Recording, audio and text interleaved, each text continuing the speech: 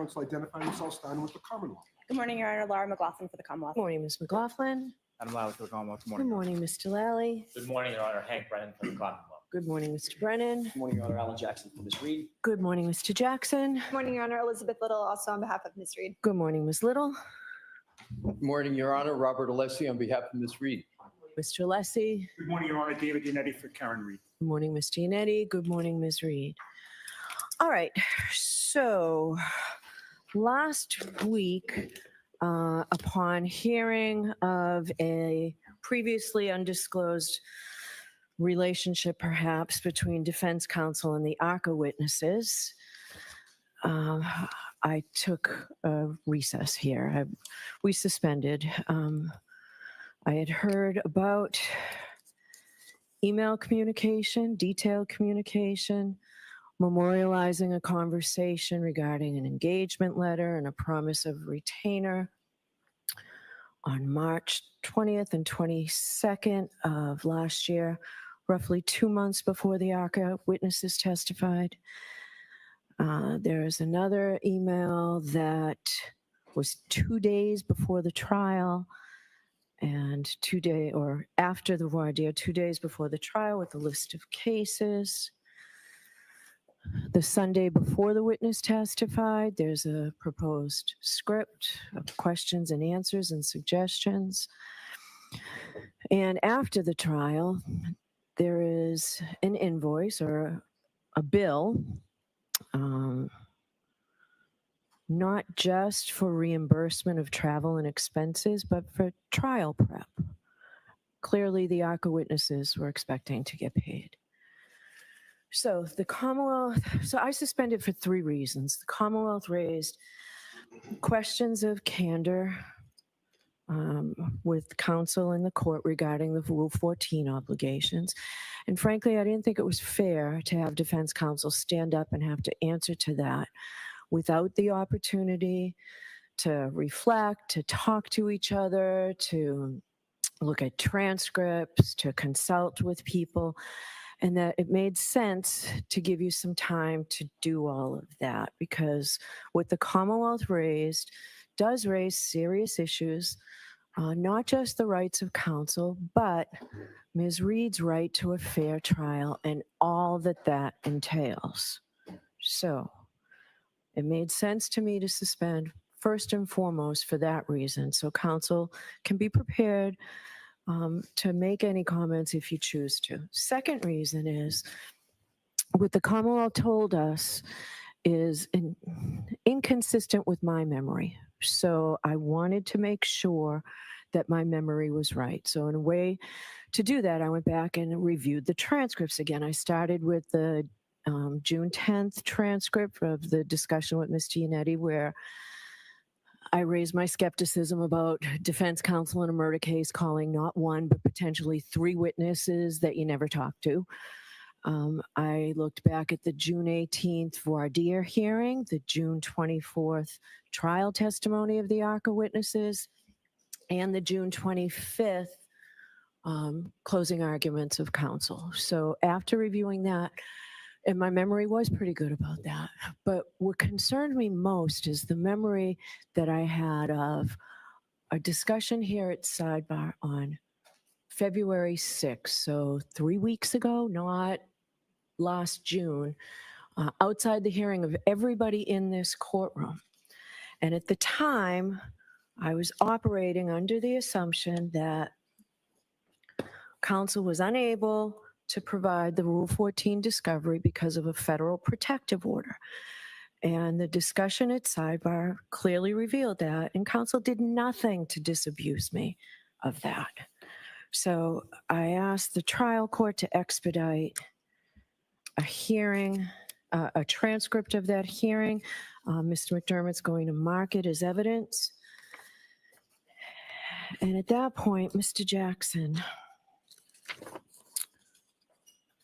when you didn't answer me at first, but when you did, you said, I can tell you this. The Commonwealth is saying, pursuant to Rule 14, and you know, exclusion and preclusion of a witness is a punitive sanction for Rule 14 violations. Ms. Reed has not violated anything. Why should she be penalized when the Commonwealth has the exact same batch of information that we have about these witnesses? So I don't have any more information. I don't have any additional discovery.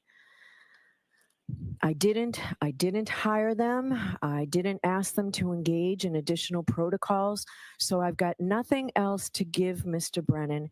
He's got the same information I got, and he got it at the same time.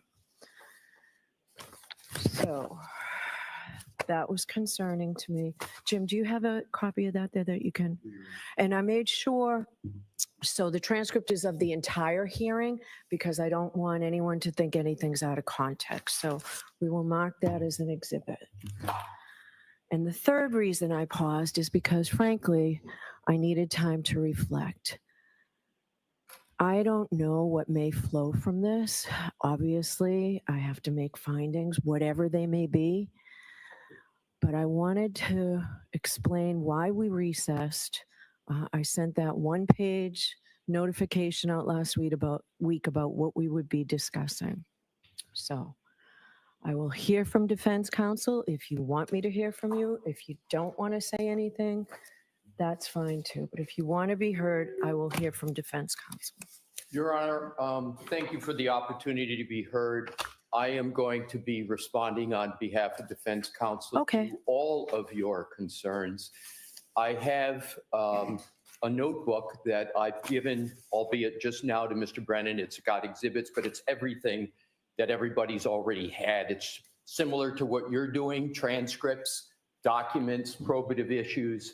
And if, with your Honor's permission, I'd like to provide you with the notebook so that you can follow. That'd be great. And should I hand it to someone here to have it handed to you, bring it up? A court officer will take it for you. Okay. I appreciate that, Mr. Alessi. You're welcome. Thank you. Here's another notebook to follow along. And with that, Your Honor, I'm going to go to the podium and make my presentation. Okay.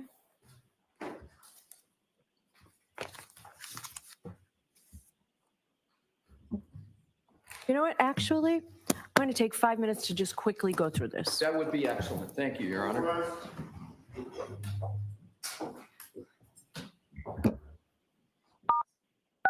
You are muted.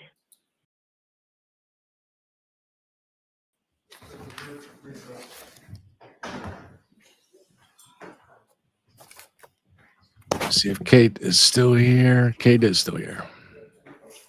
All right. So Alexi's going to speak for Jackson. Any thoughts on that? Mr. McDermott, first of all, good morning. Oh, Matt's. Let me see. You're muted. Can you hear me now? Thank you. Yep. So I think Alessi speaking, it's Jackson that's pleading the fifth. He does not want to incriminate himself further. And, she just laid it out. He lied. There's no two ways about it. So whatever Alessi's going to say, they're going to explain away some bullshit? Like, come on. She's looking through it so that she knows exactly what he's going to say before he says it. Yeah. So she needs to punch. And just to let people know, so I did go to the court TV feed, which is about 20 seconds behind other feeds you might be on, but it does have good volume. So I'm going to stay with that. Jackson is there. I saw him sitting there like a little squirrel. Oh, he made it in person anyway. I thought that he was gonna all this money that they're raising, travel expenses, whatever they want to call it. There have been so many opportunities where this sleazy fuck could just zoom in. Just zoom in. Why do you have to be there in person? I think we all know why he wants to be there in person, but you can't grope Karen Reed over Zoom.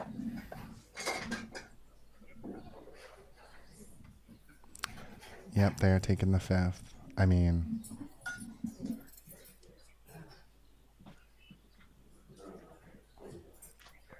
mean, she went back and found more instances where they're just lying. I mean, and you know, this has happened a million times with the non-human hair, with the you know, the feds in good conscience can't allow this to go to trial. Like, they've lied a lot, but this is the first time I think that it's so concrete. I mean, it's crazy.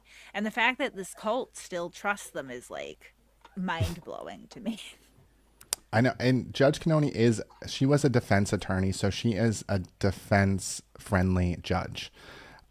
So she knows the defense pulls shit, and she knows where the line is. And I think this line has been crossed so many times that this is it. I mean, the dog bite lady, he lied about her, how she reached out to him. So I think she's had it.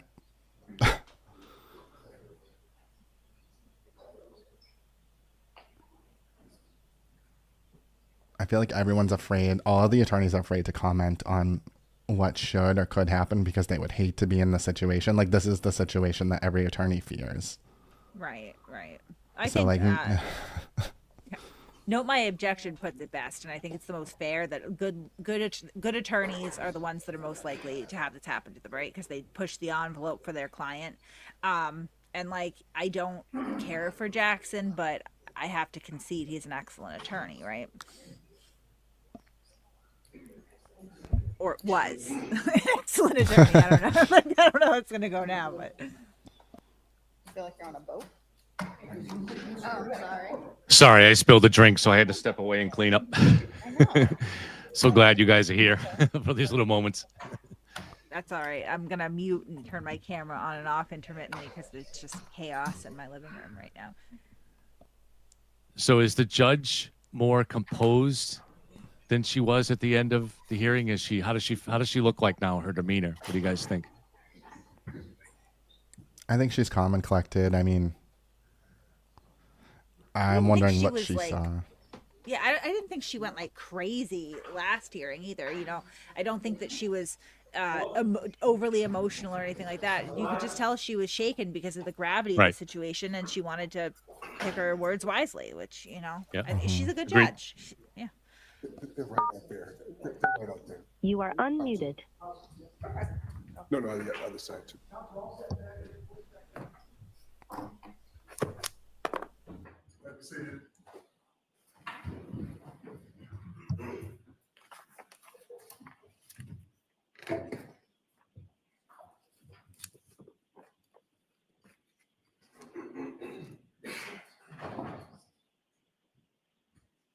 All right, so I apologize if that wasn't quite 5 minutes. I just wanted to see what it was that you had there. Are you comfortable with what's in the notebook? Yes, if I haven't read everything, but I know what each of them are. Table of contents. Yes.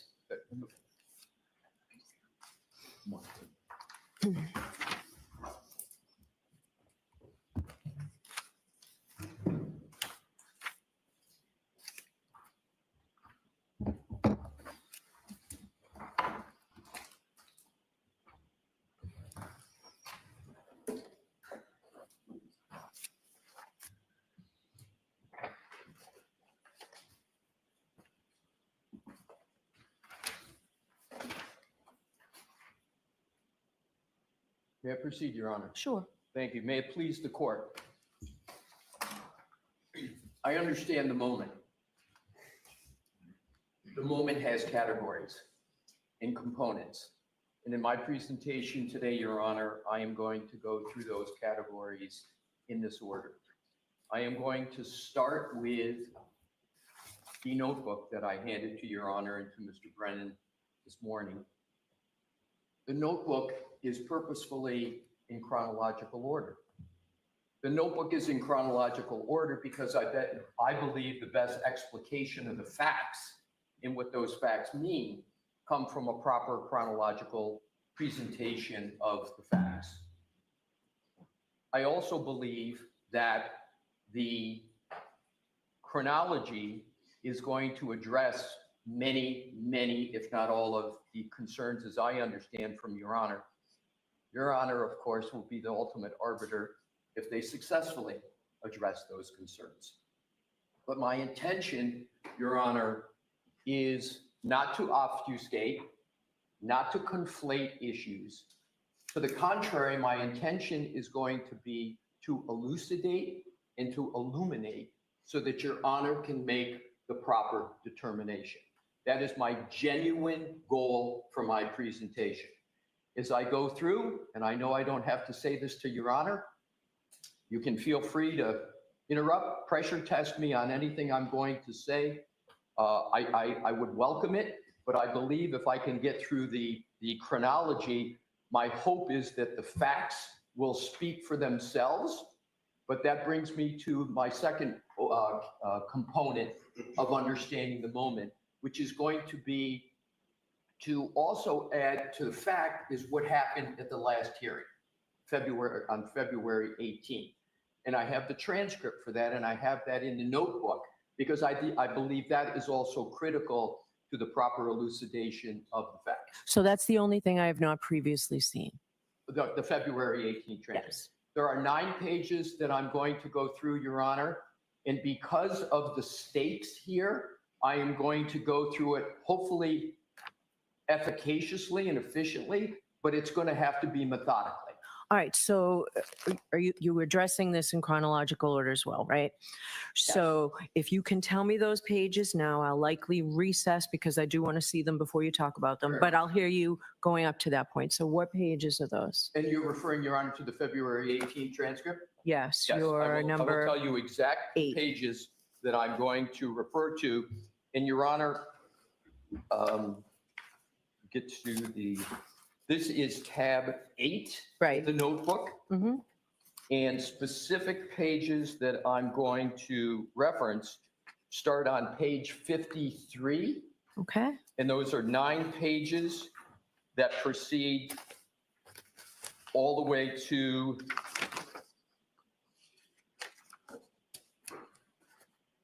really the substance ends on page 62. Okay. And I appreciate that Your Honor wants to take a look at them because I think it's incredibly important for putting in context what happened at that last hearing. And I think it helps also do a compare and contrast to what the actual facts are and to what the statements were that were made on the 18th. So am I understanding, Your Honor, that you would like me to You suspend my can, brief or keep going? no, you can keep Okay. going and we'll stop so I can read whatever I think I need to read Sure. at certain points, but we should be good to at least start. Thank you. And can I just ask, when was this put together? Started about a day and a half ago and was completed this morning. Okay. All right. Go right ahead, Mr. Lessie. Thank you, Your Honor. So I start with tab 1, which is the March 22nd, or excuse me, go to the bottom, please, the March 20, 2024 email. And this is an email between Mr. Jackson and Mr. Wolf. It was sent from Mr. Jackson to Mr. Wolf. It was entitled Engagement. And so what I'm going to do is, that's where the notebook starts, but I want to go backwards to start in terms of something that is well known.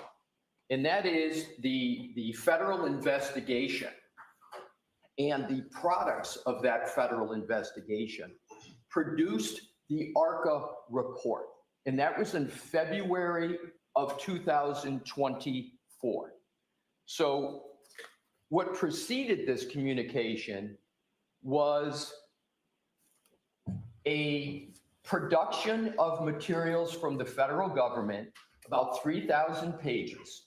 Contained in that 3,000 pages was the ARCA report of February of 2024. There was no index of the 3,000 pages, and the defense came upon that report. They got to reviewing the documents in March of 2024. And as Your Honor will recall, the trial 1 started in April of 2024. So it was pretty close to when that trial started. And I know Your Honor knows from both your judicial experience and other experience that when you're entering into a trial of this significance, there's a lot going on. And so what happens is that report's produced, in amongst 3,000 pages. It is located, it is read, the significance of it is immediately discerned. The report, basically the findings of the report that the vehicle, and the substance is important, Your Honor, because it really informs a lot of the emails. The substance of the report speaks to the issue of whether or not the motor vehicle of Ms. Reed made contact at all with the decedent, and whether the decedent's injuries at all reflect a contact with that report. Those findings in that report was set in cement in February of 2024. What do I mean set in cement? It means they were never changed, nor could they be changed. So that report was provided to the Commonwealth and to the defense. Next step, important also. Any party, the Commonwealth or defense, had access to ARCA. They had the opportunity to contact ARCA. There were restrictions that I'm going to get to on that contact. But either party had the opportunity to contact them. Now, only the Commonwealth knows why they didn't take that opportunity. It may be because of the findings. It may be for other reasons. I don't know, but I understand the facts to be that the Commonwealth didn't make contact with the ARCA experts. The defense surely did. So that is the background, that is the information that we have. And so what happens? The defense sees the report, sees that the information in it is completely exculpatory to Ms. Reed.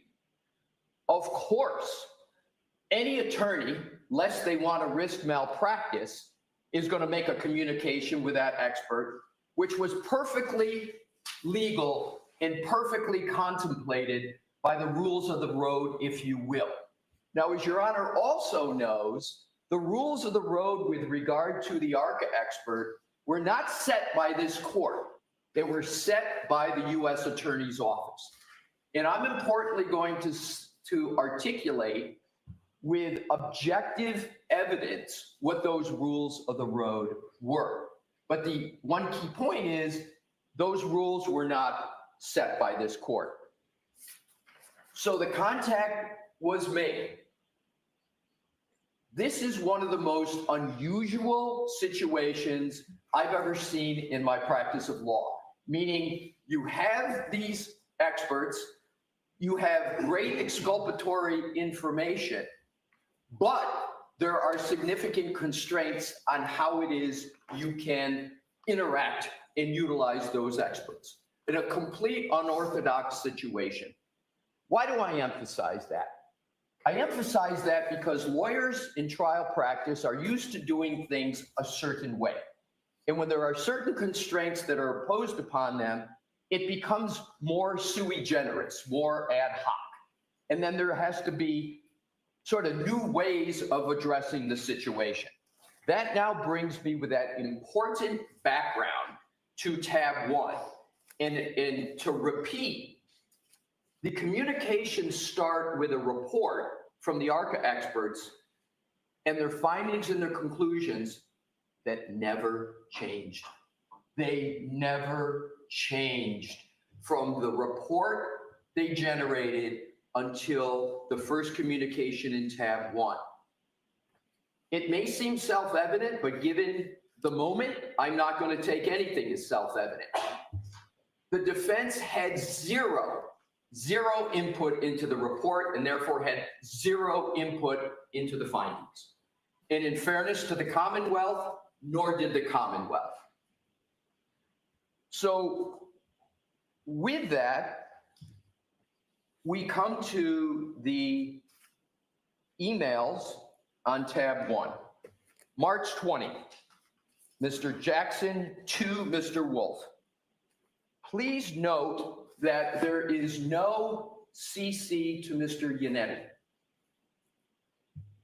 Why is that important? When we get to Massachusetts Professional Rule of Conduct 3.3A1, that fact is going to become extraordinarily important.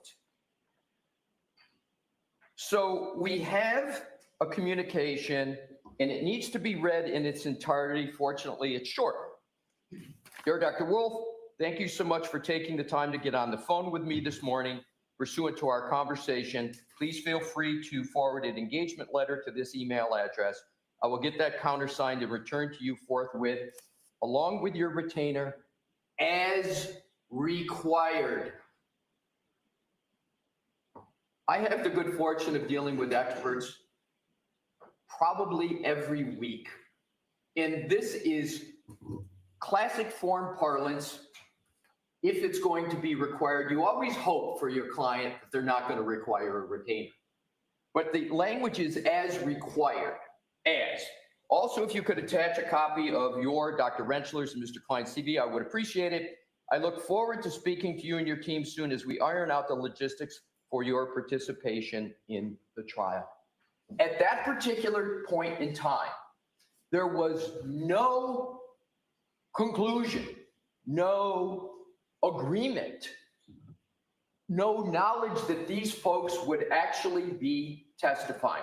There was certainly the hope, there was certainly the desire, but there was no agreement that they were going to be testifying. That was the hope. Was the federal protective order that was referenced by Ms. Giannetti that said it was specifically outlined and ruled that they could not prep with us for trial. Was that in effect at the time these emails were sent? The answer is, Your Honor, and I'm going to get to it, but I want to answer your question directly. I'd like you to answer my question. Yeah, no, I wanted to say, I'm going to answer it directly. What Mr. Yannetti articulated is the rule of the road, not prep, was not a rule of the road. That wasn't the rule of the road, and I have objective proof of that. The rule of the road was there would be no substantive conversations with the ARCA experts. Okay, that was it. But the answer to your question is I do not know whether the ground rules were in effect, but I can get you that answer, and I will get you that answer hopefully in moments during my presentation. But I do not know the answer. All right, go ahead. And it's an important question, and it's an important answer, I understand.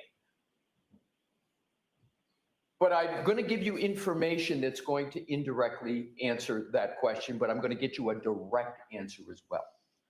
So you see that there's an attempt to iron out the logistics for your preparation in the trial. Then we get to the email up above, and that is merely 2 days later. Again, Mr. Yannetti is not copied on the email. And my understanding is Mr. Yannetti is not knowledgeable about these communications. So the email reads, "Hi, Alan, subsequent to our conversation on Wednesday, the U.S. District Attorney's Office has asked that we pause on any further conversation until we receive additional information from their office regarding our involvement moving forward. I will provide you an update when we have it." Your Honor, this is not a direct answer to your question, but this is, to me, going to corroborate my point that if there was an agreement and if they were going to be testifying, subject to whatever constraint, this email would not have been sent. There would not be a pause until we receive additional regarding our involvement moving forward. The involvement is clearly in code at that point. Why would Mr. Wolf be saying, until we receive additional information from their office, the U.S. Attorney, regarding our involvement? This is just talking about mere involvement. So what happens is I call this the pause email, and it's regarding engagement. So Mr. Jackson on the 20th tried to get matters started. He's communicating to see if ARCA's willing, if they're ready, if they're able, etc. And then we have the pause.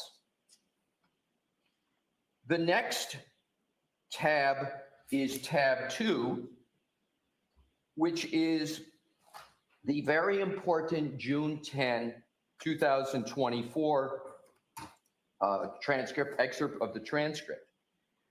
But the time in between, Your Honor, the March 22nd pause email and the 6/10/24 transcript is also exceedingly important. What happened between that? Well, to state the obvious, the trial had started. The trial started in April. Mr. Yannetti gave the opening argument for the trial. Do you recall, Your Honor, that Mr. Yannetti never mentioned the ARCA experts in his opening? I did not review the openings. I reviewed only for the non-evidentiary transcripts I reviewed was only Mr. Jackson's closing argument. Certainly fair enough, Your Honor. Why do I underscore this point? Mr. Yannetti did not even mention the ARCA experts because the defense didn't even know if they would be testifying. The two most powerful witnesses in support of the I'm sorry, what was the date of the openings? I do not know. I do not have it. It was in April. We can hopefully get that. I can find it. I didn't know if you had it. So, but clearly, Your Honor, it was between March 22nd and June 10th. Right. And so the most powerful exculpatory information from what we consider some of the most powerful witnesses were not mentioned because the defense didn't even know if they would be testifying. If there was an agreement that they would testify, that would have been in the opening. But the uncertainty about it is the reason why it wasn't in the opening. We didn't know what would be happening. So that pause continued through the opening. That to me is so key because I think it's antithetical to an agreement. Now we come to the June 10 transcript. And as I said, I am going to hit head on these areas. I start with, Your Honor, something that's not in the excerpts, but Your Honor may recall that there were a lot of Rule 14 discussions. And Your Honor and Mr. Brennan read this on February 18th at the hearing we just had, that Your Honor was making the point, which I appreciated, that with this very unorthodox situation, the defense was exclaiming, you were saying, I think you're in violation of Rule 14. They said, we've given everything we've got. We don't have anything more. Well, I know you can't, but you're still in violation. So Your Honor fashioned a remedy. Your Honor fashioned the remedy, the Rule 14 remedy, that there was going to be a Voadier, and that the ARCA witnesses were going to have to come up from Pennsylvania, and they were going to need to sit for a Voadier. I will get to the significance of that, but that's what started, is the predicate for the discussion I'm now going to focus on.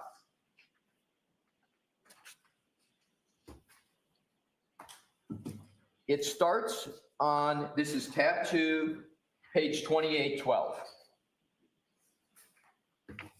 Line 5, the court. Now, regarding the 3 experts from ARCA, so I've read that report. I can't tell who does what or what the basis of their opinion is. So what have you provided? You're referring to the defense, of course. Mr. Yannetti, Your Honor, we've provided everything that we know. We mentioned to this court at sidebar, these experts did not arise from us finding them. The court, I understand that. Mr. Yannetti, these experts were hired by the federal government and they provided a report to us pursuant to the TUI request. And it was specifically outlined and ruled that they could not prep with us for trial. Court, and it's important not to stop there with what Mr. Yannetti said. There's more to that statement. There's an elaboration of it that is important. The court. So I'm to believe that the defense is calling 3 witnesses that you've never spoken to and putting them on the stand here. And I want to key into your words, Your Honor, because I want to be fair and precise. Your question. That's exactly what I said. Pardon me? That's exactly what I said. Yes. And I want to key in on you've never spoken, right? To and putting them on the stand. Now, no one ever said from the defense they never spoke to them. But that was what Your Honor was concluding from what was stated. So what did Mr. Yannetti do in elaborating on his answer? I didn't go back to the video to see if there was sometimes 2 people speak at the same time. I don't know. I'm going to assume it wasn't, and this was just a natural flow. So Mr. Yannetti says, that's essentially it. But what follows is really probative. We've spoken to them only for the purposes of coordination of their testimony and their background. And I've got definitions of coordination and background that I won't provide, but those in Merriam-Webster's dictionary have specific meanings. But I don't have to parse that at this point. So I want to continue. We have not been able to interview them regarding their findings, which are outlined in detail in the reports that both sides have. And I know the immediate response might be there. It might be at this point, wait a minute. You haven't had time to interview, et cetera, et cetera. But what has been the communication up to that point? It's been the first communication from Mr. Jackson,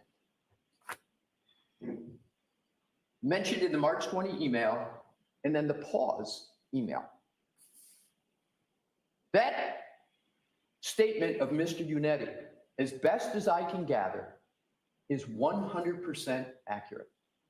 It is not merely a response that stops with line 14 to 18. He goes on and explains exactly what the interaction had been up to that point. The statement of Mr. Yannetti is 100% accurate. Now we get to the court. See, I don't see that as being the report. I don't see that as being detailed. It leaves a lot of questions as the gatekeeper as to what they can testify, and you have not complied with your Rule 14 obligations. We can't, Your Honor, and this was what I was pointing to before. So you can't, but you haven't. So I'm left with you haven't complied. So we need to get everybody here for a Voadier that can testify yes. Well, we need to do that in advance of their testimony. Okay, that's fine, Your Honor. So the defense is not fighting with bringing them in for a Voadier. That's, Mr. Yannetti says that is fine. So I said I'm not going to conflate issues, but there's overlap of issues. So here you have a Rule 14 issue. Your Honor has concluded there's a violation. Your Honor has fashioned a remedy. The remedy is they're going to be subject to Voadier. The defense doesn't fight it. That is the Rule 14 remedy. But I'm going to get to how that interacts with the Model Code 3.3A1 in a moment. So we have then the Voadier. And what I'd like to, if I could, Your Honor, have you turn to tab 3, which is excerpts of the Voadier. Page? It's tab 3. And it's the June 18, 2024 Voadier examination of Dr. Wolf. And before I get to the specific parts of it, I know this is well known by Your Honor, but it's important to set the predicate for the elucidation of the points I am making. We all know Voadier is the opportunity for anybody to ask virtually any question they want of the witness to be Voadier. Your Honor set no limitations on the topics of Voadier at all. In recalling Your Honor's concerns right? I don't know who even is opining on what. I went back and looked at that, Your Honor. Pretty fair comment, if I could, from the bench. It was hard to see. But please recall that wasn't the defense's making. We got what was sent in cement, the reports. That's the way they came. We didn't create a report that blended experts as to what they were going to say. That's what got dropped in our lap. So the Voadier was the opportunity for the Commonwealth to ask whatever questions they wanted to ask. There were no limitations. So up to this point, Your Honor, I'm going to use some words of others because I'm going to come back to them after we talk about the February 18th hearing. There was no compensation as of June 18th. There was no promise. There was no reward. There was no inducement unless one tries to define inducement as being the hope that you'll get to have these experts testify on behalf of the defense. There was no favoritism because the Commonwealth had the opportunity to interact with the ARCA experts. They had the opportunity to call them as witnesses. And we sure know that the Commonwealth knows how to conduct a rigorous voir dire. Please simply recall Attorney Brennan's voir dire of Dr. Russell. That was the opportunity. They had a Dr. Russell opportunity with Dr. Wolf. What they chose to do with that opportunity, of course, is fully the discretion of the Commonwealth. The Commonwealth did not ask numerous questions that someone with the benefit of my hindsight in Monday morning quarterbacking would have asked them. But I would have asked them a lot of questions, especially given the unorthodox situation and given that the defense quickly jumped on the opportunity, right, to interact and call these witnesses. But they didn't take advantage of that opportunity in the voir dire. They didn't ask those questions. Had they asked those questions, they would have gotten answers. Now, Your Honor, I don't say that that in and of itself addresses the Rule 14 issues. I'm going to get to those. But I want to get to the prejudice and I want to get to some of the other important issues. I'm going to highlight, because I'm going to come back to it, Your Honor, page 1-67. We heard at the February 18 hearing, and again, I'm going to come back to it when we go line by line for those 9 pages. Not line by line, but many lines. If I could draw your attention, please, to line 12. It starts with line 10 to put it in context. What about human factors? This is the voir dire, direct voir dire. So Mr. Jackson is asking Mr. Wolf questions.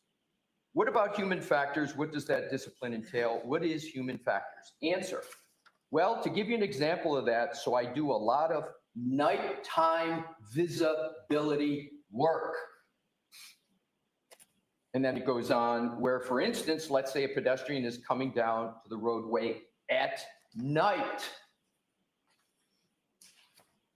There's also going to be, that I'm going to get to in chronological order, Dr. Wolf on direct talking about nighttime visibility work, etc. But if Your Honor could just please note the absolute raising of the issue of nighttime visibility in pedestrians affirmatively in voir dire. So that was voir dire, no restrictions, opportunity to ask whatever they wanted to ask, and as a highlight, the voir dire brings out nighttime visibility work. If Your Honor could please turn to tab 4.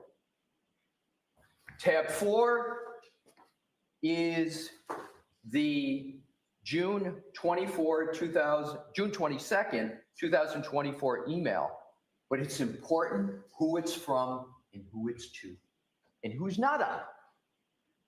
From Daniel Wolf to Alan Jackson, subject Wolf qualifications. No David Yannetti on this email. And Your Honor, because I've said it so many times, Mr. Yannetti not being on the email, I can tell you from my own experience in this second trial, but this was, I understand, the first, there was a division of labor. There was a lot going on. This is now June. This is in the middle of trial. Everybody's got responsibility for their witnesses. So there's not collaboration going on. It's not the luxury I usually have at my law firm, where you're sitting in a nice big conference room and all the attorneys are sitting around the table all the time, let's say in March, etc. But clearly in June, the trial's going on. But they're dealing with their own witnesses at that particular time. So let's read it because it's short, but it's important. I'll repeat again. This was an email from Daniel Wolf to Alan Jackson. Alan, I spent this time this morning putting together a brief outline of my qualifications. I've also attached my D&T deposition in trial, in the trial parlance. I know it's nothing compared to Andy. I obviously won't say what the response is verbatim, but I gave you a general sense of what my response would be. Again, I thought your questioning during the Voadier was fantastic, so please feel free to make whatever changes you feel necessary. I will try to work on some direct examination questions tonight. So I want to start with, without getting tech geeky about it, some basics, because these basics were not brought up and I believe led to confusion on February 18th. If you look at the attachments, every email, as we know, has a lot of information on its face. And one of it is you can always tell what goes along with the email. So this is attachment Wolf Qual's document. But what's the most important points, I think, to be gleaned from this objectively, Your Honor? Mr. Wolf prepared the document, not Mr. Jackson. No, I was well aware of that. Okay, so he prepares it. He sends it along to Mr. Jackson. And it's on qualifications. The next is, if you would just please turn to the attachment, which are the qualifications, etc. There's a comment, and these pages aren't numbered, but the questions are. If you look at 19, nighttime visibility work. And there was a comment, and this was referenced on the 18, but I'm going to come back to this. If you don't want me to say that, that's fine.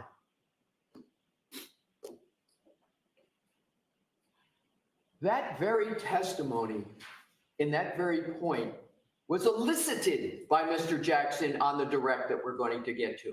There was no hiding of it. I read that as well. Good. Thank you, Your Honor.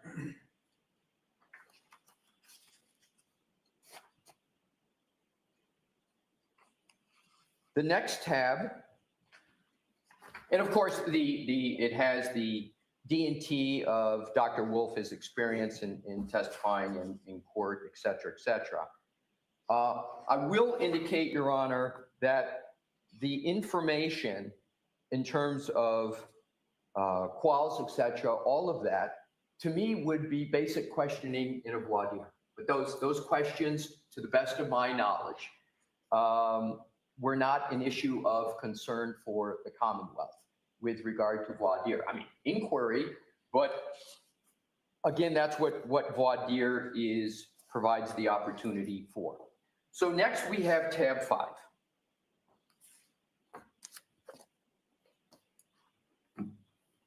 June 23rd is Sunday at 2:59 p.m. from Daniel Wolf to Alan Jackson. Subject Wolf Direct, attachments, Wolf Direct. So it's clear. And then if you turn the page, that is the attachment, is something that has no labeling on it, but I don't think anybody is going to misunderstand that this is what's being referred to in the attachment Wolf Direct. So all the topics that are in this direct were all in the report of ARCA, the frozen in concrete report of ARCA. And we will get to this, but what I did was I went and compared this outline. I did too. Your Honor, there's one thing I've learned in the short time I've had in this courtroom is that Your Honor is on everything.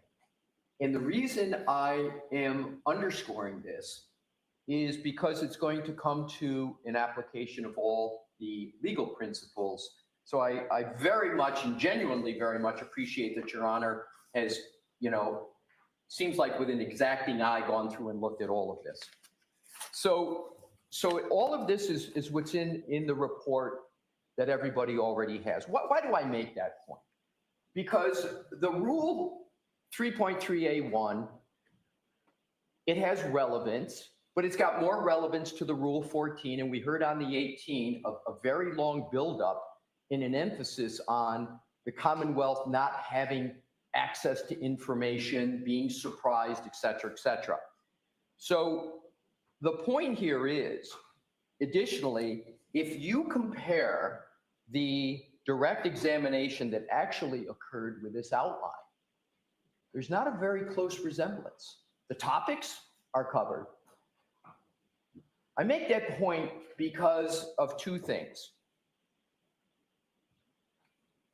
First, Mr. Jackson did not prepare this document. One of your questions at the February 18 hearing was, what's the day, et cetera, and I'm going to get to it, and I'm going to use words, not characterizations. That's why I don't want to go into it too much here. But there was a certain impression made about who had prepared this document. But I want to underscore it was Dr. Wolf who prepared it and sent it to Mr. Jackson. Now I want to get to the timing, because I think this is very important for the Rule 14 issue. This is Sunday, June 23rd at 2:59 p.m. The trial resumed the next day, which is going to segue me eventually to tab 6. And if Your Honor would look at the first page on tab 6, it's June 24, 2024. The very next day, probably less than 24 hours after this outline goes to Mr. Jackson, Dr. Wolf is on the stand. If anybody thinks that Mr. Jackson was waiting for an outline from Dr. Wolf to be able to prepare one of the most important direct examinations of the trial until he got it, I think that person would have to have quite a fanciful imagination. I don't think there's anybody here who thinks that. Thank you. So the other important point to underscore is that this was something provided by Dr. Wolf, not drafted one word by Mr. Jackson. So if someone is to say that, and I'm not inferring Your Honor, but someone else might want to infer to say that this is a blatant Rule 14 violation, this should have been turned over, et cetera, et cetera. What happened the next day, one day later, that would have required Mr. Jackson in the middle of trial with an unorthodox situation, trying to figure out what to ask Dr. Wolf, under what parameters, under what constraints, et cetera, that he should have also had the thought, oh boy, I got this in at 2:59 p.m. on a Sunday. I better hurry up and communicate with the Commonwealth and go provide that to him so I comply with Rule 14. I'd like to believe that I'm very diligent about my Rule 14 obligations, Your Honor. I'd like to believe I would have done it. I don't believe I would have even thought of it, came to my mind. We know what the standard is, but I want to underscore the connection in time between Mr. Jackson gets this and when Dr. Wolf is on the stand, because that's the prejudice time period or potential, if you will, that occurred. Not even to bring in the Voadier, that this could have been brought up, all these topics in the Voadier.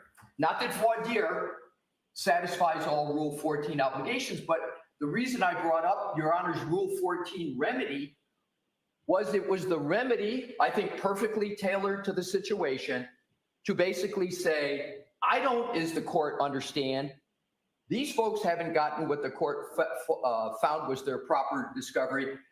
We're saying we don't have,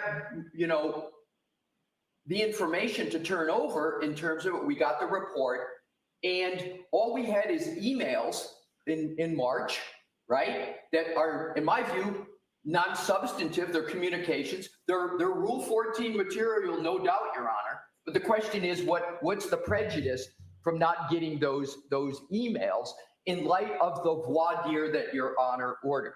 We'll get to those under 3.3A1, but under Rule 14, they clearly are of no prejudice to the Commonwealth. So now we have the trial testimony of Dr. Wolf. I mentioned, Your Honor, about the nighttime visibility issue because much was made of that in the hearing 1 week ago. If Your Honor could please turn to page 3665, starting at line 22 at the bottom. Question.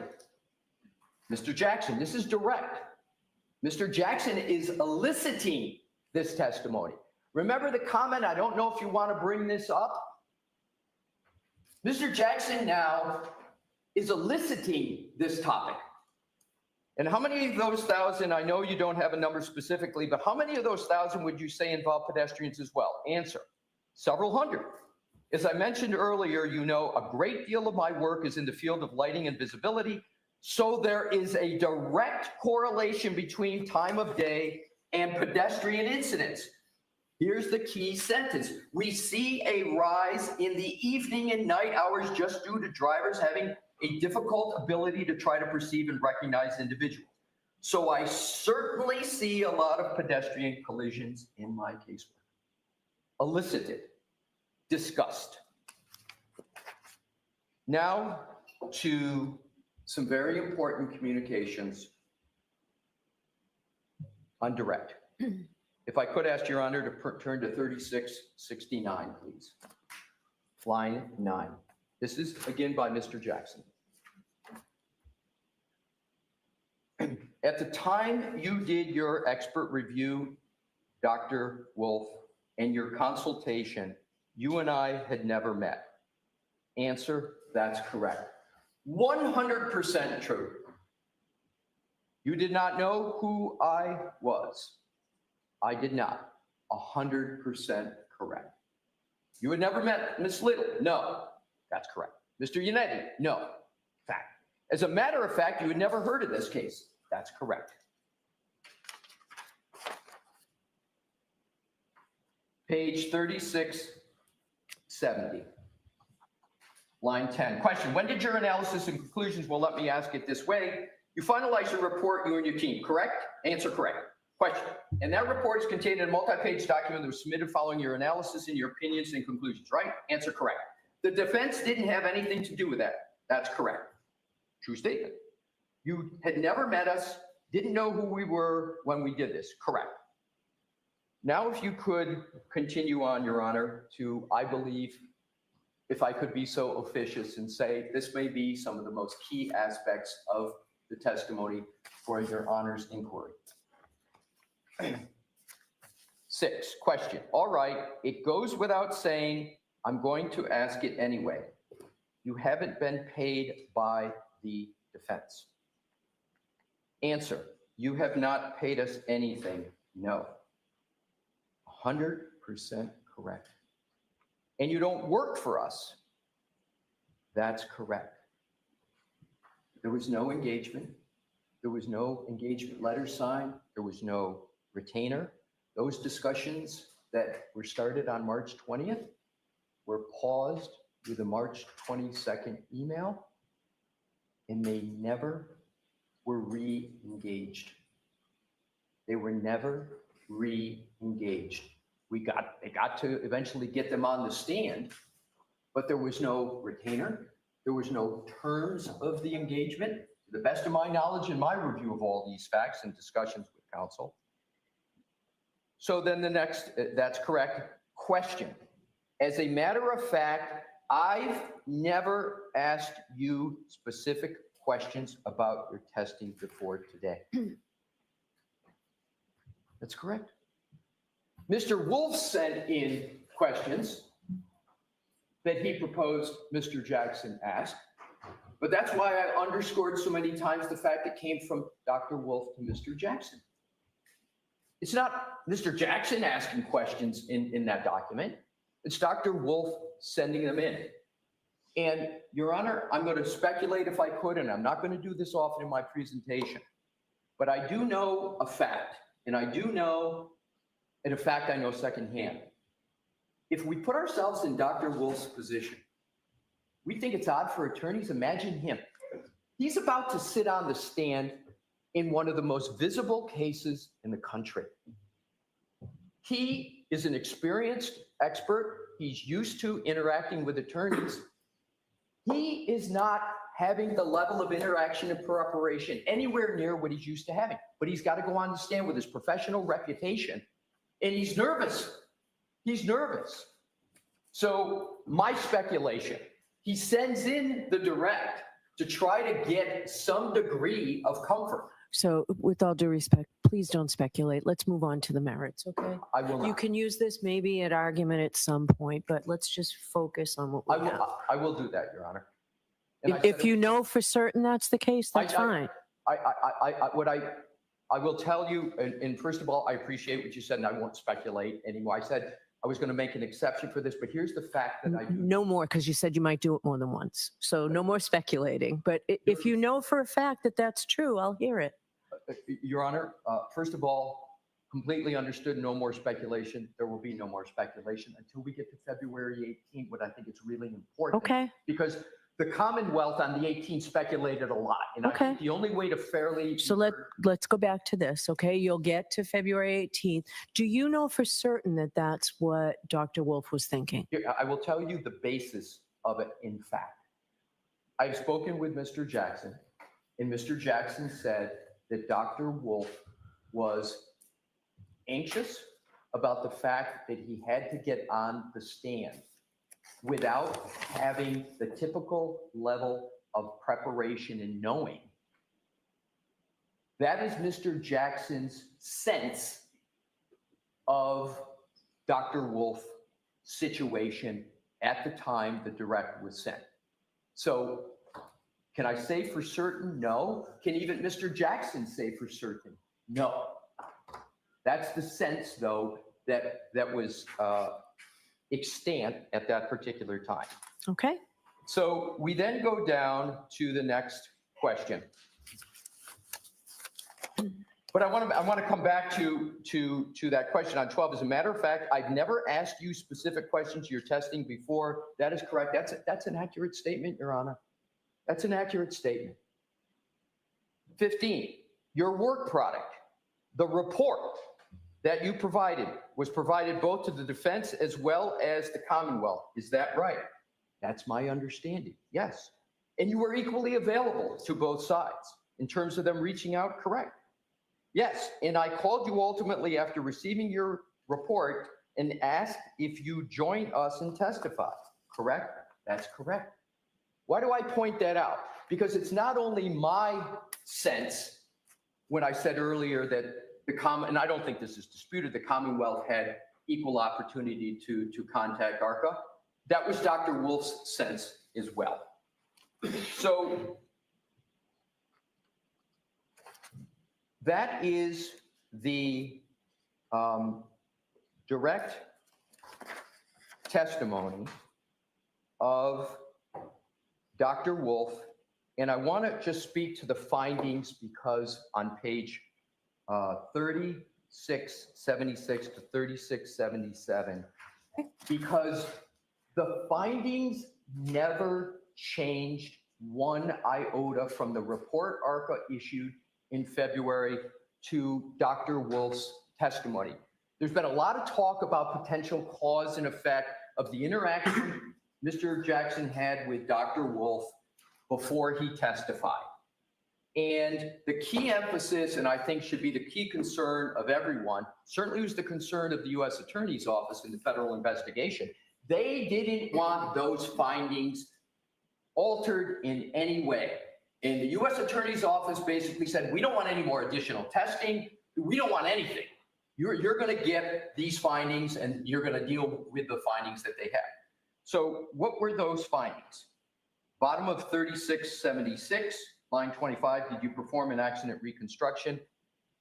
Specifically focused on determining whether or not damage to the Lexus was consistent with hitting Mr. O'Keefe. Answer, yes, I think that's a fair characterization. And reversing that, was your accident reconstruction also focused on whether or not the injuries to Mr. O'Keefe were the result of being hit by a vehicle?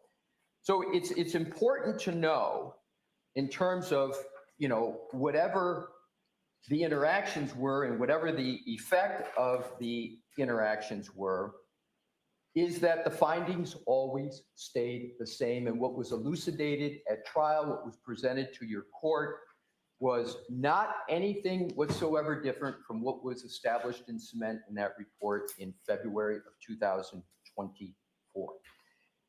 So now we go to, and of course, you know, the findings of ARCA being that the vehicle did not come into Ms. Reed's SUV did not come in contact with Mr. O'Keefe, and the injuries that Mr. O'Keefe incurred were not the result of an interaction with a motor vehicle.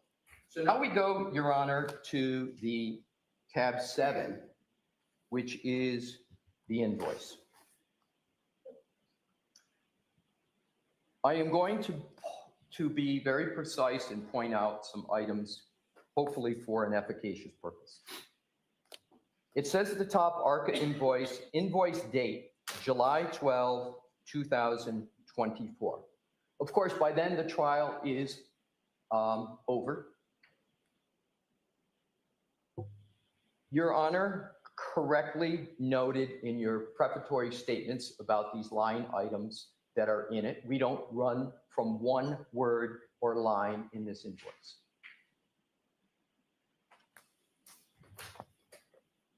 But it's important to understand the facts behind this.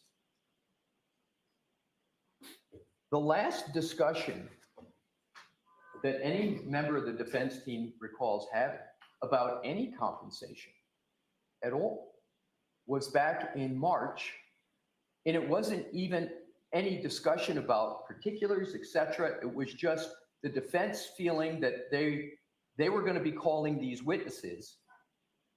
And there was the question of, is there going to be, and I had that as required in there for a reason, because they didn't know. It was just trying to understand this very unorthodox relationship because of the U.S. Attorney's Office, their constraints. The defense position is that there was absolutely no meeting of the minds that ARCA was going to be compensated by the defense. It wouldn't have been a surprise if that would have been demanded of the defense, but those were paused. Those discussions were paused. And again, that's the recollection of the defense. And to be clear, Your Honor, as Your Honor knows, I was not a participant in the first trial. I'm not speaking with firsthand knowledge on any of this, but I have conducted as thorough an investigation of these facts and marshaling of them as I think I can possibly do. So here's the punchline, Your Honor, with the invoice. Came out of the blue. It came out of the blue. It gets sent to Mr. Jackson's office in July. I can't reveal attorney-client communications, but I can tell you there's one person that was more shocked than most about the invoice coming in and the amount.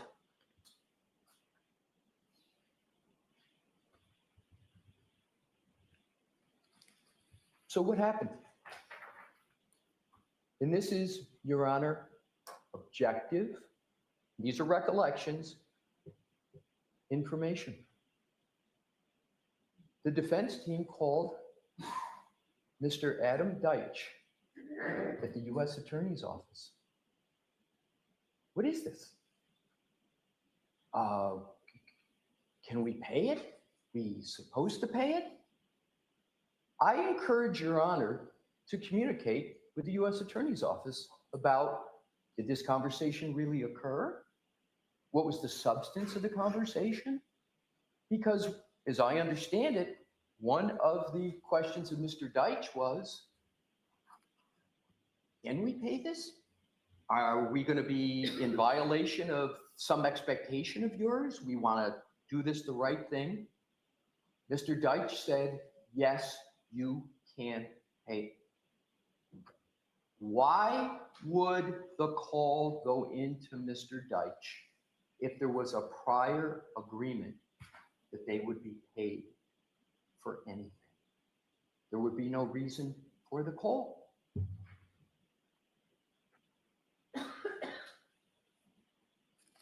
Did they pay it? Yes, that was just the point I was going to get to. And when was that? The best of my understanding was very close in time to when it occurred. So I understand the date of this invoice, the date of the invoice is July 12th.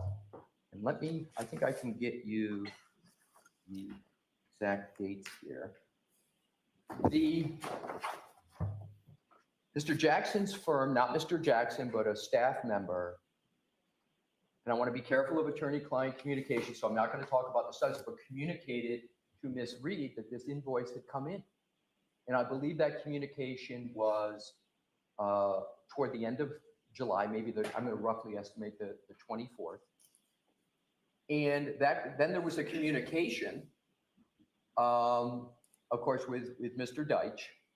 And after Mr. Deitch said, yes, it's permissible to pay that, I believe the payment was made very shortly thereafter, maybe within a week. When was that? Within a week, within that July 24th date? Get you an exact answer? I would like that. Sure.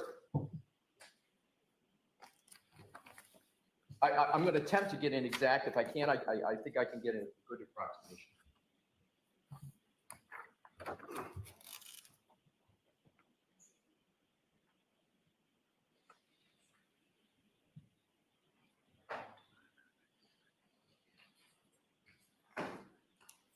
Your Honor, I understand a check was sent to ARCA on July 25th. Thank you. You're welcome. So there's no doubt the invoice was paid. But the story is not solely about was the invoice paid.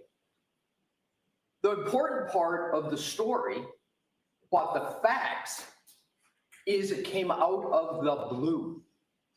And I don't expect anybody to take my characterization 100%, but that's my full understanding. But the call to repeat to Mr.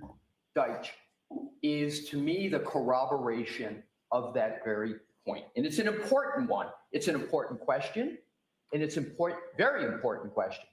But it's an important fact point as well that call was made. So in terms of the next tab, which I've been alluding to during Okay, my... so this is the one I said I needed to take a recess to read I was just going that. to say the same thing. All right, This so- is now that point. All right, why don't we take a 15-minute recess? All rise. You are muted.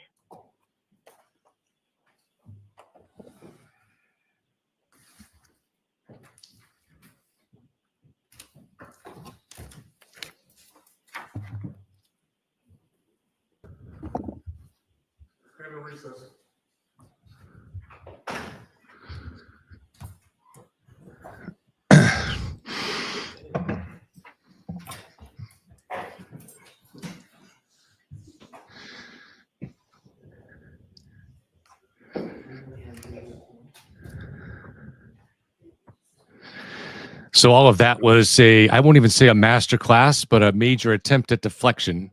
You see them talking about how the prosecution had the same opportunity to question the witnesses. That's besides the point. The issue is whether they violated the protective order. You see the same thing about the prosecution had the same chance to ask these questions in the Voadier. Of course they did. That's, again, besides the point. Did they violate the protective order, and did they hide that from the court? And the answer is yes. Of course they did. And, Matt is back. And you see from their constant attempts to say that Yannetti was not a part of this, that tells you exactly where they think this is going. If you guys agree with that. I'm sorry. Upstairs. I was waiting until the mask. Matt, is your mic hooked? Oh, Your mic yeah. looks like it's hooked up. It looks like it's hooked up. Yeah, I can hear now. So do you agree with that assessment that this was just a whole lot of deflection? But I think that they are also know that the judge will look for a way to avoid taking any drastic action, and they're trying to help her do that. But this really came across as deflective. I mean, I feel like they're trying to throw Alan Jackson under the bus. I think he knows he's going, and they're trying to save Yannetti. Yeah. That's what I kind of see. Yeah.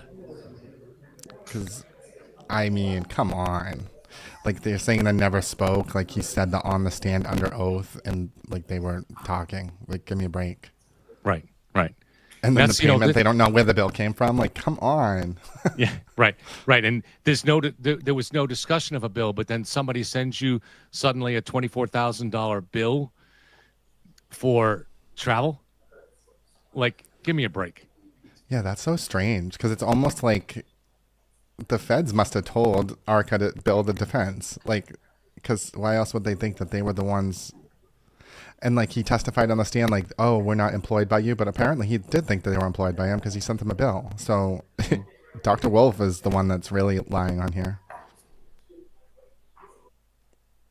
Okay, I'm going to mute the court feed for now. Thank you, guys. That's a good idea. I know sometimes people get worried if I turn off the court mic, but we're just looking at the fan, so we're not missing anything. Yeah, I mean, you know, this is why it's so important that this stuff is put into discovery and reported to the prosecution, because it gives them a chance to portray to the judge and also at some points to the jury that these guys are not independent, that they were paid a lot of money for their testimony. And that payment in $24,000 in late July really isn't just payment for that trial, but it's payment for the upcoming trial. You can look at it that way. I mean, I'm not saying it's officially or legally that way, but they know there's going to be another trial again, and they know they want to have Arca come back. So I think that's why when suddenly Arca sends you a $24,000 bill for travel expenses, you're going to pay it. Yeah, that makes sense. That's interesting. I mean, specifically on the bill, it says also for trial prep. So Arca thinks they've trial prepped, apparently. Oh, it said that on the bill? Yeah, that's what the judge called out in her opening, saying that it specifically there's a line item that says for trial prep. So that's part of the $23,000. It's not just expenses. Good catch, man. So, I didn't even catch that. So, yeah, it's like even if you're not following all the legal aspects of this and trying to break that down in your mind, when you see how many times they tried to say that David Yannetti was not part of this, that alone tells you where the defense thinks this is going. So they're going to try to save Jackson, but they don't think they can. The fact that they're doing that. So very interesting.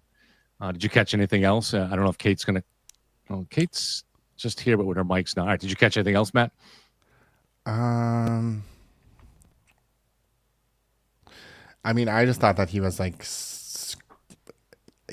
I don't know. It just seems so like ridiculous. Like pointing out that, oh, Yannetti wasn't copied. Like Yannetti doesn't know what's going on. He was the original attorney. He's the one that sponsored his pro hoc fiche to practice in Massachusetts. Like Yannetti needs to be the one that knows what's going on. He's the one that's responsible for Alan Jackson's actions. Right. So give me a break. I didn't find anything really like. I did note that at the beginning, Alessi said that he was going to discuss the protective order that the feds had both sides sign, and I'm sure eventually he will, but he understands by bringing that up early that that's the most important thing, and he didn't get to it.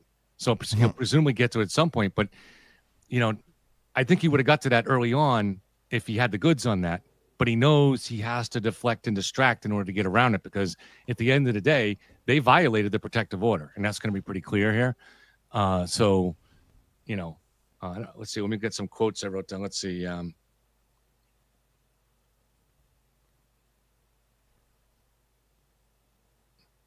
Let's see. So there was no agreement in March that they would testify, but that's legalese because it was understood that they were going to testify.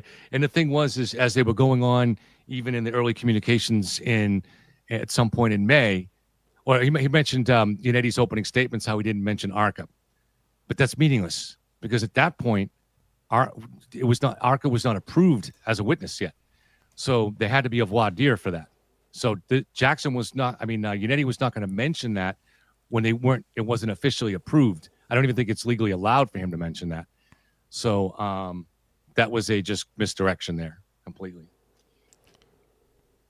I mean, I just can't wait till Hank starts talking because, now I kind of feel like there's a lot of stuff in the Fed findings that's on the table. And he tried to bring it out a little bit during the Voadier with the dog bite lady. He's like, well, did you know that the Feds tested and none of them think it's dog bites?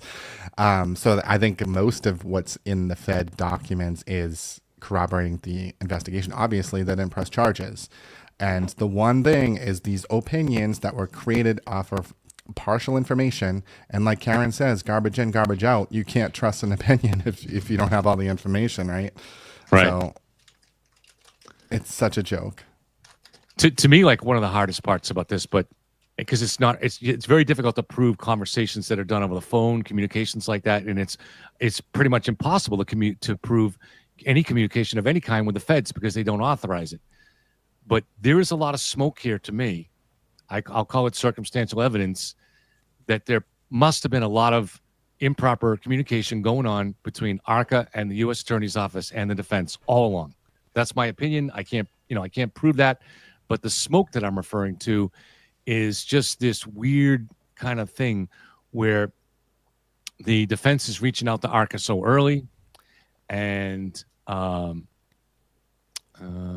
Michael says your mic's cracking a little bit, Matt. It's not that big a deal, though. But it seems to me that there's a lot of smoke there. So, but that'll be very difficult to prove that unless you get some kind of an investigation by the U.S. Attorney's Office to get to the bottom of it. And even then, you see, so Jackson is not called on the stand, is not up there defending himself today. There's a reason for that, because he doesn't want to say if somebody else says something, if Leslie says something, well, Jackson said this or something like that, you can't prove it. And there's no issues with that'll come into play about his there's no issues of Jackson lying. You can't prove it. So Right. When he said, oh, Kate's back. And so when he says that Jackson said to him that Dr. Wolf was anxious, I doubt that. But there's no way to prove it. So I think it's sort of the same hide the ball game that they're now trying to play with Uniti, Yeah. Oh, Matt's back. All right, here we go. I try to fix the mic. I don't know if that's better. Yeah, that sounded good. Yeah, that sounded good. Kate, did you have any more thoughts on the last half hour or whatever? I just thought that was a tremendously terrible presentation. My favorite part when he was like, well, I'm going to get to that. I'll get you an answer, and it will be a concrete answer. And just in a moment in my presentation, I'll get you. And the answer is that I don't know, but we'll get to that. And hopefully in a few moments, I'll get you that answer. Like, what the fuck was this guy saying? Like, I've never seen more just dancing. Like, I know. And Free Karen Reed is probably cheering him on, but I think he's objectively a buffoon. And the judge asked him specifically about the protective order, and he danced around it and said, I'll get to it. And they never got to it. I'm sorry, he will get to it, but when a judge asks a question, you should get to it at that time, And then he's saying like, oh, they never spoke or they never communicated. And I can look that up for you in the Merriam-Webster dictionary if you want to know what communicated means or whatever he was trying to define. I'm just like, what a foolish person. Yeah, I think I still don't understand his function in this. I don't understand why they got him on. I don't think he's a good attorney. I think that all of his presentations are. Maybe he's just hired to run out the clock, because I'm worried that that's what he's gonna do today, like he did in Voadier, right? Like just like let me talk for 8 hours straight, and then we make no headway. That's what I feel like is going to happen today. I hope I'm wrong, but it's already. He's a filibuster guy. He's from out of state too, right? Yep, New York, I think. Yeah, I think he does a pretty good job. I just think he's in a difficult situation here, and so you're trying to defend the indefensible, and doing the best you can to do it. So, what you knew he was going to do when he said, "Well, Yannetti wasn't part of this," and then now what I'm going to say is going to be an attempt to defend the indefensible. So here I go. You know.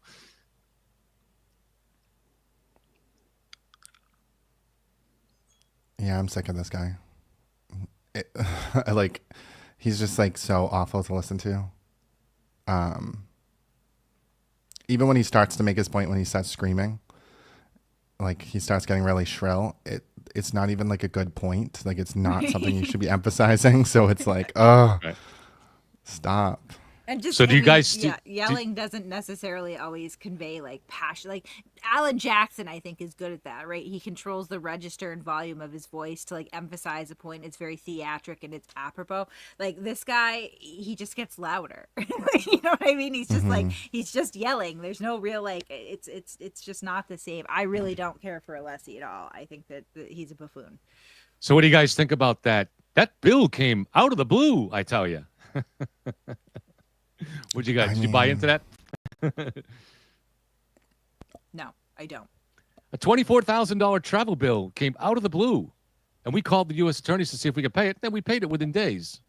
Again, okay, listen. You could go on a week-long vacation to the French Riviera on $24,000. Not probably two guys cumulative 4 days from Philly to Massachusetts. Like that's insane.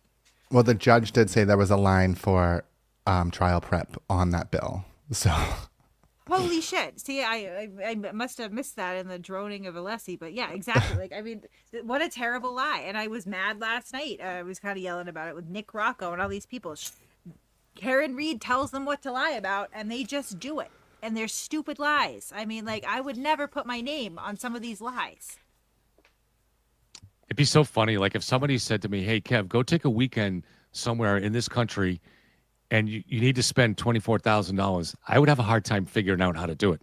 You know, like, what am I going to buy here? Can I, do I buy some furniture and bring it home? I don't know, how do I spend $24,000? Even a room at the Omni, I think, tops out for that time of year, like $450 at night, which is expensive. Don't get me wrong. But like, that's $1,600 total for lodging. So okay, we've got 22,000 more to go. Like, what were they eating? Gold-plated steaks and like, buying copious amounts of cocaine and hookers. I don't really understand where this it's crazy. It's implausible.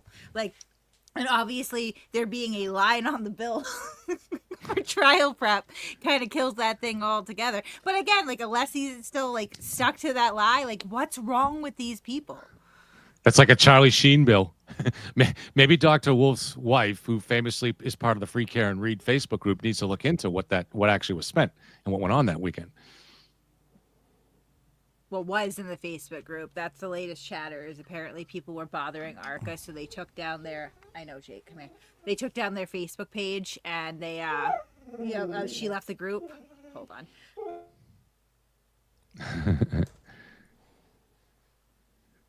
I hear puppy and dog action.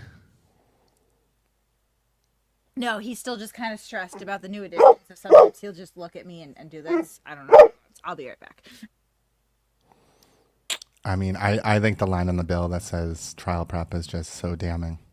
Yeah. Because they could have got away with, but I mean, it takes out of the equation that, ARCA thought that they trial prepped. They believed that they had the right to charge them for trial prep because they believed that they did prep for trial. Because this is just on email. Who knows what they said on the phone? They obviously trial prepped. So one sneaky attempt that it seemed like they were trying to make, I'm curious if you think this might fly, Matt, that they didn't violate any of Judge Cannoni's protective orders. They just maybe violated the federal protective order, and it's not up to her to enforce that. Did you get that? And they didn't say it exactly like that, but he made a point of saying that the protective order was not from this court. So I was just thinking maybe that's where he was going. What do you think about that? Yeah, I have heard some things about that it's like the federal order that was violated, not the court order, but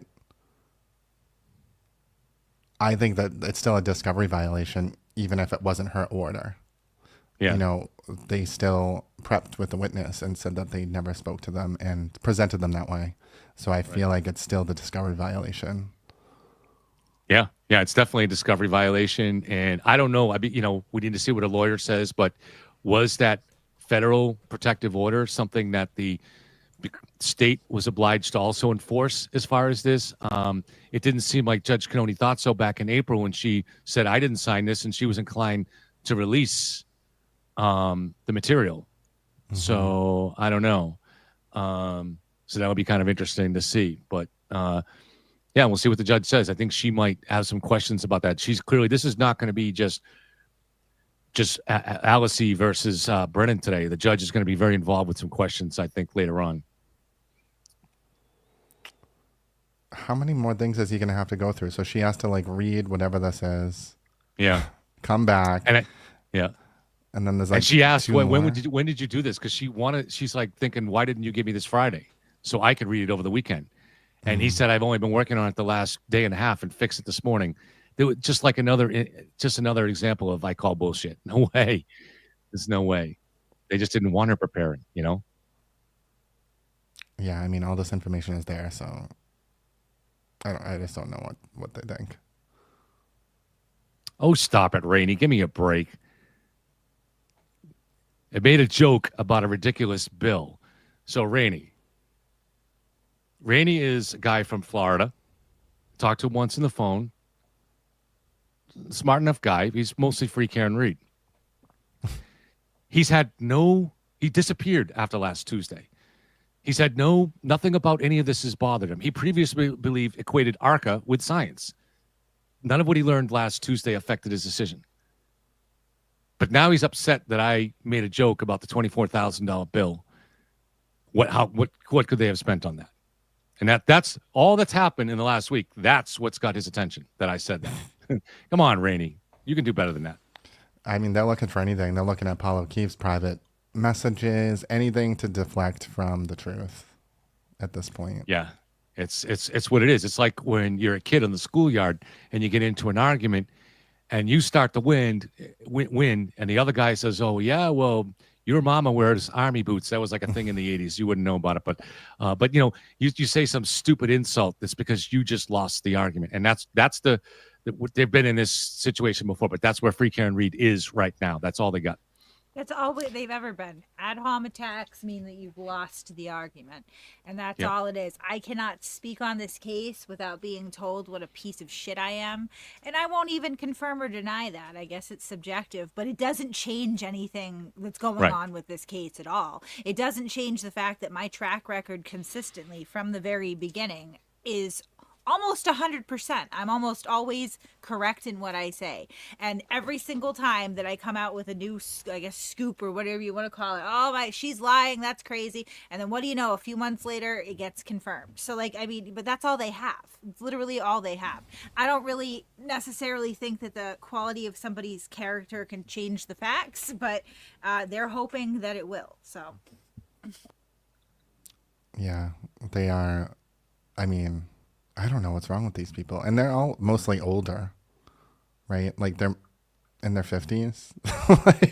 Just another strange aspect of this case, right? Usually when people take on a cause that they get all excited about, they're in their teens or in their 20s. But this is a middle-aged kind of, upper middle-aged kind of mob, which is really, really unusual. I mean, has there ever been any, we've talked about this many times, So, I just so Rainey says I've made several comments. All right, you did seem to largely disappear to me, but have any of your comments included? Have you drawn any new conclusions on this? Because integrity requires that, right? Because I know you're an intelligent guy, and you should understand here that some big things happened last Tuesday that cast into doubt many of the things that you believed. Certainly a lot of that has happened. You told me on the phone that Turtle Boy is a serious guy and he really believes in pursuing the truth here, and that he really thinks it's a conspiracy here, right? No. And I try to, and now look, I mean, he disproves that every week, but just Saturday or Sunday he did a show and said Plevin lies. I know stuff about the feds that he doesn't know. Now yesterday he's saying, well, it doesn't matter if the feds didn't find anything. I always said the feds weren't coming to the rescue here. The guy's not telling you the truth. And if you're not going to wake up to that, I can't help you. I cannot help you, man. To be fair to Turtle Boy, which is not always my top priority, but whatever. I believe that with the feds, a lot of this stuff has been fed to him by Karen Reed. And he's either willfully ignorant or a complete idiot and just continues to believe every word out of her mouth, even though she is a proven habitual liar. So there's that. Mm-hmm. I think he knows, because like even in those texts that we saw like way back in like May, when she wouldn't talk to him, she's like, why can't I just talk to her? Like, this makes no sense. It can't be saying how long to die in cold if he was still in the house. He knew back then, it seemed, that the story wasn't all there. Just to reply one more to Rainey, and I don't want to turn this into a discussion with him. I didn't say you said Turtle Boy was right. Go back and rewind and listen to what I said. I said you believed that he was a truth teller and that he believes in his story and he tells his audience, he's trying to tell this audience the truth. That's disproven every show. Okay? I mean, and I explained that to you on the phone, and don't mischaracterize what I said. I didn't say that he was correct on this, or I didn't say that, what you just said. So he's not a truth teller. He's not interested in the truth. No, and he never has been. And I could probably go back and, the bowels of history and pull up some screenshots. When I was still writing for him, we would have arguments over his aversion to the truth. And he would say to me in text, point blank, well, I'm trying to think of a specific. Okay, so in one case, he was going after an elderly woman who had started a GoFundMe to benefit a family. And he was really, really going at her. And I told him at one point, you don't have any evidence. You can't prove that there's anything wrong with this. And he said, well, I can't prove that there's not either, and just ran with it, right? This is something that's been going on for a very long time with him. He doesn't care about the truth. He cares about what is going to elicit the strongest emotional reaction from people so that they kind of swear fealty to him and open up their wallets. It was like that 6 years ago. It'll be like that 6 years from now. He's not an honest person, and he never has been. And there's been multiple times when he's admitted that he lies to his audience. That's a huge red flag, right? Like, one time, listen, nobody's 100% truthful 100% of the time. I get that. We're humans. But when it's a repeated pattern of you catch him in a lie and he goes, oh, sorry, guys, that wasn't a big lie, was it? You can understand, right? Like, how many times can somebody do that before we can just all collectively understand and accept that person is a liar? He's a liar. Oh, we're about to get back, I guess. Let's see. May I proceed back to the podium, Your Honor? Please. Would you like to remain seated? You can Thank go you. back.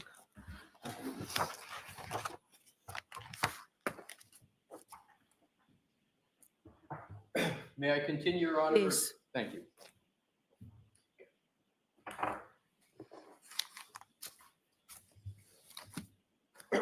So, Your Honor, to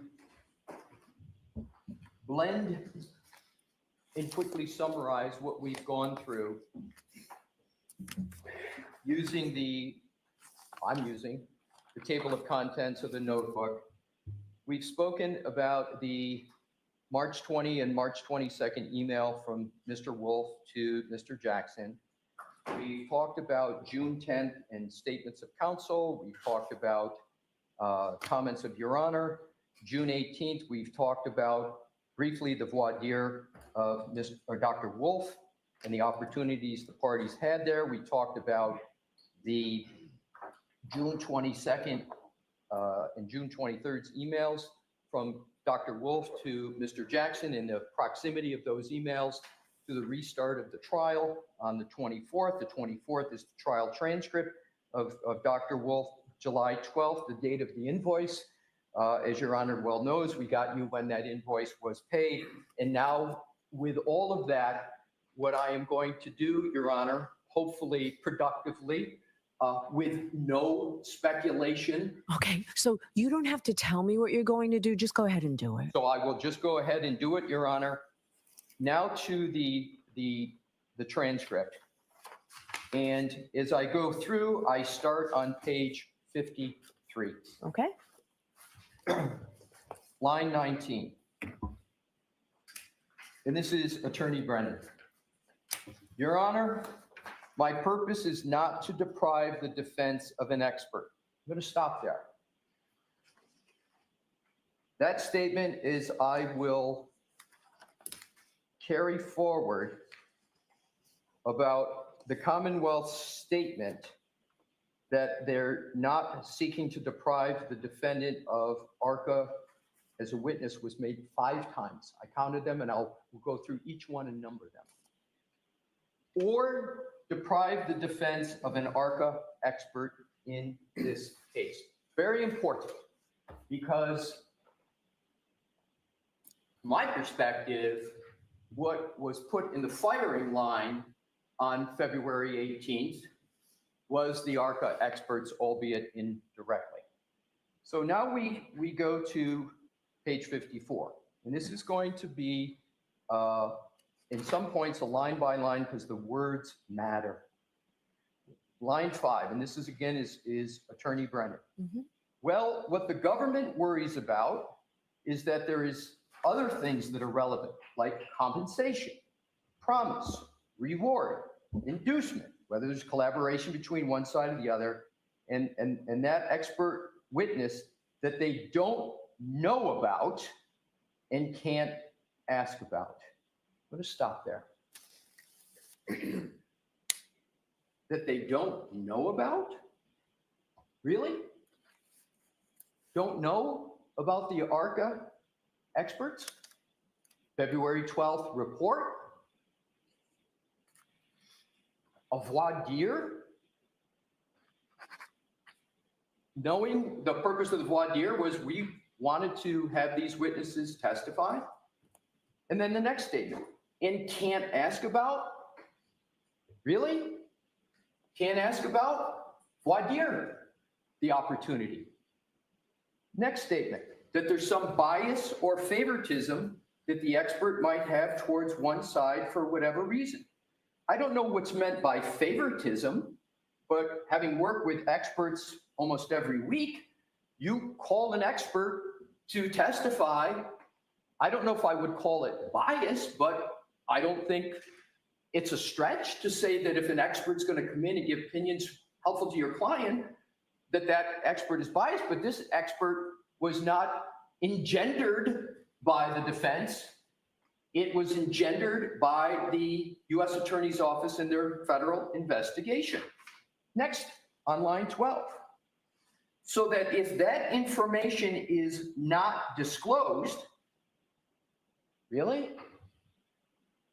It was on February 12th of 2025. Now I'm going to get to this because, and this is not speculation, this is fact, the entire buildup of February 18th was on the false foundation that the Commonwealth had gotten all the information that they were going to talk about until Your Honor's break from the federal government and not the defense, which was completely false. So this is a buildup. It's all in. And what was the date again that the defense provided it? The Friday night before our hearing, was it? It was, I will tell you this, I'm going to have to think out loud here. I'm going to answer it. I think it was February 12th that it was provided of 2025, but it's important to state why that date. Please recall, Your Honor, that the Commonwealth had not yet issued its certificate of compliance with discovery. And I know I don't need to tell Your Honor the rest, you know it better than I do, about counsel's obligation to turn over discovery, et cetera, et cetera. So I don't know if the Commonwealth on the 18th genuinely didn't know that it came from the defense as opposed to the Commonwealth. But what's very, very clear are the statements that I'm going to go through that were all built upon the foundation that they learned about this all from the federal government and that the defense had not turned over anything, which is completely false. Okay. So let's go through each word because it gets really important. When there are claims made that the defense has not turned over something and there are words used like ambush and duping, it's important to understand and get behind those verbs as to what the facts are. So the next. So if the information is not disclosed, then it's not only an impediment, it creates a position where there's an unfair examination. Really? Voadier occurred? It's not the ARCA witnesses that I have the issue with. That's number 2 of 5. The Commonwealth is not saying we have an issue with ARCA. And why do I keep repeating this? Because my conclusion is going to be ARCA should be unscathed. ARCA should be available to the defense. And I'm going to get to more of that in a moment. So it says it's not the ARCA witnesses that I have the issue with. It's the issue, the fact that I don't have adequate discovery. Those words, I don't have. The Commonwealth had for 5 days the very discovery that was being discussed that the Commonwealth didn't have. If the defense is going to be a proponent of those witnesses, they have obligations, Rule 14 obligations for basic discovery. I agree with that. I agree completely with that. And we complied on the 12th. And it's for this trial that matters, Your Honor. Your Honor has commented before that this is a new trial. This is a second trial. I've tried unsuccessfully sometimes to talk about the baseline with the Daubert issues, and Your Honor has rightly commented, well, Mr. Alessi, this is a new trial. Point taken. Now, I wasn't at the last trial, but I've read the transcripts. That's an important point, Your Honor. Mr. Brennan has said before that he, earlier in these pretrial proceedings, that he hadn't had a chance to watch, hadn't had a chance.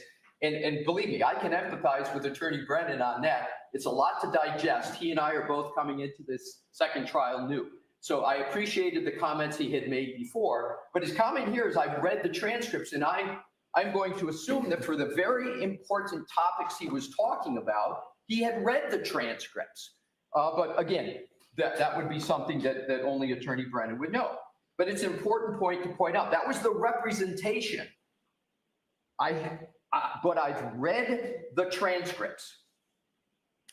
And then he goes on, and he, on page 55, he repeats what we went through about June 10th and what counsel for the defense had said. So I'm not going to cover that. He's just reading what I took head on before the break. And so we then turn to the continuation of the buildup, which is at the bottom of page 55. Attorney Brennan. Now, I have some familiarity with the federal government.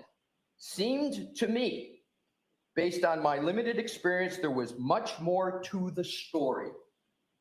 And the story is about interactions with defense counsel. That's what was talked about above. So I called the federal government. There's no statement here. There's much more to the story. And I've got the discovery that the defense provided that told a complete story. So there was, and I'll tell you my impression from what is stated here is that counsel made these representations, but the Commonwealth couldn't evaluate them because they didn't have information. So they went to the federal government. So I called the federal government and I tried to encourage them to provide full discovery so that the experts could testify. It's another statement so ARCA could testify. I was resigned to a TUI letter. I've been down that road many times.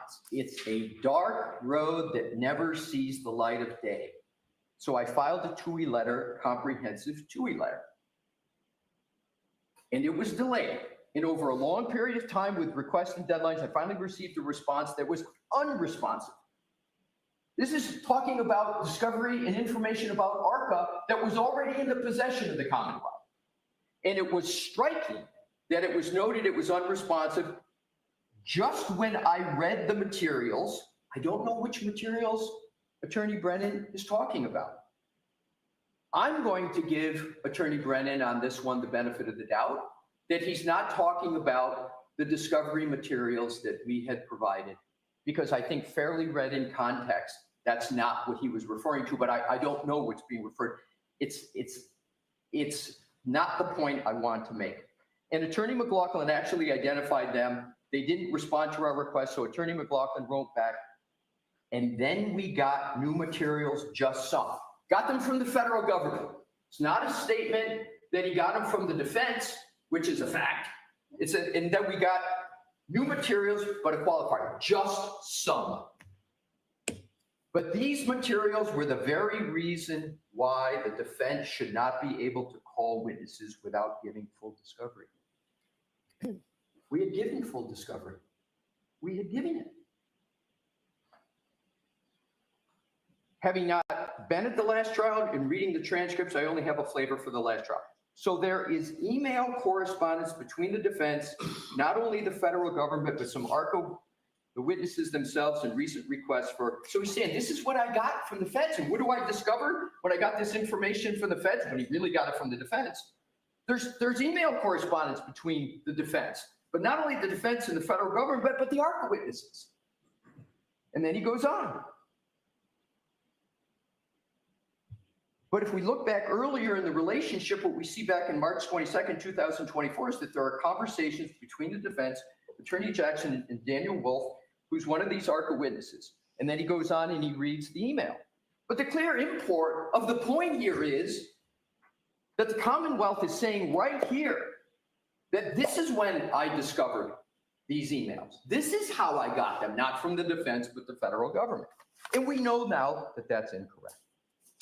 Then we proceed down to page 57. The Commonwealth, as I understand it, was not aware of any promise, rewards, or inducements or payment. They relied on a reciprocal discovery order of this court for that information. That's a misdirection. That's a misdirection. There was no promise, rewards, or inducements or payments before all of those documents that the Commonwealth is referring to here. That didn't come until the invoice came in July. And it wasn't even a promise. It was pursuant to the conversation of Assistant U.S. Attorney Deutsch that, yeah, you guys got to pay it, and it's okay to pay it. So next on page 57, line 11, he reads, response, hi, Alan. Subsequent to our conversation on Wednesday, this is, I think he's reading from the March 22nd, but one of the disquieting aspects of this February 18th discussion is it's not chronological, doesn't have dates. So it's kind of hard to follow, but it certainly gave the impression, clearly, not the impression, it was stated that these came from the government, and I'm going to get to it when Your Honor was asking very apt questions about dates. But this is a very interesting paragraph. Hi, Alan. Subsequent to our conversation on Wednesday, the U.S. Attorney's Office asked me, are there any further conversations? Did we receive additional information from their office regarding how our involvement will move forward? Your Honor, I'm going to please ask you to turn back to tab 1 of my notebook, because this was a purported quote of the March 22nd email.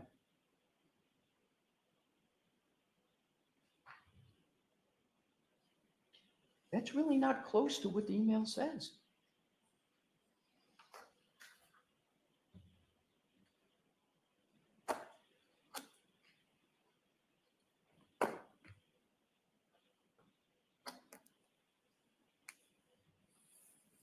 It's not totally incorrect, but here's what I'm going to do, Your Honor. I'm going to assume that the court reporter's transcription was not accurate and that Mr. Brennan accurately, because I'm going to give Attorney Brennan the benefit of the doubt, because I can tell you that I've had my statements in court not completely correctly transcribed by a court reporter.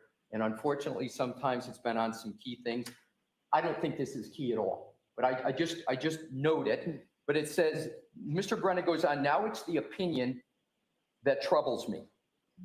It's relationship, and the Commonwealth should have an even playing field. That's number 4 of the time he's not having any trouble with the ARCA experts.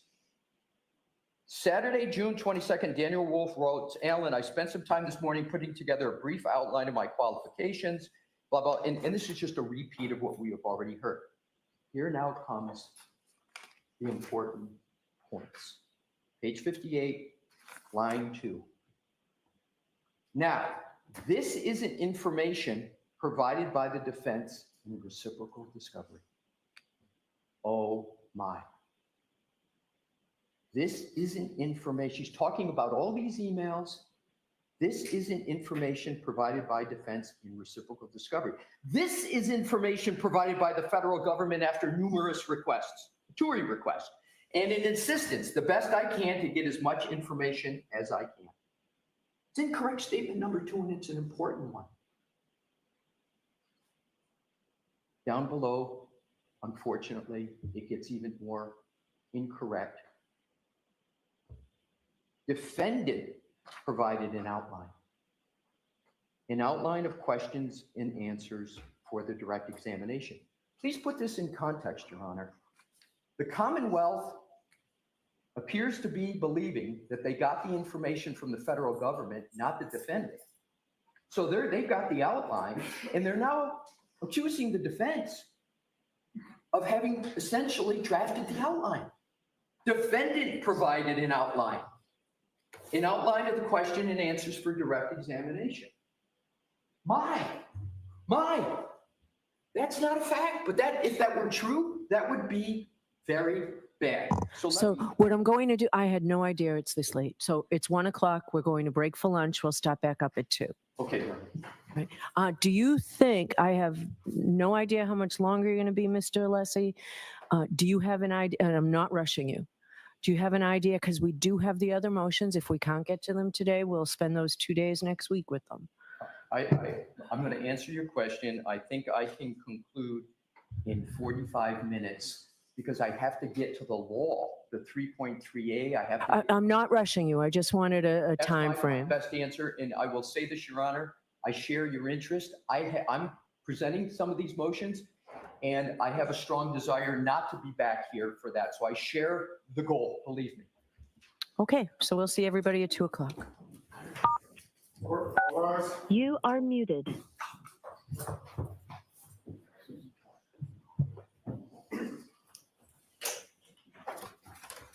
Oh my fucking God.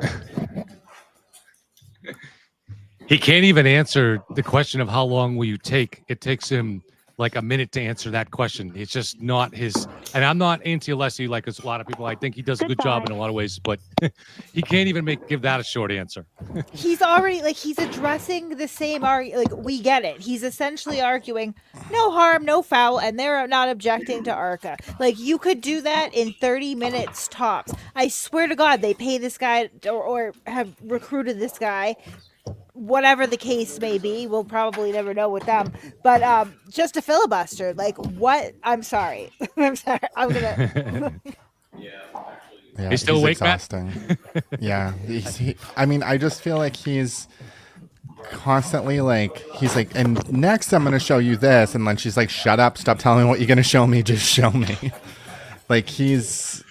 I don't know. It is he's a little kid presenting in school in 5th grade, and that's what it comes off like. So I guess if that's what they're going for, nailed it. Yeah. But we'll see. He's trying to raise up some potential misstatements and missteps by Brennan last week. The only one that we know for sure was when he misspoke, either because he. Oh, let me. Sorry, let's do the mic. Turn this off. The only one that we know for sure is the fact that he said that the feds had turned over those messages. Now, for people in the Karen Reed world that like to keep saying he lied, of course he didn't lie. Nobody lies when you know it's going to be caught just minutes later, because then you look, lies. When you make a mistake, it doesn't make you look good. So it was a mistake. Now, whether he misspoke or whether he was misinformed at that particular moment, we don't know. But clearly he didn't lie. He didn't do it on purpose. And it doesn't. That's what I mean. He just dedicated like a good 20 minutes to going line by line through Brennan's argument at a hearing a week earlier that the judge was present for. Like, thank you. To make no point, he complains about a lack of chronology. He complains about that misstatement. But right after recess, Brennan came back and said, "Oops, sorry, I misspoke. And here's the chronology. Right, here's the information that I have." He added nothing to it. He caught Brennan in absolutely nothing. It is completely immaterial to the fact that they lied to the police, not to the police. I'm sorry, lied to the court. And I mean, even his argument for the discovery violation is like, well, we gave it to them now. Like, this is a new trial, right? Like, it doesn't change the credibility hit here. Like, oh my God. I got a question for you guys. I was thinking about this during. So is there defense going to be that, or one angle of it, that yes, Jackson misrepresented something to the court in the first trial, but this is the second trial, so it's irrelevant? Is that a possible defense? I don't think so, because I think the judge sponsors his Unetti sponsored his pro hoc vice. I mean, I think that's what's probably up for. Yeah. That's probably what they're worried about. I feel like he's anticipating it though, because I kind of feel like even his last interview with Karen, he kind of was trying to shut her up, kind of like shush, don't talk about that, because I think he knows the conspiracy is dead, and it would be best if they are going to go with a different defense to get rid of the conspiracy guy anyway, Alan Jackson. So. I don't know. I feel like he's bowing out.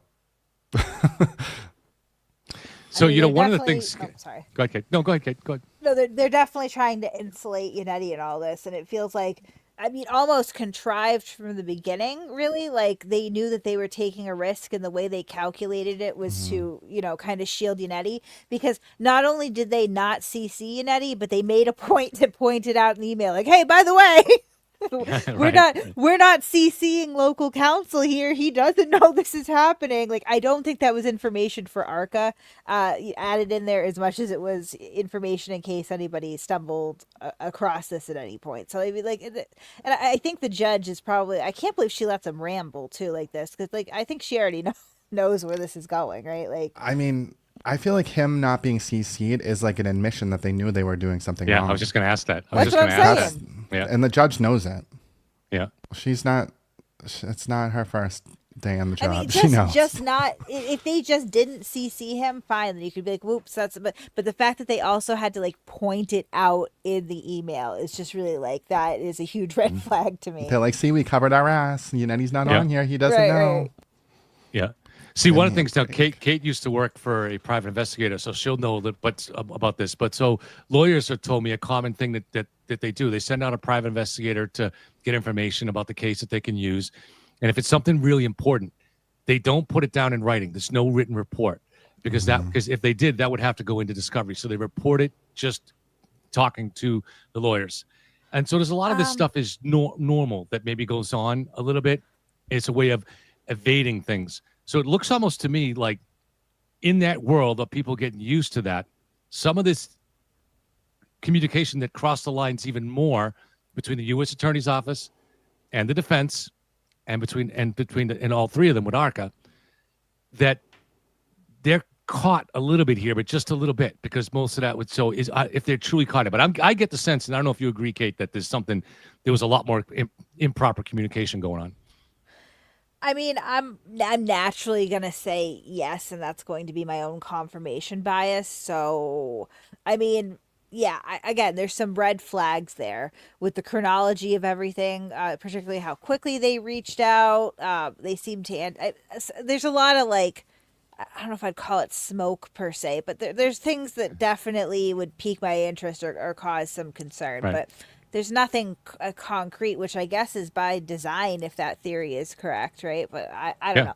I try not to fall into too much speculation, you know, because like even the federal investigation, I'm kind of starting to take a step back and going, okay, how much of this, like, we know that the investigation existed, and we know Karen Reed's and her attorney's version of what that was, and more and more it's coming out that their version isn't necessarily true, and they're definitely taking advantage of a system that is not going to readily speak out one way or the other, right?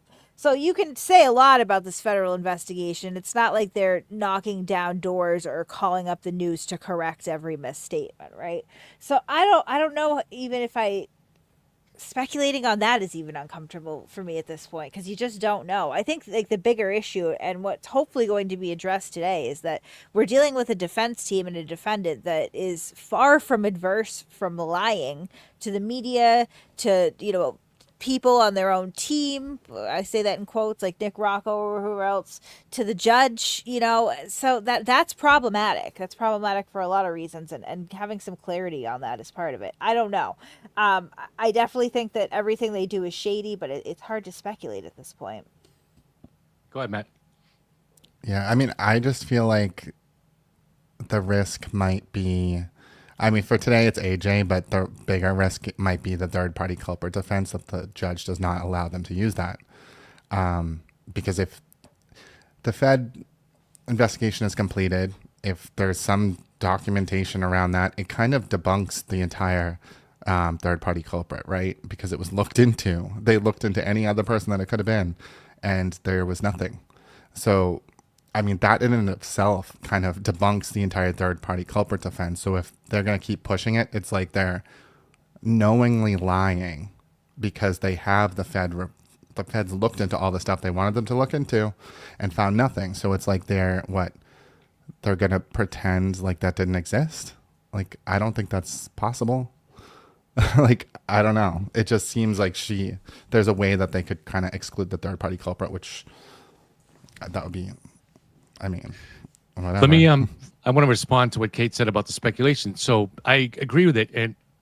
But we are speculating here when we look at that the defense paid $24,000 to ARCA, that there's something more going on than travel expenses there, right? Now, we don't know what it is, but we're required to speculate because we know that's unusual.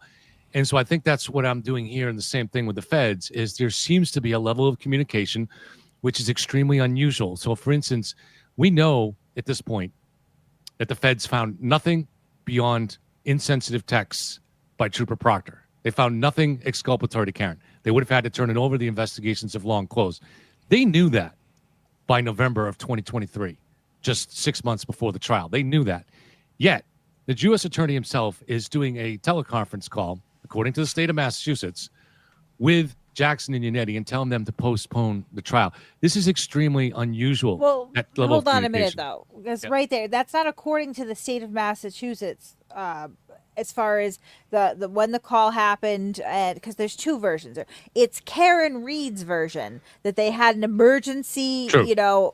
over the weekend, and that this is what was said. Can you postpone the trial? Karen Reed also told Turtle Boy back in like April of 2023 that people were going to be indicted by June. All I'm saying is at this point, just the base knowledge that they opened an investigation and maybe some bits and pieces of information that came down, like, they hear from somebody that, the first U.S. attorney's on the case, or maybe the office reaches out and says, this is who's handling it. They're taking that and spinning it into something much bigger than it is. So I that just makes it more difficult and kind of, makes everything murkier, and the speculation really more nebulous here is that, we really only have the information that, yes, this investigation did exist and that, people were subpoenaed in. We have the information about what went on, allegedly in that room with Levy. And then we have, Karen's version of events. And Karen's version of events, time and time again, has been proven to be an outright fabrication, a lie. So, again, I'm not saying... There's more, though. There's more, because we've talked to, and you and I both have talked to witnesses who Josh Levy himself participated in the questioning, and he was U.S. attorney at Right. that time. And I That's understand that unusual, was and unusual. used a blow up version of TB Daily News. That's unusual. Right. His office ignored the requests, repeated requests by the witnesses for protection. They've ignored countless messages from the O'Keefe family. Right. They refused to send somebody to the court of Judge Cannoni. When they were subpoenaed, when they got the letter from Hank Brennan in December, they ignored it for 6 weeks, and there was no reply until after Josh Levy was out. Right, but you know, to some extent, and I'm not saying this at all to tout the federal government. A lot of that is business as usual for the federal government, though. They live in darkness, right? Like they don't generally make statements. They don't answer requests. They ignore people all the time. Like they ignore state courts. They come in when they want to come in, when it benefits the DOJ or the federal government, not always the other way around. You know what I mean? And again, right. like there's definitely something odd here. It just becomes exhausting to me to try to speculate on what, because you're dealing with so many people that either, in the federal government's case, just kind of stonewall you out or just outright lie. So I don't know that they were actually as involved with Karen Reed and her defense as they've been claiming, because again, like if we're going off their track record here, so far 90% of what they've said about this federal investigation to the court, to the media, to individual people like Turtle Boy has been proven to be an outright fabrication. So I mean, it makes me stop and wonder. That's all. Mm-hmm. Matt? Yeah, I mean, if that's true, I mean, I don't understand why they're involved. Like, there is something sketchy. Like, I feel like there's some connection involved with Josh Levy. Maybe Josh Levy himself, maybe someone else in the office, but it does seem like as Josh Levy had some interest in this case. Believe the conspiracy. Maybe he has a pink t-shirt in his closet. Who knows? Right. But there's something going on. Something piqued his interest. And I mean, the feds do want to indict the state police. Like, that's their job. They want to do it. They want to find corrupt state police officers. And he probably thought that that's what this was at first, giving him the benefit of the doubt. And then when all they found was, text, I just feel like the way they handled it, when they found nothing, is the problem, right? And that's what makes it seem also, sketchy. The time frame would be interesting to me because, sorry, I didn't mean to step up. Just something you said kind of triggered. Yep. That's okay. The fact that they are using blown up pictures of TB Daily News, and we do know that to be true. I hate to say it, but this is true. As far as state police corruption goes, Aiden has a track record himself, right? He was given the state police overtime scandal, the Legion Duso scandal. He was handled a couple other things that weren't actual, but I mean, like there was accusations about a rape once where he was blaming the rape victim that involved the state police. That didn't really pan out. But yeah, like there are other instances where he was given information that turned out to be true. So as much as I hate to say it, it could be that his involvement added, at least initially, a layer of legitimacy as it relates to the state police in particular. And then, at some point they find out that, yeah, he is not as plugged in with them as he was once before, right? I think it's interesting that he was referenced at all, or they were taking that as some sort of gospel. But if you do go back in history, he's been given information before that absolutely did pan out and resulted. The judge one too, where they changed the police report. That was another one. So that could be part of it. See, again, back to the speculation issue. I agree with you as it's a problem. It's a danger to be speculating, especially, with a lot of people watching us and stuff like that. But unfortunately, it's also sometimes necessary. And as long as you always distinguish that you are speculating and what you're basing it on, you're not just speculating based on thin air. And so I'm always regularly citing these things that I find to be super unusual and an indication of something odd. I don't know what, so I don't believe that Karen was having an affair with Josh Levy and Josh Levy said, I'm going to save you. No, it's nothing crazy like that.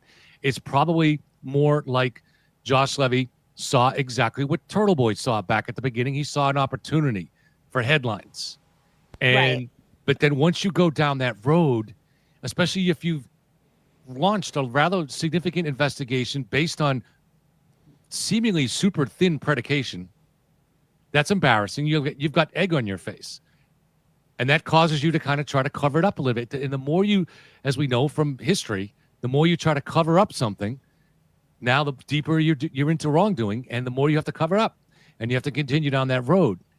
So, I mean, to me, a U.S. attorney who's got 120 assistant U.S. attorneys working underneath him and a huge staff, and they're taking on cases with terrorism and drug dealing and cartels and, you know, big issues.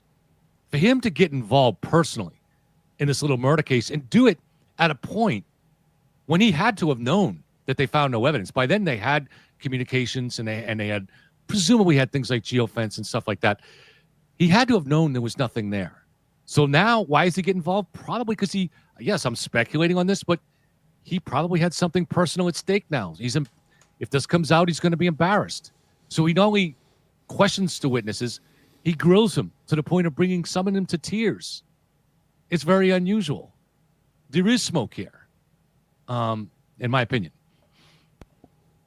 Yeah, no, I just, you know, I think that at first what it looked like was that the, you know, DOJ and the FBI were working hand in hand with Karen and her defense team.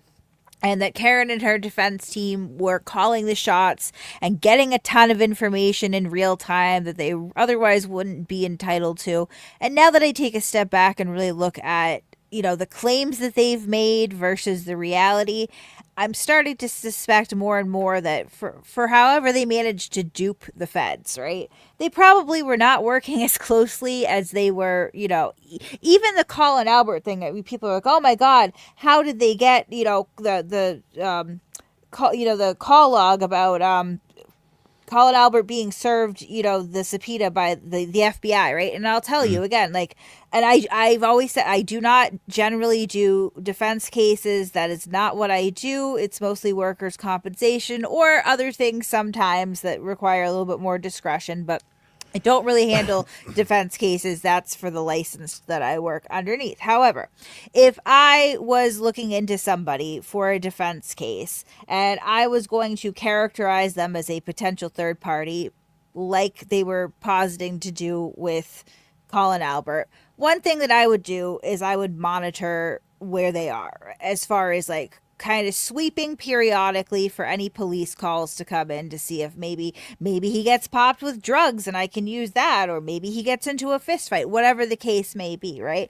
So it is equally as possible as the feds tipping them off to this, that their private investigator was just doing these periodic sweeps in Bridgewater and Canton and at some point hit on that, because I feel like it was released and, you know, it was newly obtained and released almost a year, maybe not a year, but, you know, several months at least after, you know, Colin Albert was actually served. So that would indicate to me that they didn't get it right away.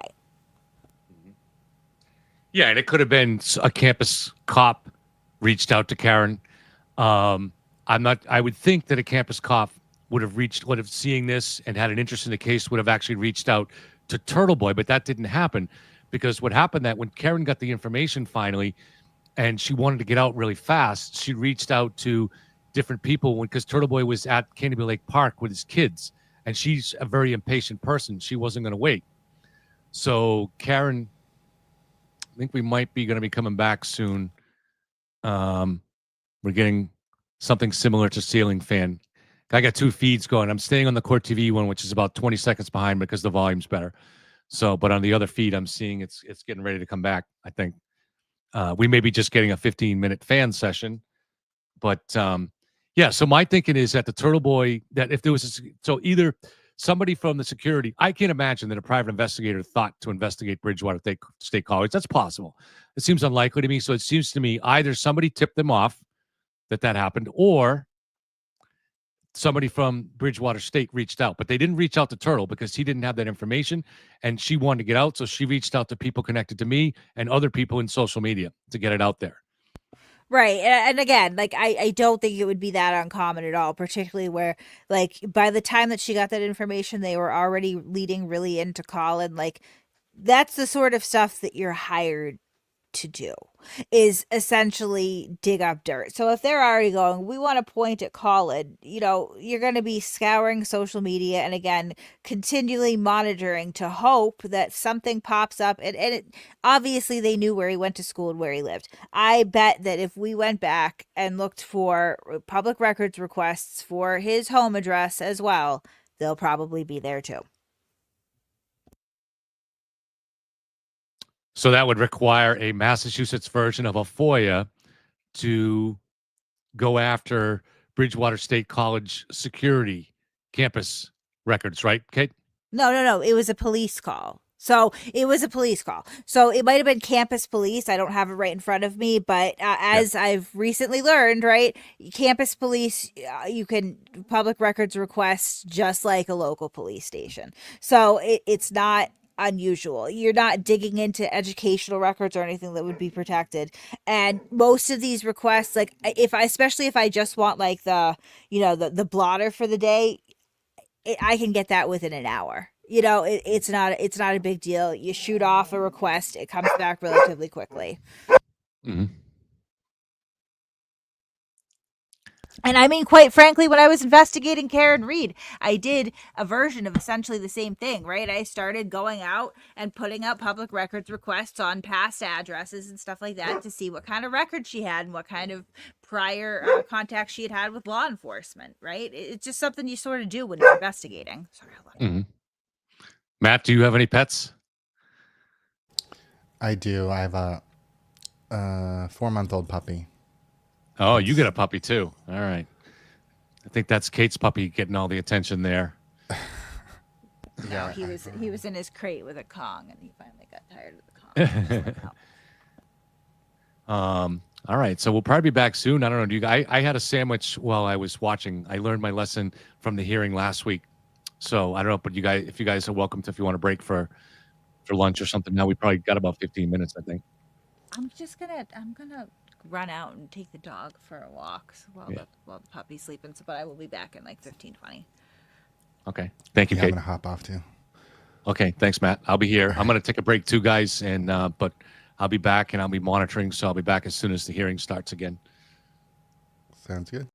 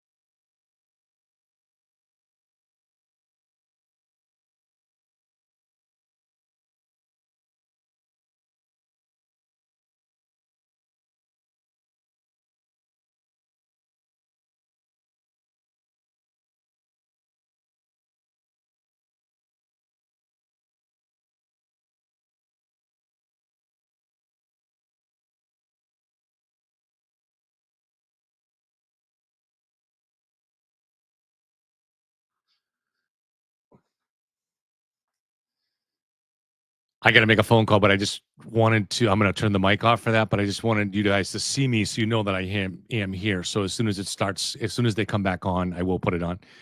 So my mic is off, but you know that I'm here in case this comes back on. So because one of my other feeds, the law and crime thing, has gone. It had the fan on until a few seconds ago. Now it's gone to something else, like one of those old end of the station programming things that comes at the end of the night. It's kind of cool looking, but I don't know what it is.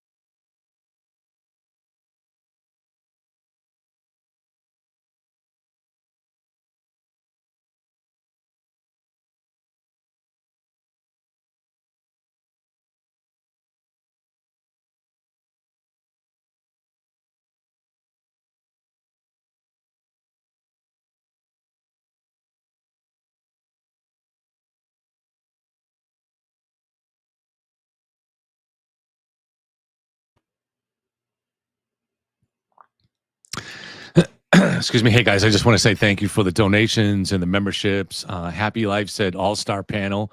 Thank you very much. And I agree. It was great to have them here. Matt was a great addition. This is the first time we've had him on live during during a hearing, and hopefully he'll be present with us in the future on trial dates or hearing days. So, yeah, it was a great addition, and Kate was great as always, too.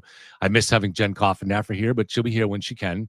And at some point when Daniel gets back from his doctor's appointment, he'll probably come on, too. Is there anybody else that we usually have on? I don't want to be accidentally missing somebody. Obviously, I addressed Karen from True Crime and Some Wine and Tuesday Gazette. They're always welcome anytime, too. They're so busy now that I don't usually bother them with sending them the link, but they know they're always welcome if they want to reach out to me if there's something they want to come on and say. Artworks, too. He also says Kevin, Matt, and Kate, the dream team. Thank you. Appreciate it.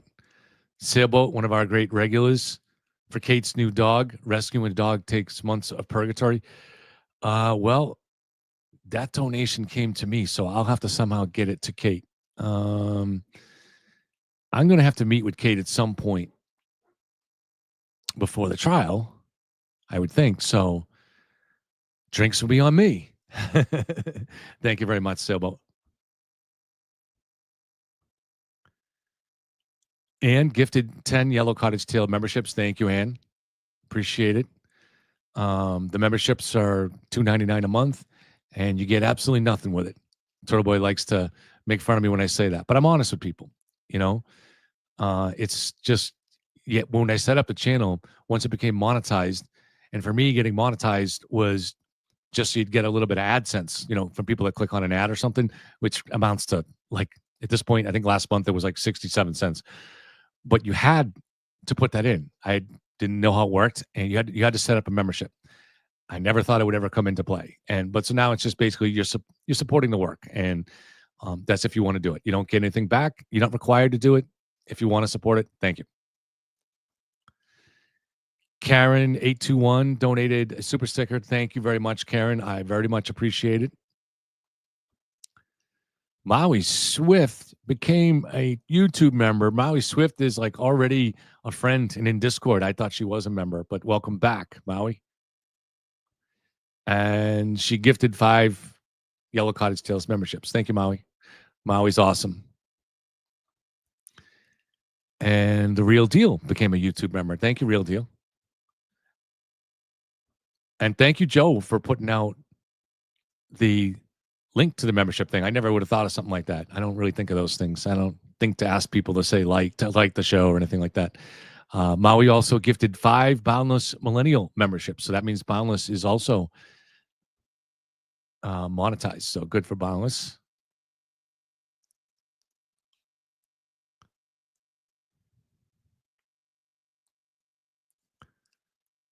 JM17 said he still hasn't said a thing of substance. Not much. It was a whole lot of deflecting there.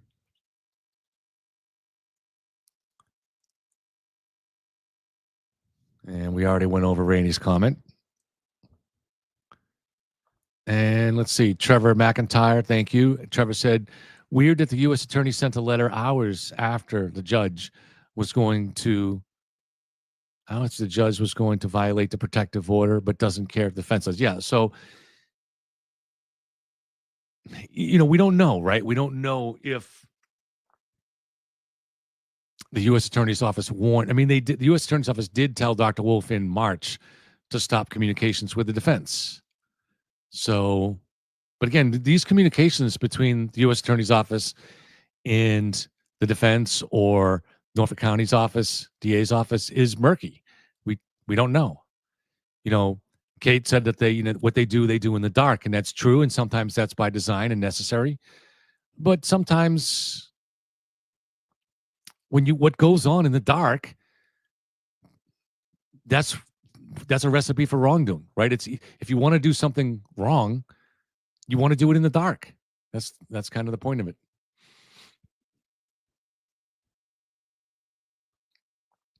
Francesca gifted Yellow Cottage Tales membership. Thank you, Francesca, who's always She should have her own channel, and we should be gifting her membership. She's a great help to us. Thank you, Francesca. And Karen Curtis, thank you for the donation. I appreciate it. All right, so both my moderators here, Thomas Fleming and Joe, thank you very much for the work that you do.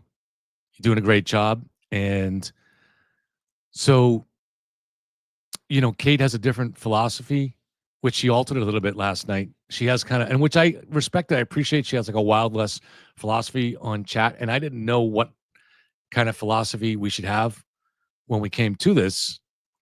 So, when we first started doing this channel.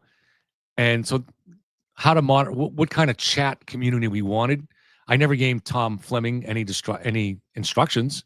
So largely he did mostly things on his own, what he thought would become a good chat community.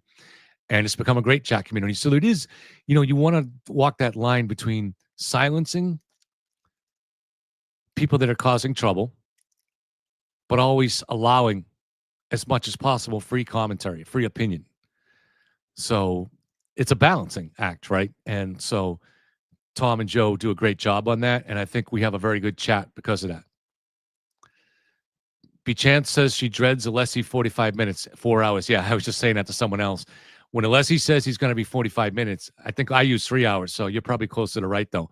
And there is, Kate might be right, that it might be a deliberate effort to filibuster here because, that was a little bit of a hint at that when at the end, when the judge asked Alessi how much time he's going to need, he went so far out of the way to take a long answer just to that simple question.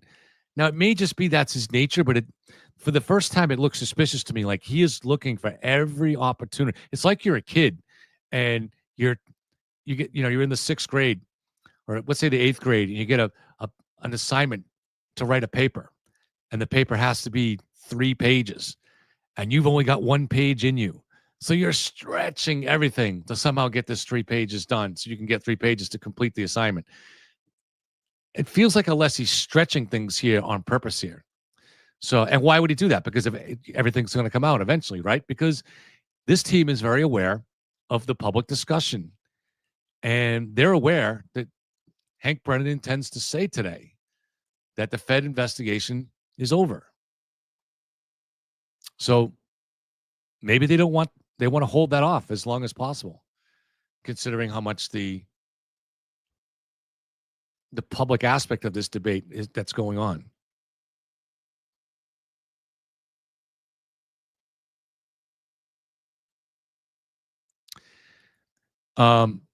Just a cold, do me a favor.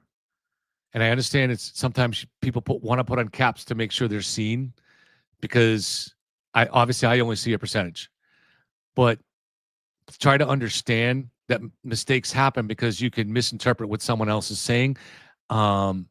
So I don't know specifically what happened, but knowing Tom very well personally for a very long time, he is someone that always tries to avoid and mediate conflict.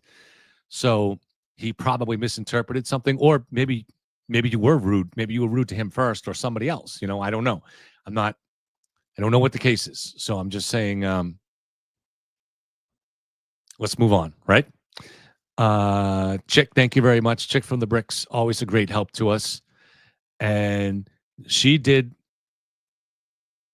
as I always say, she took my bad graphic work for my correlation between the vehicle data and the phone data, and she made it look cool and made it look presentable. I don't think they'll use it. I have no idea if it's been in discovery. They can make their own, but the state has that. They have that material, so they could use it. So she says, you all, Kevin, Kate, and Matt, have different strengths and bring thought-provoking conversation and logic. Yeah, listen, I think that is a good thing to have balance like that too. Because when I'm talking about things like the Fed stuff with Kate, it's not that I totally disagree with her on a lot of these things. I appreciate that she almost represents one side of my thinking. And I think sometimes maybe I represent one side of her thinking. So I would imagine that perhaps if I was arguing caution that we shouldn't speculate, she might be willing to a little bit more speculate. So we kind of balance, we knowingly balance each other off that way, but we have those kind of conversations on the phone too. So, I think we balance each other off in the different things that we look at.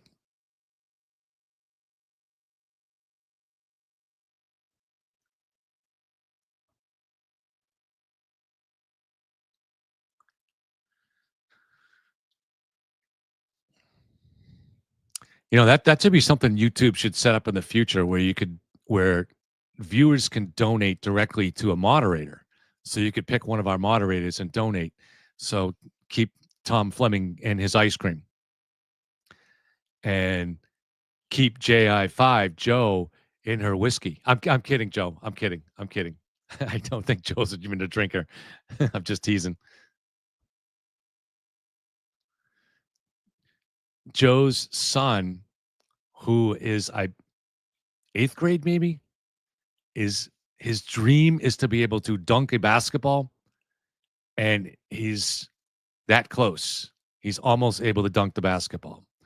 So I wanted to be able to dunk a basketball when I was a kid too, and I never could quite do it. Close. And I think the reason is my hand could almost palm the basketball, but not quite enough. I could palm it a little bit, but not enough to be able to control it when I jumped. So I could dunk a volleyball. And I wasn't a great leaper, but I had just enough height and just enough leaping ability that when I was about 18, 19, 20, I could do that. YouTube should set up where you can reach through the screen. Well, if you could reach through the screen, a lot of those people would be reaching through the screen and punching me, so I might be in trouble if they did that. J. Ray, I was going to point you out in Kate's chat last night as an example of someone who maybe leans Karen, but is always nice and respectful and friendly. So I was going to say that last night. I didn't get a chance to.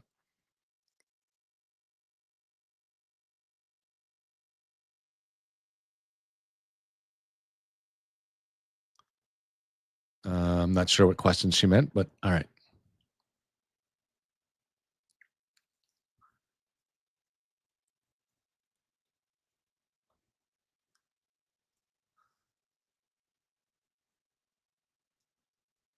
Yeah, we're all waiting. We promised fireworks, and the fireworks we know are not going to come from the defense. So we're waiting for Brennan to get up there. And I'm afraid we're going to have to wait until next week. This seems to be a deliberate effort to filibuster this. So I'm hoping that the judge will be like, all right, listen, Attorney Alessi, you said 45 minutes. I'm giving you an hour. Okay, buddy? No more filibustering here. I'm not trying to take away your time, but get to the damn point. And the judge seemed to realize that too, when after they came back from the other break, and Alessi wanted to go through the table of contents about what he was going to say, and she's like, "Don't skip the preamble. Just start doing it." So I think the judge is on to what they're doing. Yes, I agree, Jennifer Ray. It does seem at this point like they're just wasting time. It's so hard to tell because that's his nature to be kind of, that's his style too. We've seen him in all the other testimonies. So I don't know.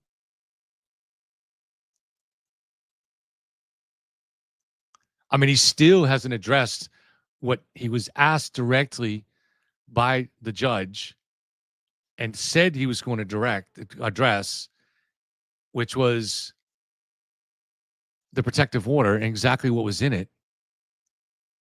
He still hasn't addressed it. Now, the judge knows what was in the protective order, I believe.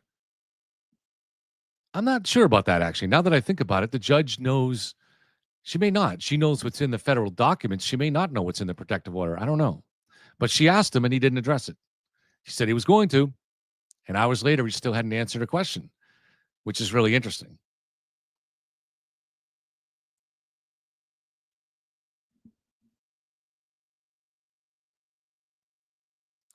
Hey, Pat, isn't that a good idea, man? If you guys could donate directly to the moderators.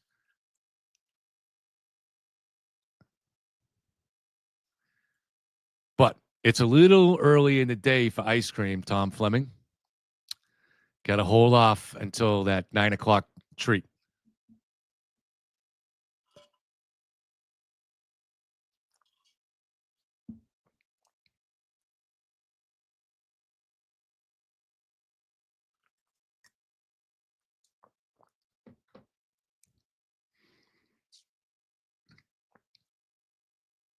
It's always a good time for ice cream. Yeah, I thought there was a thing that they must have.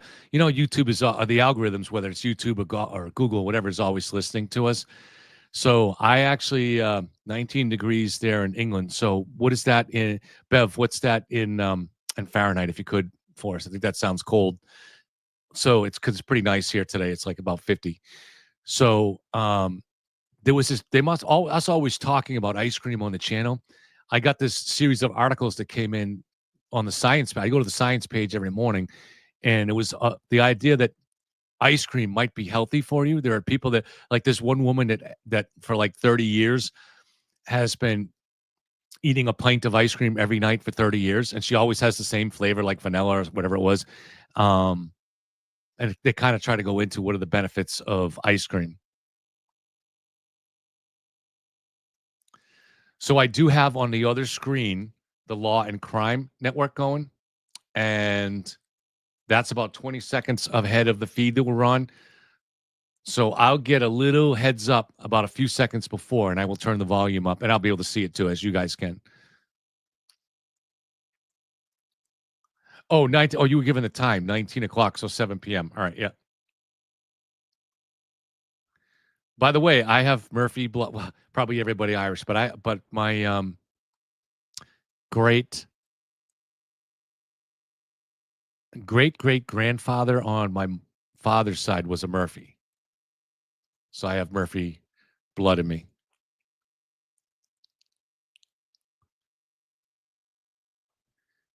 Ken Weeks got drafted as a moderator last night on Kate's channel. So Ken, Joe, and there was one other person. There was someone, Tequila Mockingbird, I think. And so I said, you had a great draft, Kate. All right, we're getting Ceiling Fan on one of these channels, but Law and Crime is still not. So let's see what's going on here. But we're okay. We'll get the main feed still has it. I just like to have a backup going at the same time, so in case there's a problem with one feed. But we're getting the all-wise and all-knowing Ceiling Fan. That's right, Hillbilly Nitro. Mods hate me. I mean, I don't know if that's the case, but just be cool. It's not hard to be liked here. Even if you're free Karen Reed here, as long as you're respectful, people are cool with that. And you might get some people get into an argument with you, but that's not a bad thing, and it'll be respectful. Don't worry about it. We welcome FKR here, as long as they're polite, respectful. Tom and Joe are very, very slow to pull the trigger on booting anybody. So, it's chances are if you got booted, it was from me. So Tom is more likely to put you in timeout. Tom's more of a timeout guy. All right, let's let this guy go into the corner for an hour, and then he gets to come back. See if he learned his lesson. That's more Tom's approach.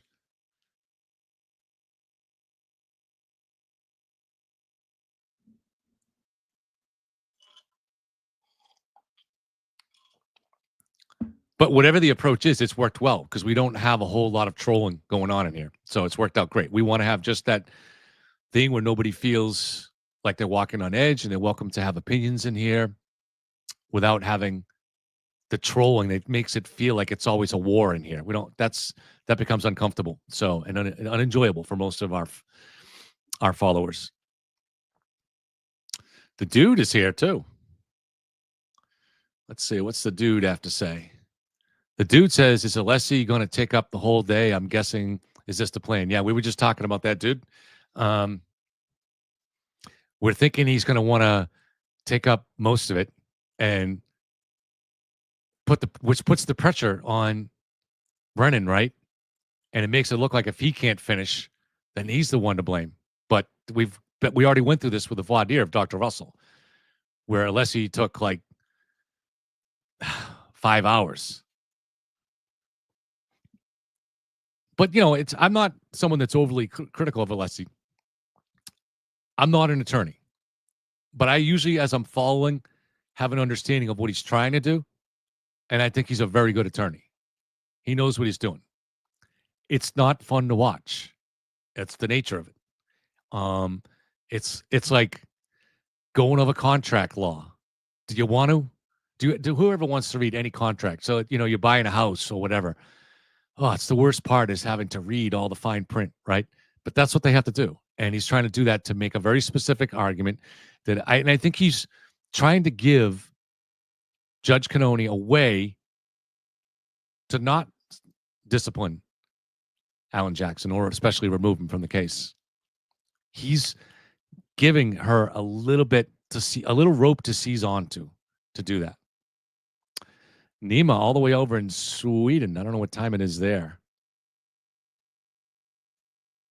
Hey, Nima.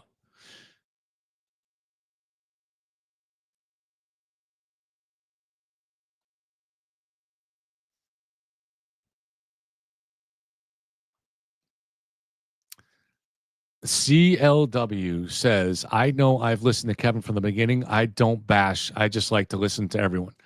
So thank you, CL. So I'm going to take, and I don't recall, but so I'm going to guess that you probably lean towards Karen because unless you also have gone in a different direction too. Matt's back, so I'm going to bring him on shortly. So I think Kate might be back too. I'm not sure. I can never tell. Hey, Matt. Hey, how's it going? Did you get some lunch? Yeah, I'm still eating it. I had to take my dog out. He's crazy. All right. So we promised people fireworks, and they're a little disappointed that they haven't got it yet. But they're going to have to wait till Brendan actually gets a chance to speak today. We think there'll be some interesting stuff there. Yeah, I mean, I think the biggest thing so far is just the judge's statements when she first came into the courtroom, because she did her research and she said, there's a line in the bill that says trial prep.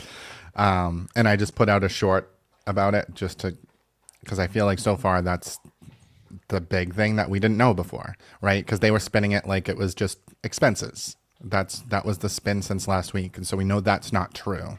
And I think that's the biggest thing so far. I also don't believe that they just got an unexpected bill out of the blue for $24,000. I mean, that's not... paid it. Right. Paid it, right? I mean, I do that all the time. I pay $24,000 bills that I don't know what they are. Listen, if my electric bill is even $50 higher than I anticipated, I'm calling and questioning that. They didn't call and question what the bill was according to Alessi's account. They just asked if they were allowed to pay it or not. Doesn't seem like it was that much of a shock. Right. Because they know they did the work for them. They know that it was their benefit. I mean, it's so obvious. Oh, I got an They interesting... must have decided they knew beforehand. Again, there's no talk of a retainer if you don't anticipate having to pay. Unless even said hopefully we always hope that we don't have to have a retainer. That just means you pay at the end if you don't have a retainer. They're so full of shit. I'm sorry. No, that's okay. I'm going to try to bring this in. So somebody oh shit, I'm not going to have time. Somebody just sent me a message that Karen is outside of court saying the Fed investigation is still ongoing. She's a pathological liar. Somebody get that girl. She's got a personality disorder. Oh my fucking God.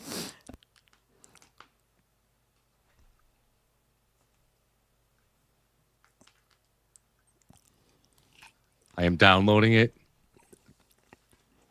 I have volume on the court. Let's see to make sure. No, I don't. Hold on. Shit.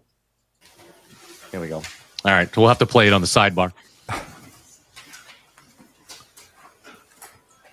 Because if I pull it up, it's going to pull off the screen. Everybody will panic. So this guy's going to filibuster the whole day. So I know. All right, let's take a nap and come back in a couple hours. I first want to thank Your Honor for the generous amount of time you're according to me. Thank you. Go right ahead, sir. And take your turn, Mr. Leslie. I shouldn't have cut you off. I appreciate that, but Take your time, this is. Thank you. So, Your Honor, I left off with page 58 of tab 8, which is last week's hearing. And what I want to do is to go to, because I'm going to go backwards ever so slightly because it's an important segue to returning to page 58. So I referenced the court to page 57, line 11, where the Commonwealth said, response in quotes, "Hi, Alan, subsequent to our conversation on Wednesday, the U.S. attorneys," and he's quoting according to quote the, and it's good to have it, Your Honor, can be having tab 1, which is the March 22nd email, because I'm going to compare and contrast tab 1 to where I am on page 57. And Your Honor, I'm sure will recall that I dubbed tab 1 the pause email. Yes, so I have them, and rather than me going from tab to tab, I'm going to use my copies. So go right ahead. Perfect. So I'll just refer to them, Your Honor, as the date. Is that what's best for the court? Yes. Okay. So the March 22nd email, I've dubbed the pause email, Yes. and because of obvious reasons, and it's got the word pause in there. And the pause is a very, very important concept, because the pause is the stopping of communications before really things even got underway. It was before there was even an agreement, an engagement, et cetera, et cetera. So compare that, please, to the quote, purported quote on page 57.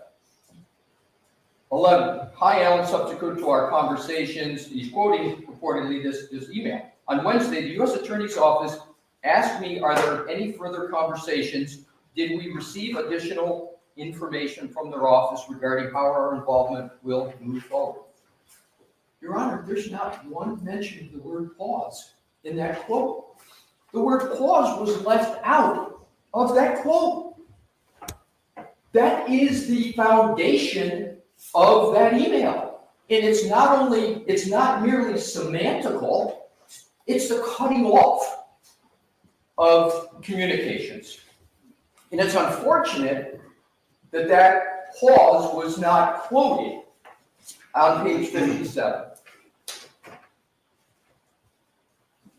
Now back to page 60, or excuse me, back to page 58. And this is where I left off. Line 2, now this is an information provided by the defense in reciprocal discovery. This is information provided by the federal government after numerous requests, touring requests, and in assistance, the best I can to get as much information as I can. Defendant provided an outline of the questions and answers for direct examination. So this is where I left off. That's not correct. It was Dr. Wolf that provided the outline. It's really important when we're talking about a collaboration, et cetera, communications, that's not accurate. And Your Honor, what is important to note, Your Honor asked about when did the defense provide the discovery? And you told me the 12th. And I want to correct that. I was off by a day. It was February 13th. Okay. Because it's important to try, I clearly understand to be as accurate as we can. I'm the one creating the standard that every word counts, every date counts, so I want to try as my best. I may get some things wrong, but I want to try my best. Yeah. So what I did during the break is I went and asked for the email that sent that request. So it's the email from the defense to the Commonwealth providing the discovery. Okay. And the email is dated February 13, 2015 from, and I've got extra copies if the court wants it, if the Commonwealth wants it, from Evelyn Arellano, and she is an employee of the Worksman Jackson firm. And it's important to who it's addressed to. 2, the first name on it is Hank. That's the first name on it. To Hank, Mary Ellen, Adam, and 9 more. Good afternoon. The Dropbox link below contains ARCA reciprocal discovery. Please let me know if you experience any issues accessing the files. Okay. What time of day? Because if it's California time, it might be different than what we have here. But It probably will be, but I don't know what time of the day. I'm going to ask the team if they can access what time of the day, because I don't know the answer to that as I stand here. okay. All right. And so it suffice it to say that the hearing was on the 18th. So it wasn't like it was a Friday and then we're back in court on a Monday. My best recollection, the calendar will be the best evidence, is that this was toward the middle of the week, right? But in any event, let's say worst case scenario was dispatched at 9 o'clock at night, California time, which would be midnight Eastern time. And let's assume worst case, it's therefore in effect the 14th. That's 4 days before the 18th that this is sent. And what Do you have a is- time? Pardon me? Do you have a time, Ms. Little? Yes, one moment. Thank you.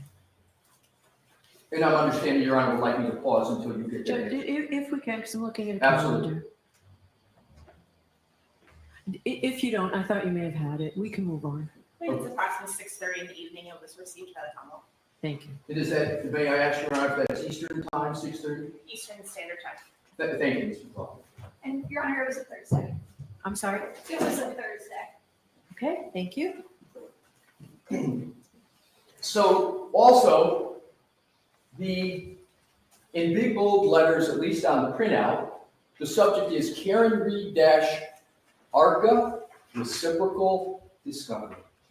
It's not like it was buried what was being sent. I mean, this was a lot of things, but it's right there, ARCA reciprocal discovery.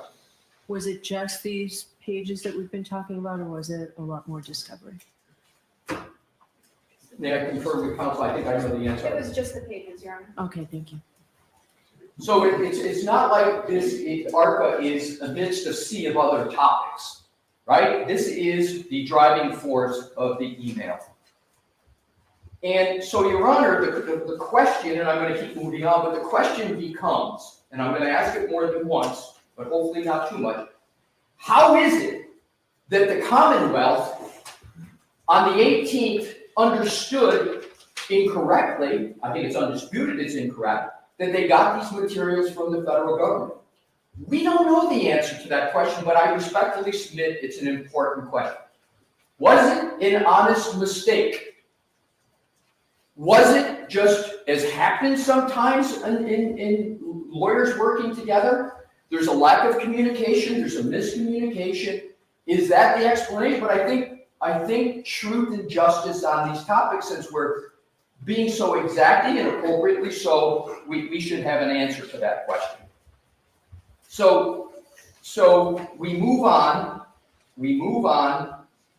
to page, so there we have on page 58, we have another incorrect statement. We have two of them right up off the top, and then we continue on to page 59. Your Honor, understandably, says the court. What is the date of that?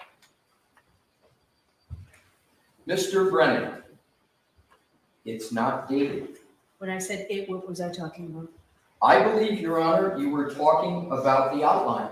Just give me a second. Let me make sure. And Your Honor, if I may, I want to give you the second, but the basis for that answer is page 58, line 7, where the statement is, and what follows is all about the outline. Okay.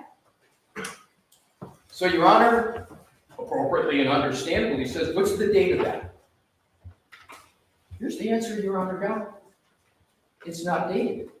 It's not dated. Now, let's please just go back to tab. We're talking about the outline. Let's go back to the outline.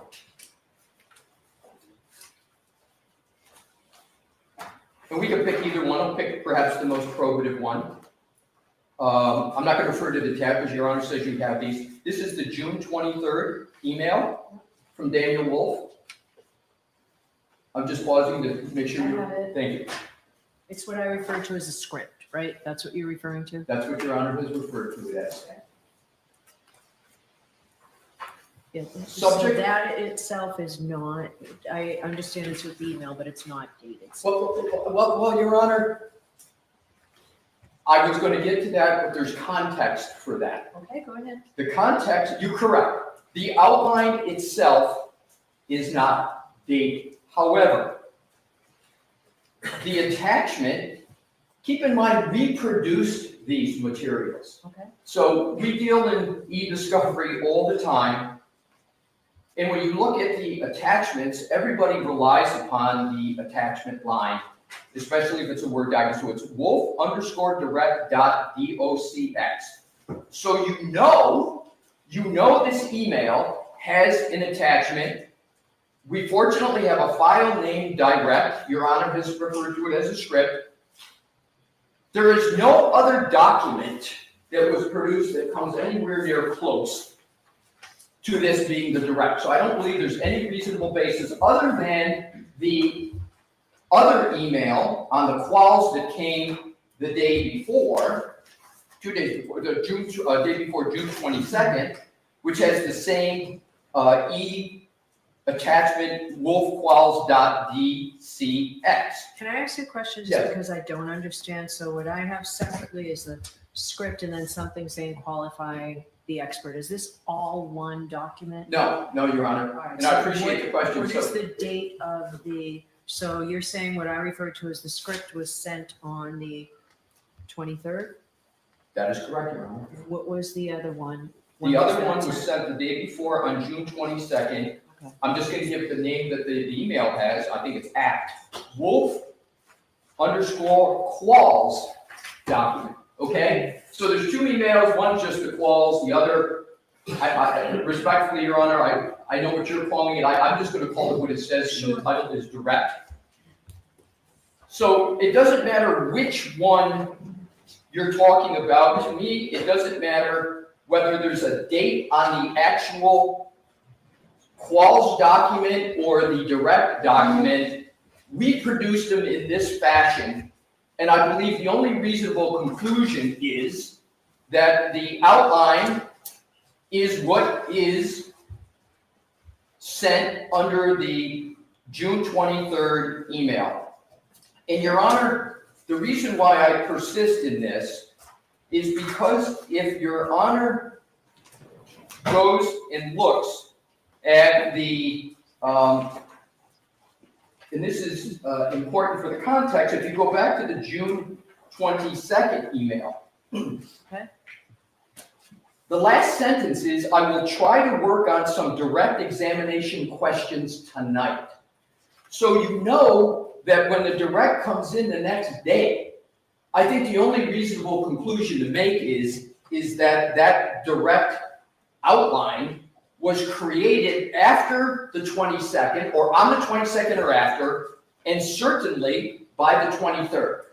So that's what the Commonwealth had in terms of the information. So in conclusion on this point, but I think an important one, it's not dated, but here we go back to, Your Honor, the TURI request is a recent February response, but they, and I'm assuming the Commonwealth meant the federal government, send random documents. There's no real accounting. But there is an accounting on the face of the emails that I I'm gonna just actually went. hold that thought. I just have one other thought about Yes, this. please. So we're talking about Saturday, June 22nd, what was sent as an attachment with the email, and Sunday, June 23rd. So this was before the witnesses testified, right? That's You are correct. saying that this was disclosed prior to the February 18th hearing, but was this disclosed prior to the witness's testimony? The answer is no, Your Honor. All right. The That, I answer just is wanted no. to be clear. That's how I see it. I just wanted to give you the opportunity to tell me if that's not accurate. No, that's 100% accurate, Okay. and I'm gonna get to that. To me, that's a Rule 14 issue, not a candor to the court issue. Okay. So now if we could please go back to page 59. I'm there. Thank you. There's no real accounting. Now, I'm not saying that undermines the conclusions of ARCA. There's another okay, so to speak, with ARCA. Or I'm not saying they're not qualified witnesses, but it certainly shows some bias. I went over a lot less than blah, blah, blah, blah, blah. Now, here's the next one. Another comment. He's quoting, would it be fair to say, because you had a lot of nighttime visibility work, your cases frequently involve pedestrians? Now, and then yes, unfortunately, there is a direct correlation between the time of day and pedestrian facilities. Statistically speaking, most pedestrian facilities occur during the evening. Fatalities. I'm sorry, thank you. Fatalities occur during the evening and night hours. End of quote. And then the Commonwealth adds a commentary. That would have been nice to have. They had it. They had that. What's the objective evidence that they had? I go back to the Voadier. They had it 4 months ago, 4 months before last Tuesday. They had it before we turned over the discovery. And what's the objective evidence that they had it? Is the Voadier of June 18, 2024 of Dr. Wolf that I referred to earlier, page 167, line 12. This is Dr. Wolf. Well, to give you an example of that, so I do a lot of nighttime visibility work where, for instance, let's say a pedestrian's coming down to the roadway, et cetera, but that's not the end of it. They had it twice. So if we go to the direct testimony of Dr. Wolf that I referenced earlier, this is my tab 6, but I'm going to stick with, it's the date of June 24, 2024 of Dr. Wolf. Page 36-65. Okay. Line 22. This is Dr. Wolf's answer. Several hundred, period. As I mentioned earlier, you know a great deal of my work is in the field of lighting and visibility. Here comes the key points. So there is a direct correlation between time of day and pedestrian incidents. We see a rise in the evening and night hours just due to drivers having a difficult ability to try to perceive and recognize individuals. So I certainly see a lot of pedestrian collisions in my casework. There it is. I did see that. So let's go back. That's misstatement number 5. It would have been nice to have, I agree, it would have been, and you did. Twice. Next. Reading on the same page 16, he's quoted. So, my specialty in the area of lighting and human factors results in a lot of my cases involving pedestrians. That's the end of the quote, and then the Commonwealth takes on with a commentary. Pretty important stuff in this case. I agree, and you had it twice. And then he comments, if you don't want me to say this, that's fine, that's fine. Then the commentary from the Commonwealth. Shh. And I went back and watched the video. Shh. Don't tell them. I'm sorry? What do you mean don't tell them? You were told twice. In the Voadier and in the direct. In the direct, it was just unvarnished. And here's the important part, Your Honor, another important part. Mr. Jackson drew that out on direct.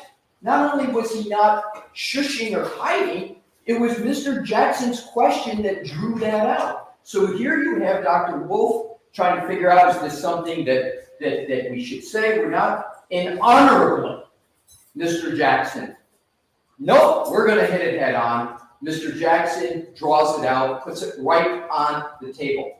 4 months before February 18th, and the whole world heard it live. Next, if you could, Your Honor, please go to page 60. I'm sorry. There's another point at the no. Let's go if we could. I don't want to take the lesser significant ones. I want to focus because there's many of them. I want to get to the more significant ones. So then we have on page 60, line 2. And then a bill from ARCA to the defense for $23,925. That's not a trial by ambush. That's getting duped. So I, Attorney Brennan, didn't know any of this. But I've tried a few cases, I've been around the federal court a bit, I know how it works. So what is the import of that statement? I didn't know any of this until I got it from the federal government. And we're talking about the invoice. No.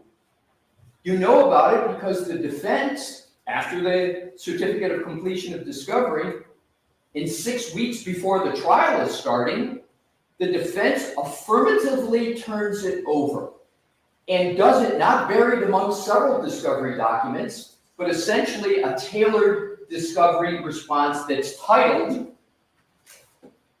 Karen Reed ARCA Reciprocal Discovery. That's not a very good way to try to cover up something. There is no statement about the date of the invoice on February the 18th. So people are left to wonder, when did it occur? When was this bill stated? The date's important for that invoice.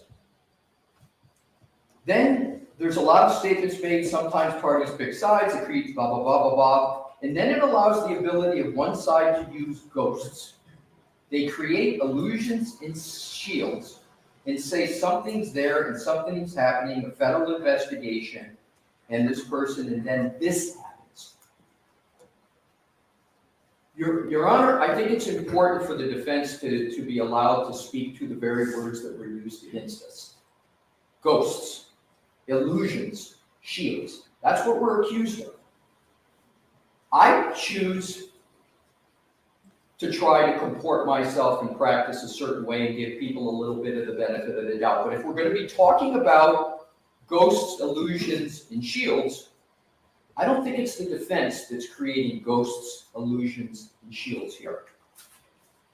The illusion, and it's more than an illusion, it's a statement of fact, is that all these documents came from the federal government. It's not an illusion, it's a statement of fact. Statement about federal investigations that were these are not ghosts, we're not creating it, but I'm not going to go any further on that topic. But the ghost word was used, in my view, the way I read it was, these topics we're making up, right? And we're hiding things, shield, right? We're shield, I interpreted it as, you're preventing us from getting this information, defense. And this is 5 days after we had provided it. Next line. Page 60, line 13. I don't care if the ARCA witnesses testify at trial. I'm very pleased to hear that. I don't care about their opinions. I'm pleased to hear that too. But I care that it's unfair, imbalanced, and hidden. Hidden. And that is based upon the faulty premise that we didn't turn it over and the Commonwealth got it from the government. There's no other way to read it. And the Commonwealth, like the defense, is entitled to discovery. I agree with that. The Commonwealth is entitled to discovery, and you got it 5 days before February 18th. Now comes to the court. All right, I'm going to take a recess. And I certainly, Your Honor, am not going to be so officious as to even delve into why Your Honor wanted to take a recess. But I will tell you what I thought and what I believe occurred. Your Honor listened to a completely counterfactual rendition of some of the most important issues of the day and frankly of the moment in this trial. And the reason I've got a little bit of an inkling is because what happened when the court came back. So what I concluded, after all of this, the court saying the break is, after all of these inaccuracies and piling on of inaccuracy after inaccuracy, there's a cause and effect in my mind between the several and serial inaccuracies, the break right in the middle, and then the court comes back. And I understand, I don't really, and I'm going to get to this, see the justice in terms of this presentation to the facts. And that's what we're going to be talking about, facts and representation. So here's what the court says. After hearing all of this, and I want to underscore something, Your Honor, and I'm not going to get too lofty with due process and notice, but it's important to hit some of these points. All of these topics that were raised were not in a motion. They were not in an affidavit. And I've had this issue before with other motions under what's required in an affidavit. In this case?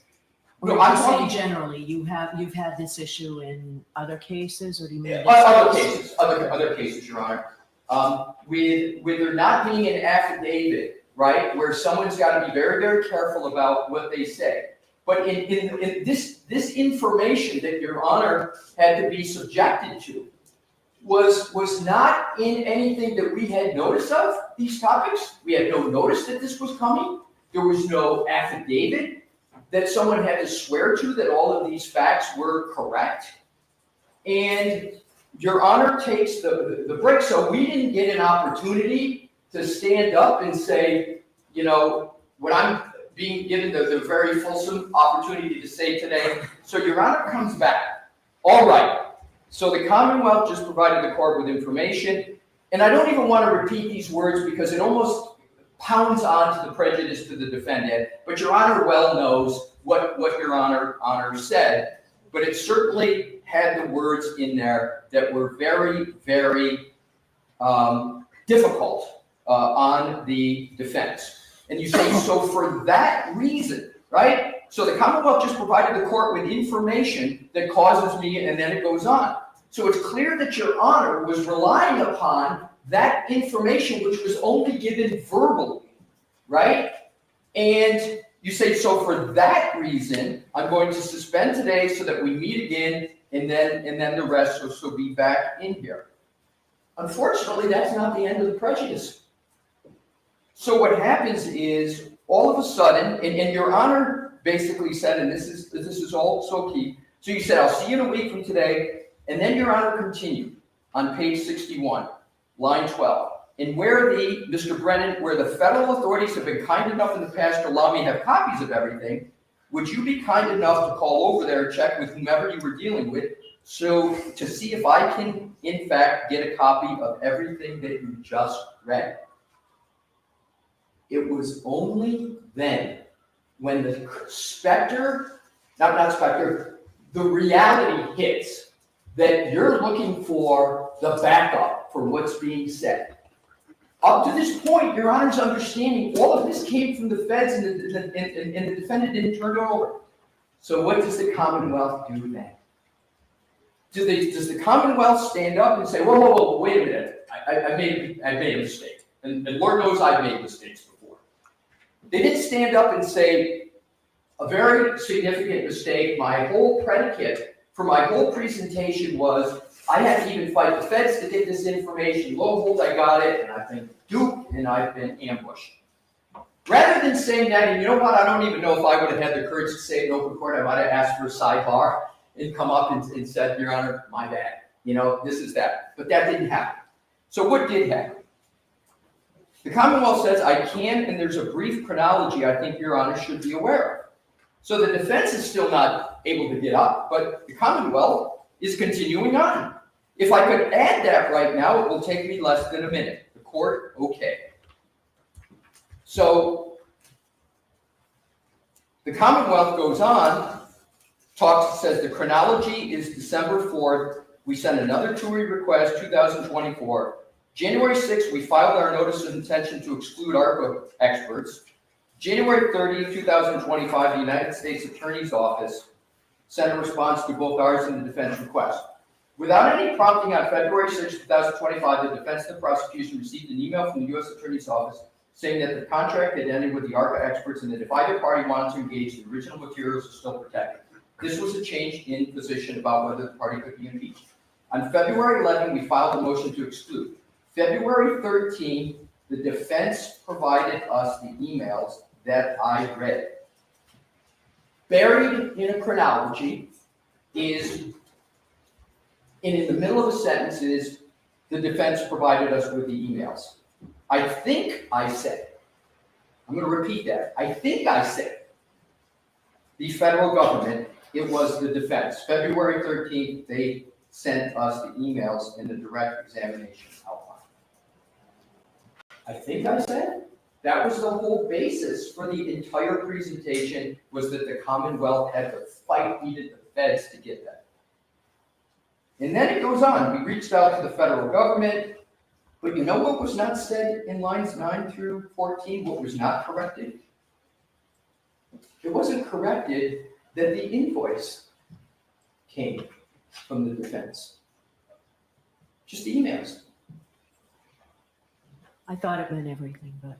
I don't understand how that conclusion can be drawn, Your Honor. It didn't say the defense provided us with all of the entire production. The defense provided us the emails that I read. There was no email with the invoice. The invoice was discussed as a separate item, and I can go back to it. When the Commonwealth was talking about it, they never connected it to the emails. So then we reached out to the Because I received a copy of it. Pardon me? I think it's because I received a copy of everything that had been referenced. Yes, but I'm going to get to the point about the importance of correcting misstatements, because 3.3A1, everybody focuses on the first sentence, which is, thou shalt not make a false statement of fact to a court.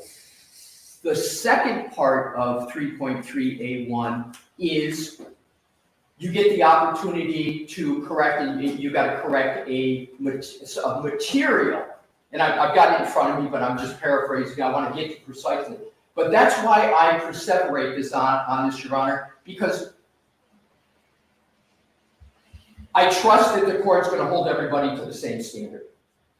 And so I think there is a proper inquiry. I don't intend to be officious as to what the court should do, but if we're going to start looking at comments of defense counsel, I believe we have to look at all comments. And again, I'm going to go back to my own view is this, being a lawyer in cases like this is hard. Being a judge in cases like this is hard. Mistakes are going to be made.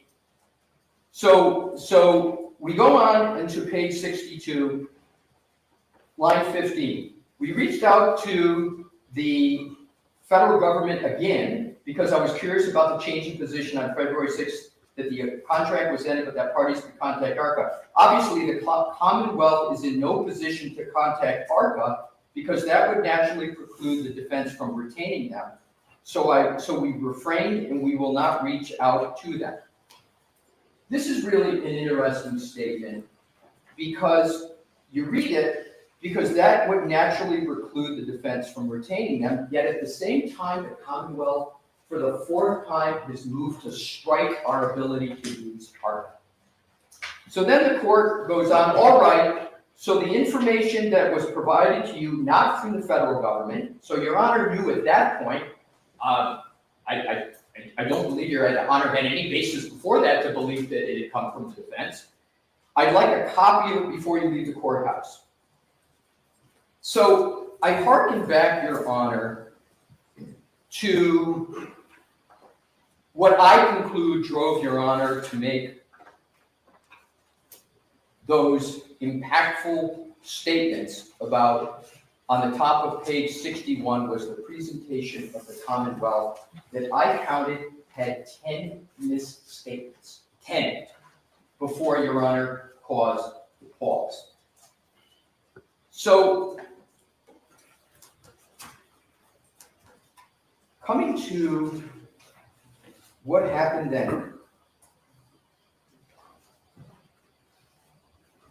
The Commonwealth, having not given us notice that this was coming, these topics, not putting any of these statements in an affidavit, we didn't have the ability to stand up. But I will tell you this, Your Honor, I greatly appreciated the week that we got, because I do believe that Your Honor intended that counsel be given, defense counsel and defense, a fair opportunity to go look at this. And that's the way I'll speak for myself. That's the way I took it, and I appreciated that. Because that's allowed me to go spend the time that I spent to try to do my level best to give the court an accurate rendition of the fact, because as an officer of the court, I believe that is a sacrosanct duty. And in a matter where the very issue is, what are counsel saying to the court and is inaccurate, I wanted to make sure I could do the best I can. Now, I may have made a mistake here or there, but I just want, and today, but I want to make sure that I recognize your honors giving us that week, and we try to take the best opportunity for it. So what happens? What happens after these 10 misdirections? The court's comments go viral.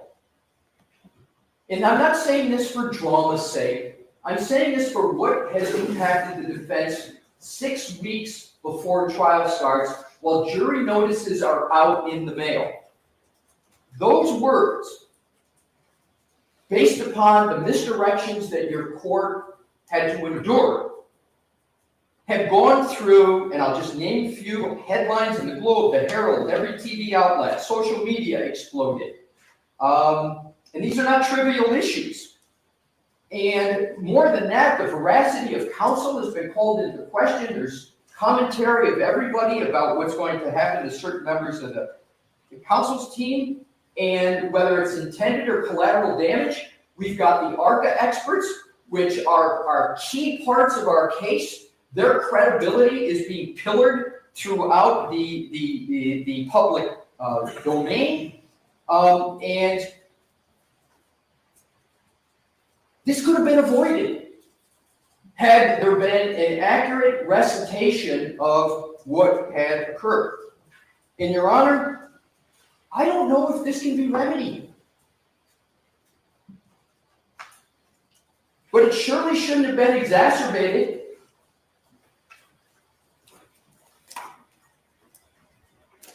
I would now like to move rather hopefully efficiently through the next step, which is to point to the Massachusetts rule and give the court my view, and I have to reference because Your Honor brought up Again, some. you don't have to tell me what you're going to do, Mr. Leslie. I'm sorry, I'll just go ahead and do it. My apologies. So now let's just turn to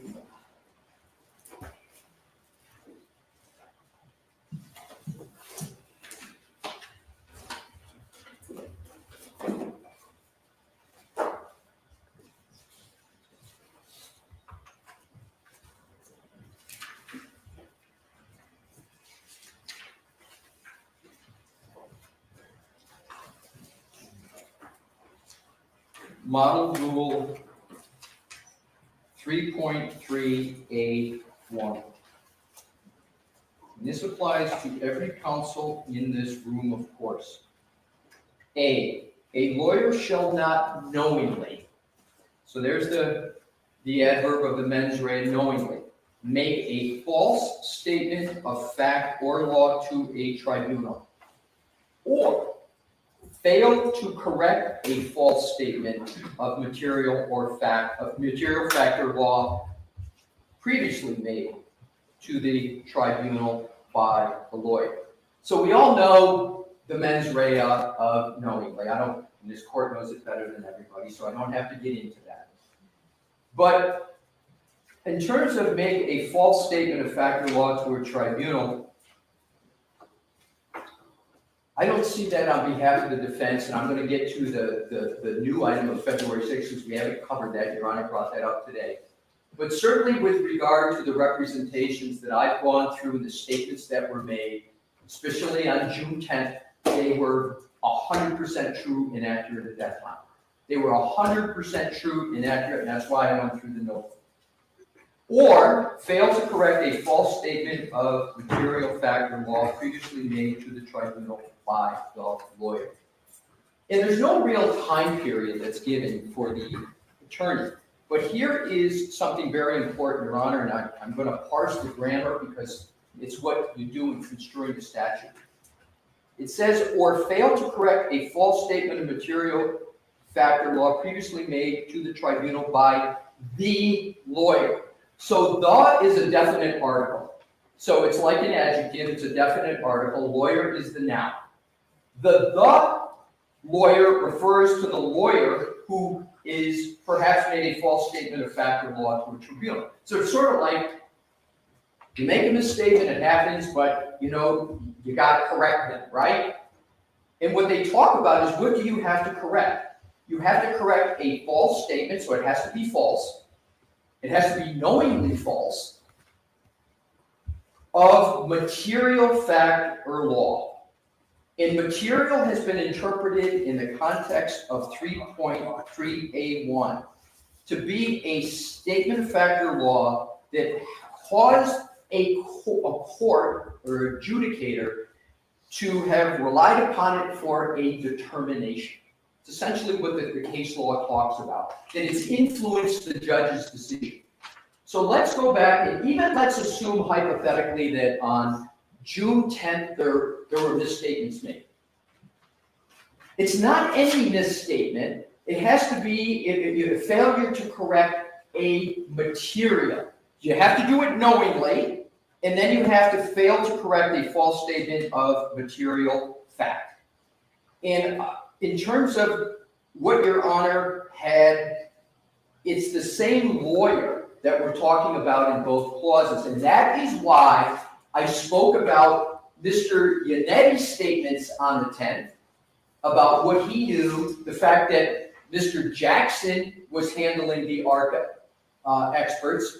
So it's important to be analyzing what lawyer is saying what and which lawyer is to be making correct to correct the statements. So I go to the analysis with regard to 3.3A1, and as I said, I'm keeping separate 3.3A1 from Rule 14 because they're different analyses, as the court knows. But I want to hit the one of the most important ones first. So there's not a false statement of fact or law to the tribunal, and I will stand here as long as Your Honor needs, if Your Honor feels differently based upon what I've said, or fail to correct a false statement of material fact. So what I'd like to do, Your Honor, is now go to what Your Honor brought up today, because I was prepared for the June 10th. I wasn't prepared for the February 6th. Do you need time? I don't. I have taken the time. I appreciate the offer. But I would like to draw your attention, Your Honor, because like I provided context on June 10th, I think context for February 6th is important. And so what I'd like to do is to go back earlier than what Your Honor quoted this morning, because I think the context is important. All right, so I have that entire transcript, like I said. Thank What you. page you at? I am starting on page 40.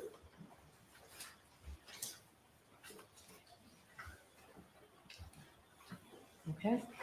I start with line 1. Mr. Brennan, correct. I had a conversation with one of the two prosecutors I spoke to, and the only means of trying to obtain information they suggested was through a TUI request. I don't think it's the Commonwealth's obligation to seek discovery, part of Rule 14, but I wanted to assist the best I could, so I made an assented to request, and they responded with a letter. I think you received a copy of it. Do you mind if I share it with? No, okay, I received it. I sent a TUI response, essentially rejecting all of my requests on multiple grounds. So to be fair to the Commonwealth, Your Honor, this is February 6th, and they haven't gotten our discovery, right? They're just still trying to get it from the government. They don't have it from us yet. The court, all right, can I get a copy of this? If not, I just need, and then Ms. Bugalton, you can retain that copy. Thank you. So I'm not going to stay here and read it right now, but all right, Mr. Brennan, of course. And so inevitably, I'm not making any motion right now, but I appreciate that as the proponent of the evidence, defense's obligation to give Rule 14 discovery. I do not think, even despite their testimony, they've complied with Rule 14. And so the reason I forecast this was because I appreciate the April 1st trial date. If the defense, through no fault of their own, is unable to comply with the discovery, I think that we're entitled under Rule 14. I will at that point move to preclude the risks. So I think the important in this snapshot in time is all of the discussion that occurred on February 18th, and I'm going to underscore this. That presentation was not about the substance of what was in the email. The Commonwealth never had an issue with that. It was all about they had to get it from the federal government, and we didn't turn it over. Your Honor obviously has read the February 18th transcript. You can draw your own conclusions. But on February 18th, they were not on the issue of anything other than they thought that they didn't get the material from us. So now we continue on. The court. Move to exclude the witnesses? Mr. Brennan, yes. The court. What do you say, Mr. Jackson? Mr. Jackson, I don't want the witnesses excluded. What do you want me to say? The court. I asked you all to try and work out something. The original protective order permitted that we can do in court anything that would rule. I expect you to say something a little more than that because, and Mr. Jackson, well, I'll wait to get this motion. The court, all right. Last time, Mr. Jackson, let me put it this way. The court, hold on a second. Last time we did Voadier these witnesses, it seemed to me that that was the logical conclusion. I'd be able to get both sides discovered. We did that. That seems like a logical alternative to the exclusion, right? Your Honor knows what you're doing here. I guess we can wait and see if I exclude it on a motion to exclude. It just makes sense to me to set that up now rather than wait. I don't know when they do that, when the Commonwealth, based on their witness list, recalls them, is that when you want to exclude it. So I sort of expected the defense would have some suggestion. If you don't, you don't. Mr. Jackson, and this is the key context. I can tell you this, the Commonwealth has exactly, this is an interesting and sort of different set of witnesses. The Commonwealth is saying that pursuant to Rule 14 and, exclusion and preclusion of a witness is a punitive sanction for Rule 14 violations. Ms. Reed has not violated anything. Why should she be penalized when the Commonwealth has the exact same batch of information that we have about these witnesses? And there's more context to that. I understand the import of these words so far. So I don't have any more information. I don't have any additional discovery. I didn't hire them. I didn't ask them to engage in additional protocols. So I've got nothing else to give to Mr. Brennan. He's got the same information I got and he got at the same time. What Mr. Jackson is referring to here is the disclosures from the U.S. government, not the disclosures that were going to occur on February 12th and 13th when we would get the certificate. We had the certificate of completion of discovery. We had 30 days technically to turn it over, but it got turned over on the 12th. So then it continues on, is important, the court, if I don't exclude it with other sides seeking a Voadier, we would not seek a Voadier because they're eminently qualified and there's no other discovery to give. They've provided, the federal authorities provided all the discovery that was attended to their analysis and testimony. So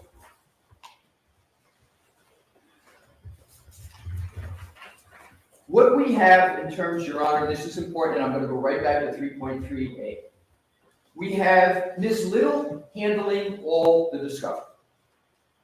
Mr. Jackson is not sorting through discovery, knowing what we got, not recalling what is in the possession from March 22nd, not recalling all of those items. That was Ms. Little's responsibility.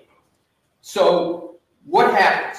What happens is Ms. Little handles the production, goes back and does the diligence that she always does, takes all that material, sends it over to the Commonwealth. On February 18th, the defense did not have the opportunity to address the issues that Mr. Brennan had brought up. But I now want to go to the statute and why it is important. Because the whole issue of discovery, the whole issue of batches of information was provided. And it was provided before, well before the 18, before any of these issues came up. And Your Honor, respectfully, whatever the court may consider to have been an inaccurate statement, there is no knowing misstatement of fact. Mr. Jackson has never, I can tell you this from personal experience, I don't see him ever touch one item of discovery in terms of here's what we're going to collect, here's what we're going to turn over. Never have I seen it happen. I've spoken with him, he can speak for himself. That's not, so there's, even if you take any read of February 6th, Mr. Jackson is focusing on and thinking the discovery is just what everybody has from the federal government. You've heard this many times. We can't produce more than the feds have, but we certainly, and I want to hit this head on, we certainly had those March 22nd, March 22nd, we had those emails at the time that statement was made. We had those. We had the direct. We had the clause, not running away from that. But the question is, at the time Mr. Jackson made those statements, he's focusing on the government, and he's not knowingly saying in his mind, oh, well, I know we've got these emails from way back when. And so with regard to the shall not knowingly, there's no evidence of knowingly here, and I don't believe, respectfully, there can be an inference stated. When I've looked at every single case where the court can look at the circumstances, so knowingly is not merely a subjective question of what an attorney has. The court is entitled to look at the circumstances, and the case law says should make an objective determination on knowingly. But the cases, and I can give them to Your Honor, the cases are legion, that the court cannot draw an inference from no fact to conclude it was knowing. They got to have some basis, and I'll give you some examples. What happens is if, let's say somebody, one of the leading cases is unfortunately a woman attorney who was in a bad divorce. She had financial statements, and she made misstatements in fact about the financial statements. And then the question became, did she knowingly know it? And what the court did, she said, no, I didn't know it, I didn't remember it, I was under psychological stress. And what the court did was they went and they looked at the circumstances and saw emails and conversations she had with her accountant, where she clearly knew about those statements, and she told the court she did. So there's an example of you've got to have circumstances that the court cannot just jump from a lawyer said this to it's knowingly without some basis. That's why the mens rea is there. So in turn, and that's the February 6th, respectfully, that's the only aspect of, and I went through all the others, that even comes close to a false statement of fact by Mr. Yannetti or Mr. Jackson. In sum, Mr. Yannetti's statements on June 10th, all completely accurate, Mr. Jackson's eliciting of the direct testimony at trial when he asked, have I ever asked you specific, questions, etc. That's completely true because it was Dr. Wolf who sent the questions in. So we now are left with February 6th, and I've given you that construction of the statute. My last point, Your Honor, is going to go to the Rule 14, which is, and I'm going to spend a very short amount of time on this. Now that the Commonwealth knows that the discovery came from the defense, I want to go back to, please, the February 18th transcript, because I want to keep separate analytically the ARCA from defense counsel, because obviously for Ms. Reed is obviously very concerned about her defense counsel and her choice of counsel, which is going to be my last legal point. But in terms of what occurred, I want to go to and quote the Commonwealth on the transcript. I am on page 62, line 18. Obviously, and by the way, this is toward the very end of the 18th. Obviously, the Commonwealth is in no position to contact, et cetera, and what does that relate to? If Your Honor would go back to page 60, line 13. And it's a repeat, but I didn't get to the point here. I don't care if the ARCA witnesses testify at trial. I don't care about their opinions. But I care that it's unfair, imbalanced, and hidden, and the Commonwealth, like the defense, is entitled to discovery. Key line. So if they can produce the discovery, I welcome ARCA. I want to repeat that. You don't need to. I'm sorry. Okay. So my point is, we produced the discovery. Why is there still an issue with ARCA? These aren't my words. So I want to cover, before I get to the Sixth Amendment issues, the point that ARCA should be allowed to testify. We've complied with our Rule 14 obligations. There's no prejudice. They have the discovery. They've obviously had from the government a long time everything about ARCA. So I want to touch that base to make sure that either intended or collateral damage, that ARCA still gets to testify, because it's a key part of the defense here. Now to the Sixth Amendment. The United States Supreme Court has held repeatedly that a defendant's Sixth Amendment right to defense counsel of their choice is a root basis of the Sixth Amendment. Is it an absolute right? No, Your Honor. If counsel does something so egregious, does it correct it? The Sixth Amendment gives way to the need for the court to have candor, the need for the court to have decorum in the courtroom. So I understand that. My presentation today was as an advocate, of course, foremost, but also to provide all the information. So when Your Honor balances that sacrosanct Sixth Amendment right with whether or not there has been such a level of conduct that can be diluted or trumped. And I give Your Honor United States versus Gonzalez-Lopez, 548 U.S. 140, 2006. And in that case, there was violations of the local rule. And the court, and the court struck their counsel for that. And the U.S. Supreme Counsel pro hoc vice, or was that?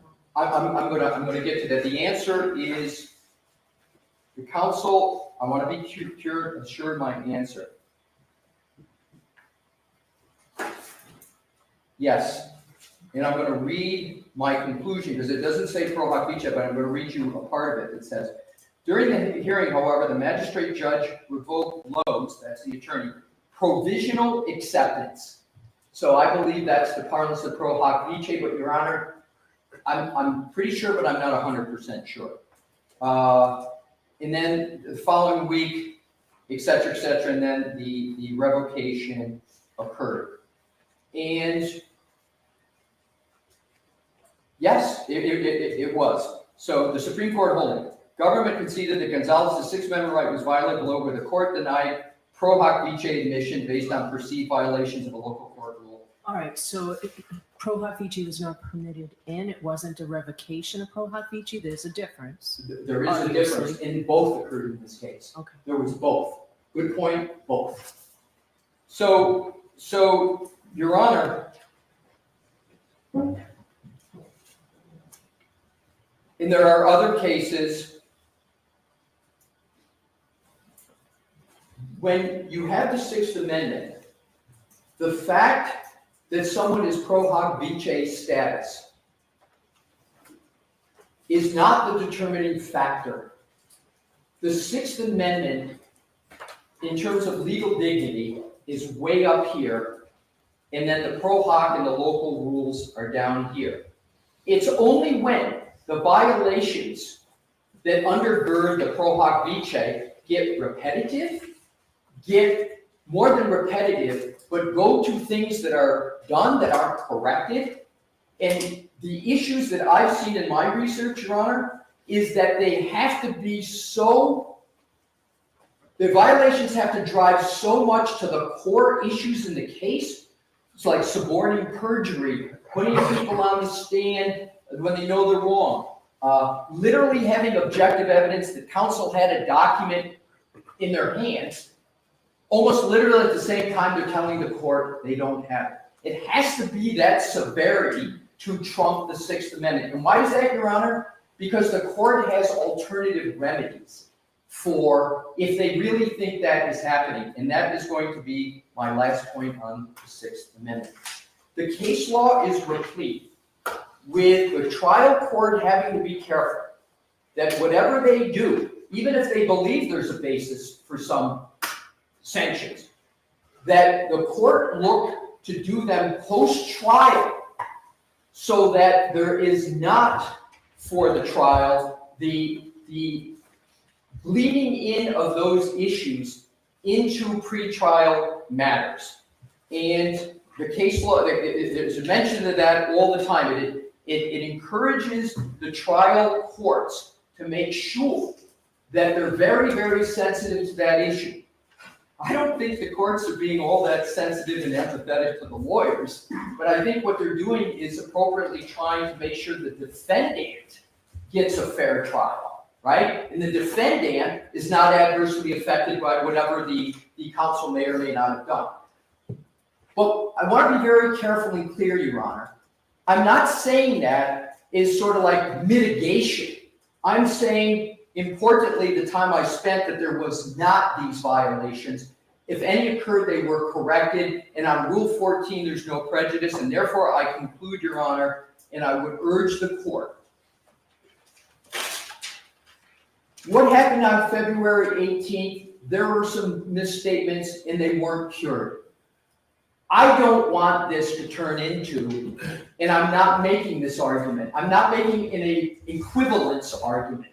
I'm not saying, okay, now let's turn to the Commonwealth. To the contrary, Your Honor, and I hope I provided a factual and legal basis.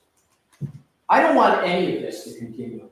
I don't want scrutiny of the Commonwealth statements on February 18th unless there's going to be continued scrutiny of the defense counsel. And I don't say this as a camouflage or a shield. We've got a lot to do between now and April 1st. The last thing I'm sure the court wants or anybody wants is to have something happen where that date can't be met because of whatever actions come out of this. My hope is that we all understand we made mistakes. Mistakes have been made clearly by both parties. And I would urge that the parties, not talking about the court, the parties take a breath, a deep breath, and focus on the matters that are important, which is how can we prepare to make sure that the presentations to the jury are candid, truthful, and most importantly, effective so that jury can make the best decision. There's a lot at stake here. The issues are momentous, and that is the focus of the defense. And I, again, conclude, but I would ask that I have, if anything said, if Your Honor has any concerns, I would really appreciate hearing them so I can take them on. Mr. Jackson, Mr. Yernetti, any questions Your Honor has, I would greatly appreciate it. My presentation notwithstanding, if there's still concerns with the court, we will take them on as best we can and certainly candidly. Thank you. All right, I appreciate that. Before I give the Commonwealth an opportunity to respond, I need 10 minutes. All rise.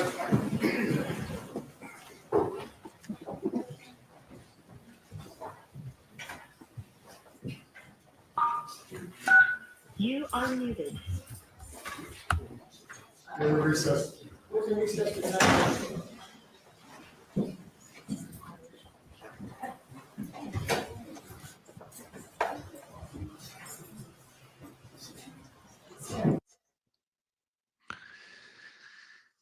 So has, oh, why do I have a delay here? And an echo my thing. So did he succeed in potentially giving the judge an excuse to not take the drastic step of taking away his pro hoc vice? What do you guys think? I feel like did he even address the main points? Like, so, because he just went on and on forever. So I feel like I couldn't, I don't know. I don't know if I missed it, but I was like waiting for like the good part. How are you going to explain the trial prep on the bill? I didn't really remember him saying anything about that. Everything else, basically, it was like one of those like group chats where like you never get to the point. It just goes around and around, and he kept revisiting the same topics over and over and over again. And that's how you know he's full of shit. Because if the truth is simple and blunt like a text from your dad, right. It's a full sentence and that's it. So, I mean, did you hear him address the bill saying trial prep on it? Not really. No, I mean, his argument seems to be sort of like, no harm, no foul. This is a new trial. Look, they weren't lying exactly when they said there was no payment. They hadn't paid them yet. They're really missing the promises and inducements there, because there was talk of a retainer as early as March, but that was never really addressed. And then at the end, he kind of reverted to, well, Jackson doesn't know anything about discovery. He doesn't touch discovery, and it's somebody else's job. So they're not knowingly lying. It's such bullshit. And even if they were lying, those lies weren't material. And if they were lying, the other side lied 10 times. So you got to do the same thing. And finally, if you're going to do some kind of sanctions, is something short of taking away Jackson's pro hoc vice. And Jen made it here. Hi, Jen. Hi, how are you all? Can you hear me? Irrationally angry right now. I'm going to be honest. Like, I had to actually walk away towards the end, because once it blew past the 45 minutes, I was like, I can't, like. We do hear you, Jen. I just want to make sure Jen hears that we do. Yes, we hear you. I have literally flown across the country. I have eaten. I have worked on a presentation, and he talked that whole time. It's really astounding. I know. That he was allowed to do that. That he was even allowed to do that. Mm-hmm. But I thought I'd come on really quick. I still have a little bit more preparation to do. But I heard a few questions that were being asked just regarding some of the federal stuff. Also, any expert witness questions that I thought maybe I could address if you guys had any. Sure. I just want to say maybe quickly. You don't. I just want to say quickly, this is good practice for me. It's like, so I just found out. So they messaged me last night. Court TV did, to see if I'd go on tonight. I said yes, but I just got a message. They're going to do something different tonight, where they're going to have like a 4-person free for all. So it's very hard with 4 people, because you don't want to like interrupt someone. You're not sure when to jump in. So thank you for this practice. Does anybody have any questions for Jen on witness preparation? I do. So is it normal to, go back and forth and talk about topics that you want to avoid, or, anticipate what the opposing side may ask and how you're going to answer it? Or is it more objective and organic than that? Are you talking about in regard to this particular hearing, how it's been handled? I just mean when we're looking at some of the preparation that was done with Dr. Wolf. Dr. Wolf is saying things like, yeah, most accidents with pedestrians do happen at night, but I don't have to say that if you don't want me to. And we should anticipate that the they, meaning the Commonwealth, are going to ask about me not directly viewing the car. We need to make sure the jury understands that I didn't have to. Is that like normal, or? Well, I will say it's normal to go over certainly your testimony prior to testifying as an expert. But typically they have, and in this case, they prepared an expert report. When you prepare an expert report, it kind of puts the botch, it's not necessary anymore to really pre-try you, because they see what your opinions are. At the end of the day, your opinions should be your opinions, and they should not be able to be manipulated by attorneys. So I can tell you, from my point of view, is whenever I do an expert report, that's it. And there's very little, they might run over a couple of questions just to make sure they have it square what you're going to say. But the bottom line is you're in a very specific role, and that is to provide your opinion based on a set of facts. So there's really, no pre-trying, or at least not a lot of pre-trying necessary. And to say those words, I have to say I took a deep breath when I saw that. Well, we don't really have to say that. I mean, that is just reeks of not being above board. Right. And like, how far back did that go? Because he's saying that now, like, how does he already know he's on that team back in March, right? Key question. Oh, they knew. Jen, did you find any of that level of communication between, and of course it's a unique situation here because the feds hired him, but did you find any of that level of communication between the defense and the ARCA guys unusual or suspicious, or was it more normal? Well, the thing that I found suspicious was the fact that they were under particular federal parameters, and that is what made it special. And whenever you're in a situation like that, you don't get up against the line. This is not a situation where you want to operate in the gray.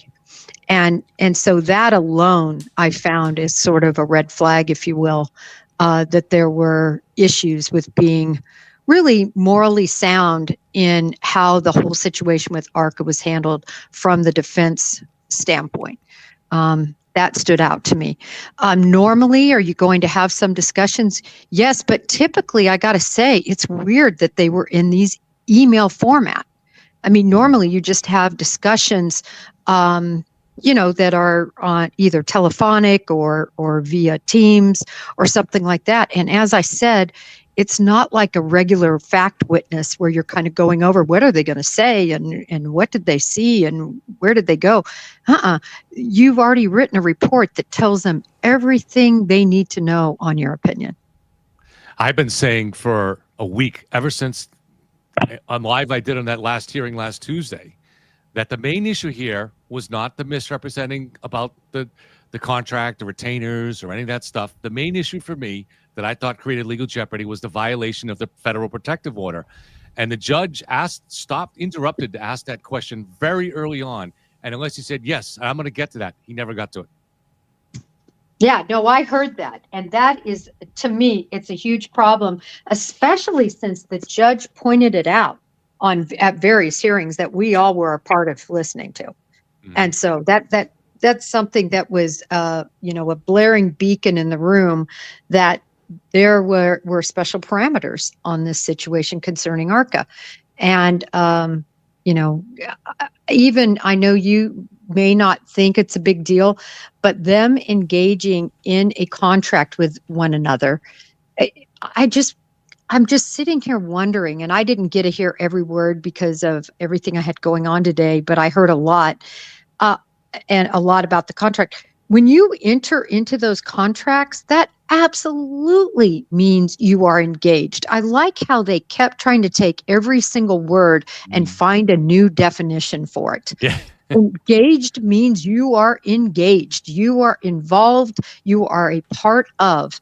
And for them to, play this bizarre game, I was thinking if I were Judge Cannoni, and bless her for being patient, I would be so insulted. And I can tell you the federal judges that I know would be so insulted at the, seeming mind games that were played throughout that, like they were going to try to convince her as to something that wasn't. And it just kept going on and on. It was really something.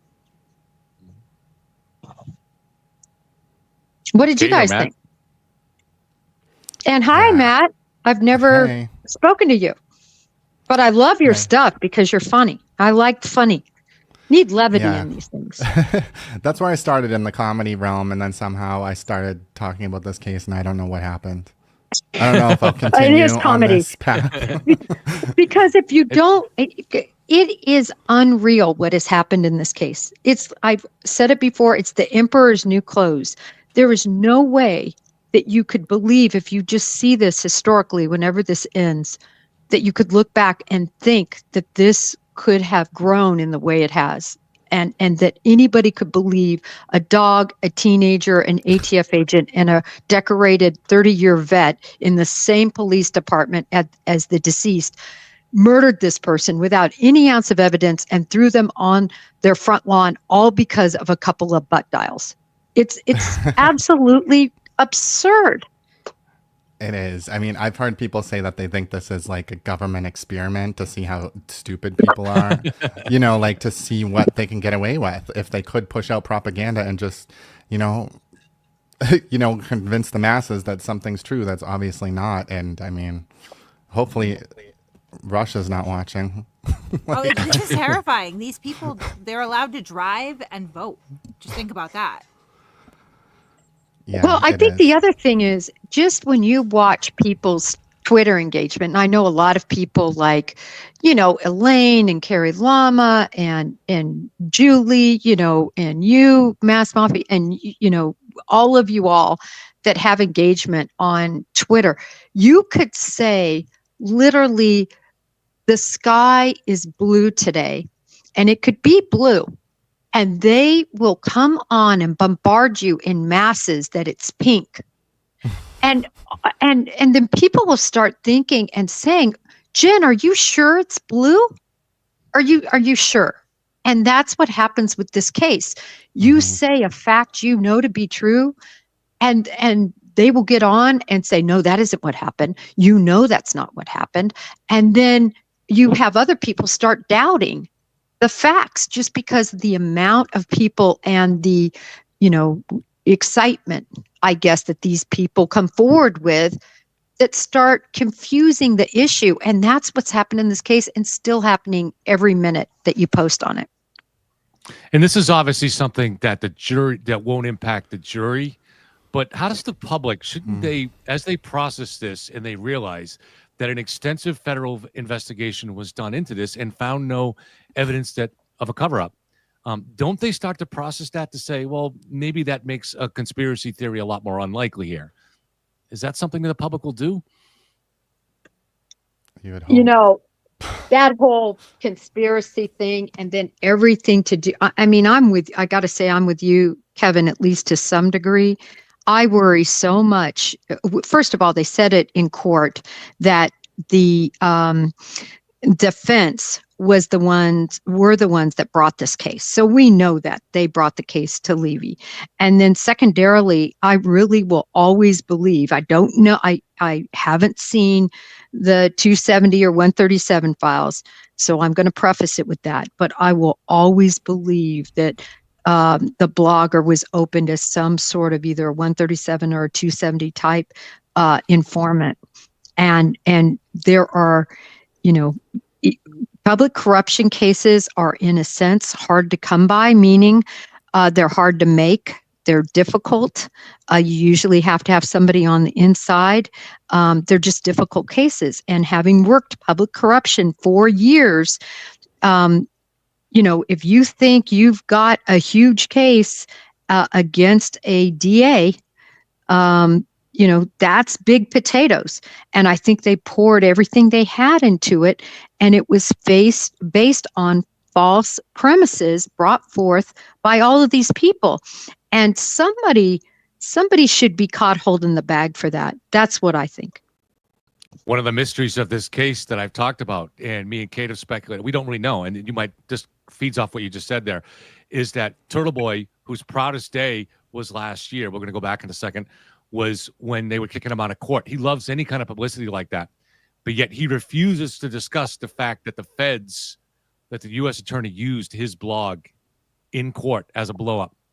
That's indicative. Somebody has, I'm not saying that a federal person told him that, but somebody has. Let's go back to the... Counsel. So while memories are fresh, I just want to ensure the accuracy of what was just said. So I'm certainly not going to order counsel to answer my questions. You don't have to, but I am curious. So we're going to start with you, Mr. Unetti. Yes, ma'am. As an officer of the court, is there anything that you dispute that you just heard from Mr. Alessi? And what I'm particularly concerned about is what you knew or what you didn't know. What he said was entirely accurate. Okay? Mr. Jackson, same questions. No, and I would simply elucidate with regard to the February 6th sidebar comment. As I look back at I didn't remember making the comment one way or the other. I didn't remember that sidebar. I did. Well, I'm sure the court did after it looked at the transcript. No, I no, did as well no, after I no. looked at the I transcript. did long before I looked at that. Right. The context of that, what was in my brain when I said we don't have anything else to give, which when I reviewed the transcript, was very clearly the federal batch of information, what we refer to as the federal dump. I did not have in my head at all emails, communications, things of that nature, the small. Invoices, payment. No, nothing. Because the context of what Mr. Brennan was talking about, being frustrated about, were his TUI requests concerning the federal batch of information. And that's when I was making the additional statement. We don't have anything that they don't have concerning the federal information and the background information for the ARCA experts. That was it. Your Honor, if I could, this is. Nope, hold on. Ms. Little, it was just thrown on you that that you're responsible for all discovery, but the same question, you, and again, you don't have to answer, but is there anything that you dispute in the accuracy of what Mr. Alessi told me about what you knew and what you didn't know and when? No, Your Honor, I would just add that as soon as the court issued the order, I obviously was not in court that day, but as soon as the court issued the order that ARCA reciprocal discovery be provided, I gathered those documents and I provided it. So that was the, I guess, prompt for going to look to see if we could satisfy the 10 things that were outlined by Mr. Brennan. Okay, so I'm going to hear from the Commonwealth now. It does not look like we'll finish this today because we'll be ending around 4 o'clock. But I will hear you, Mr. Brennan.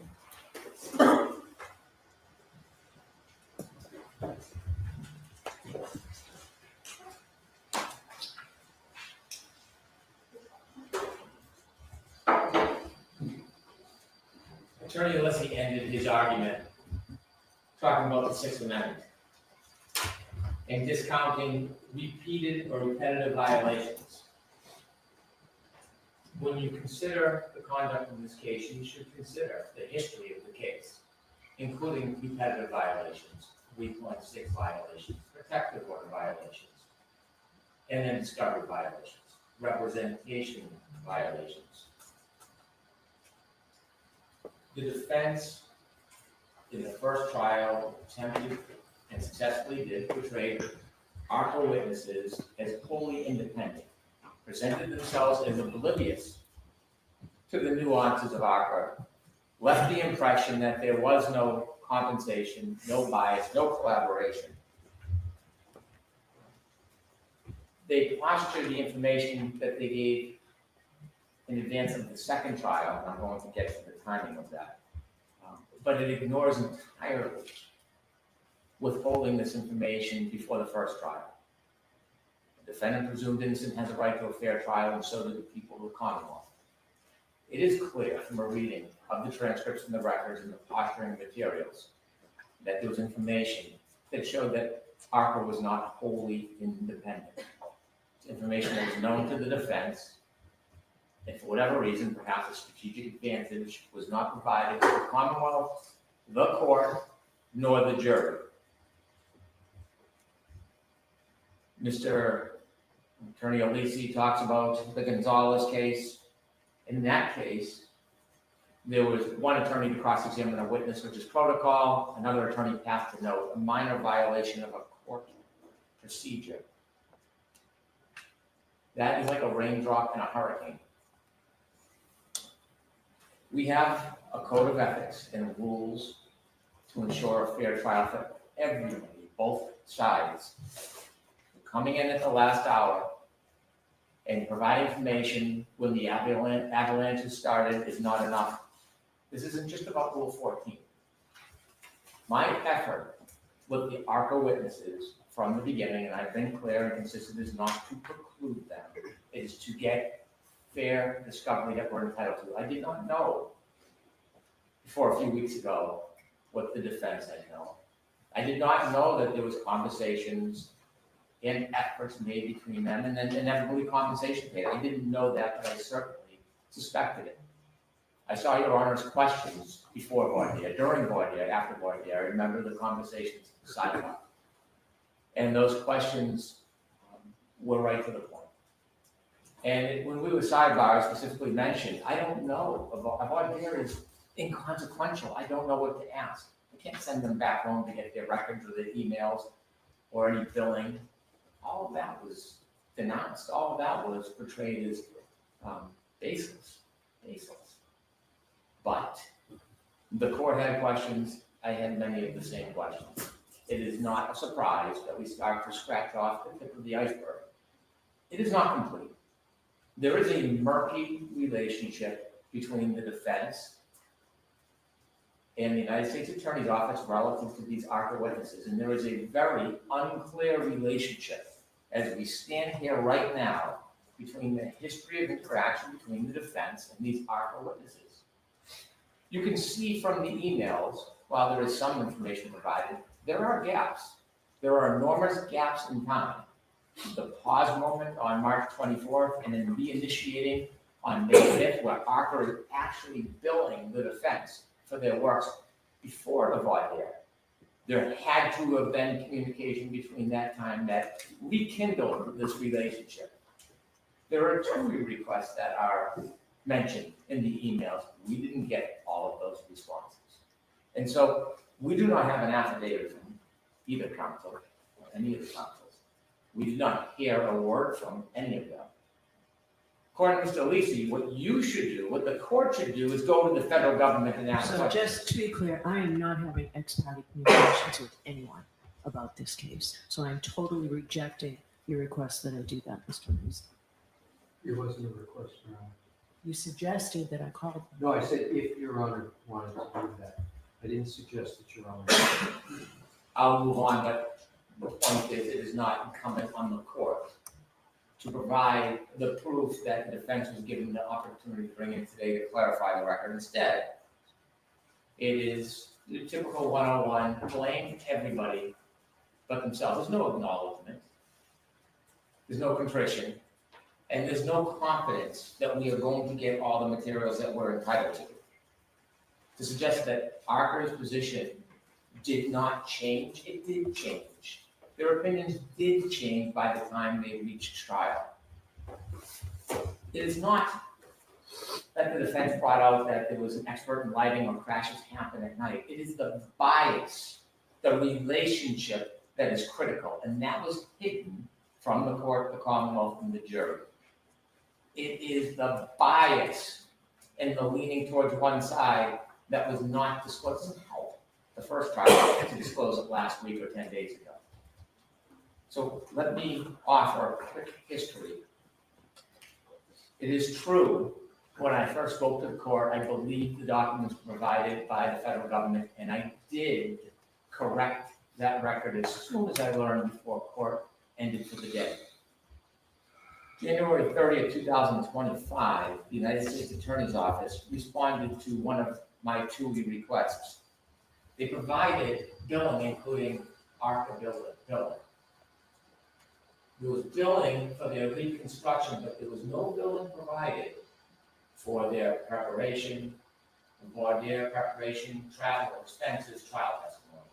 That information was provided to both sides on January 30th, 2025. It seemed at that point that the federal government was being at least a little more responsive, although not correctly. No bills other than what the ARCA experts did in putting together their demonstration and their accident reconstruction. February 11th, I filed on behalf of the Commonwealth our motion to exclude the ARCA witnesses. On February 12th, the United States Attorney's Office gives us new emails. And those emails were between the defense and the United States Attorney's Office regarding their request to use ARCA witnesses at trial. It's not a surprise that on February 13th, on the heels of these more productive disclosures by the federal government, we then received the disclosures from the defense, which are the emails regarding conversations between Attorney Jackson and Dr. Wolf, and the invoice for billing. Now, I did misspeak, I corrected it, But it is not the source of that information. It is the substance of that information which is critical and relevant. It is that information that should have been known to the court, the Commonwealth, and the jury at the first trial. And it is also that information, when you compare it to the representations that have been made prior to trial by the defense, that has import. Before, and I'm not going to belabor this and go through the comments, most of them again, but it is important before I get to the representations. The court does consider pro hoc vitae. We have one licensed attorney in Massachusetts who's carrying 3 pro hoc vitae attorneys with the request for a 4th to ride on that same license. There is a responsibility, respectfully, to Attorney Inetti, fine attorney, an excellent attorney who I admire, but there's a responsibility so that there are not a number of pro hoc vitae lawyers doing different things and then later plausible deniability. When we send emails, if I should miss one person on an email, I will receive an email telling me that make sure everybody gets every communication. I've been corrected or redirected many times when we've left somebody out on a communication. Pleadings are signed by all parties. They come through the bar card on that table. And so to try to parse or mince or put a slight on words to suggest that things are done independently and there's no responsibility for the defense when a representation is made that's inaccurate isn't enough. It doesn't assure that in the future it won't continue. Now, Mr. Alisi said there were rules of the road. This was before his time and mine, but I've read the discovery. There were no rules of the road. There was a protective order. And the protective order was clear that there was no discussion outside of court about the federal material. And there was nothing in the protective order or direction from the U.S. Attorney's Office that the Commonwealth had any right or privilege to contact any witnesses. Everything is done by the book, by regulation, through TUI requests. So I have to say, I've never seen the protective order. I received a stack of discovery that the federal authorities were kind enough to get to me in advance of trial last time, because Mr. Jackson had told me he understood that I was operating from a place that I didn't have enough knowledge, essentially, of what was going on. So I received those 3,000 pages plus. I did not receive a protective order. I don't know that I'm entitled to it, but it would be helpful. I don't want to take it if I'm not entitled to it. I don't know what the parameters are. Your Honor, we have a copy of the protective order. I did ask the counsel if there was any limitations to it, and I don't have a certain answer. What I'd like to do is Call over inquire. there, please. Yes. All right, if I can have it, I'd like it. It would help guide me through this. If I can't have it, I'll just go with everything I've done. May I have a moment to speak to counsel? Sure.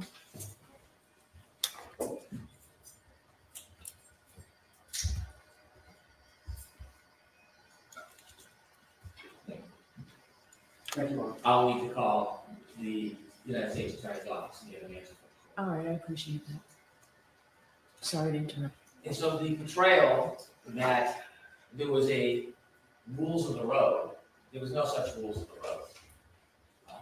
road. Neither Attorney Lally or McLaughlin ever contacted any witnesses directly because they understood that that was precluded.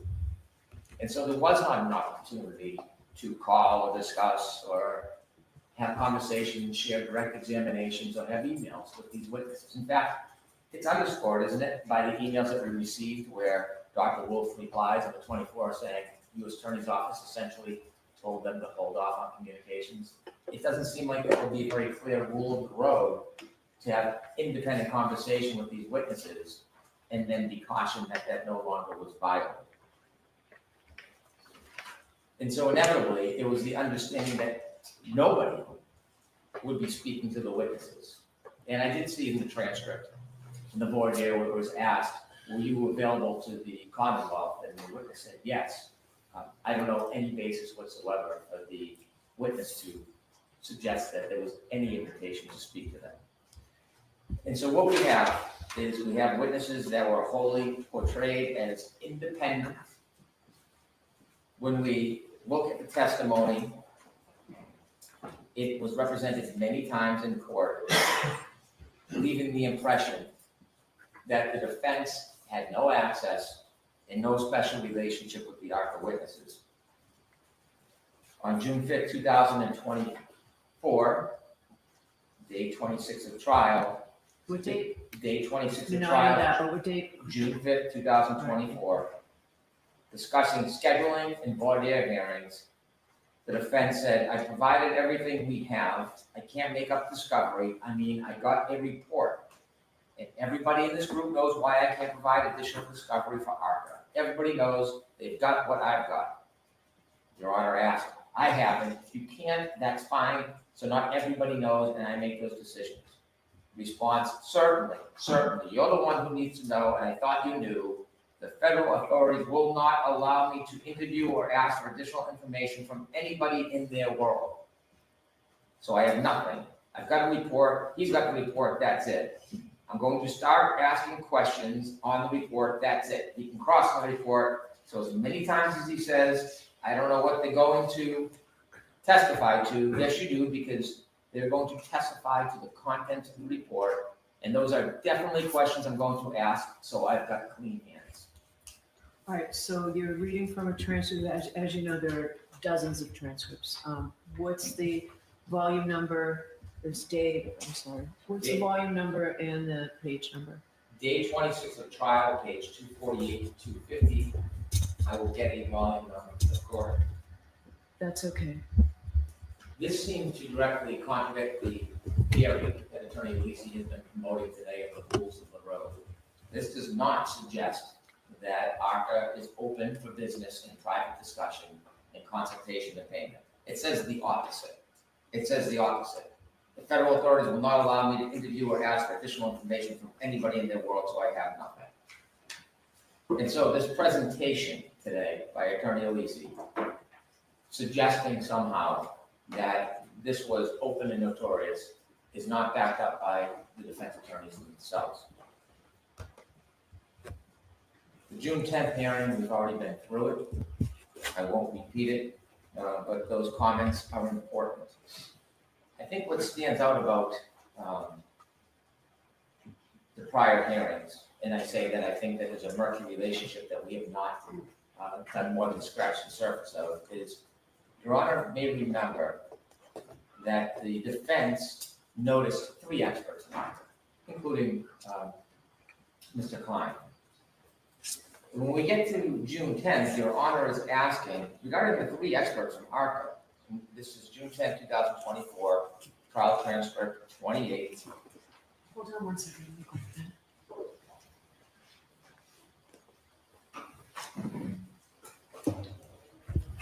I believe it's page 12. Okay. And you were asking about the 3 experts from ARCA.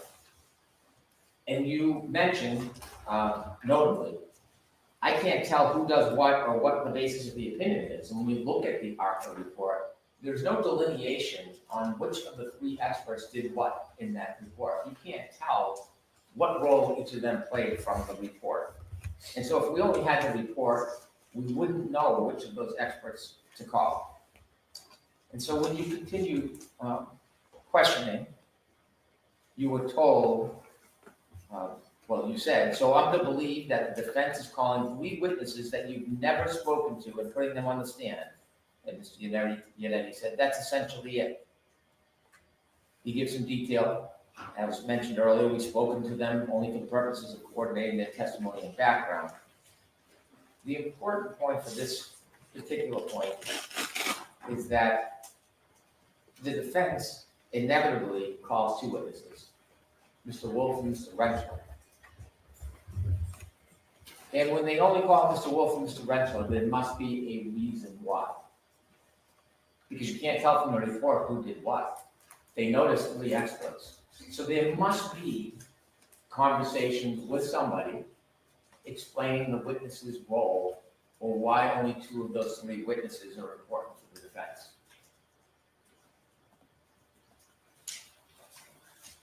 And so it is clear from the absence of information, there are much more communications that are expected to be in existence that have not been provided.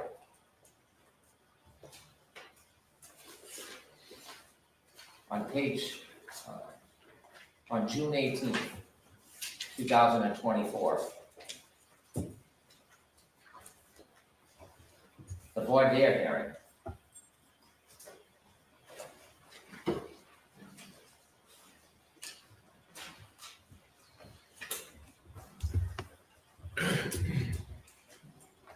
The court asks, well, I thought that you would help. I've got the transcript. What page you want?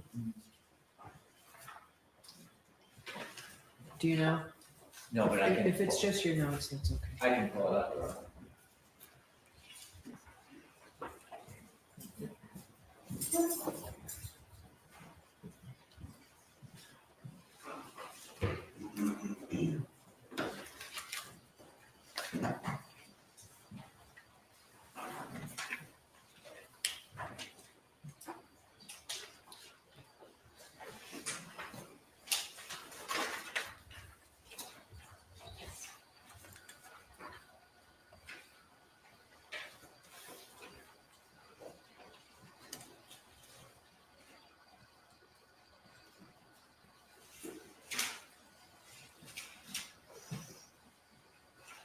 Page 4, line 11, the court asks, so the understanding of the voir dire is that this is for the Commonwealth's motion to exclude this testimony. All right, that's what we're here for, the Rule 14 violation.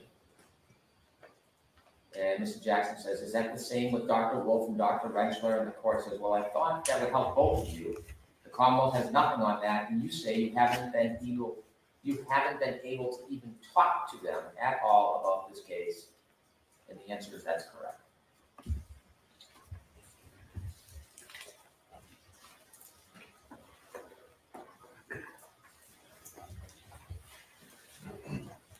Now, refrain from my opinion and characterizations. Unlike the defense, I think that the transcript speaks for itself. I'll let it speak for itself.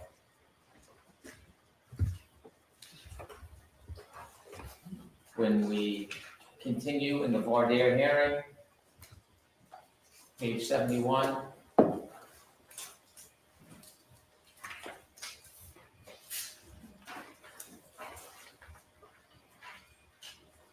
Okay.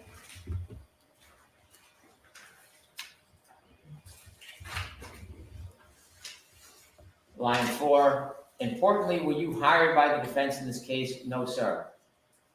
Before this morning, when you walked into court, had you and I ever met face to face? No, sir. Now, this illustrates an important point. That is technically true. But what impression is that making to the court and to the Commonwealth? Is that a genuine impression consistent with reality? Line 20, the person to my left, the female to my left sitting here, have you ever seen her before? Nope. Do you know who she is? Yes. And so there is direct and indirect commentary, questions, presentations that reinforce that the defense and ARC are wholly independent from each other.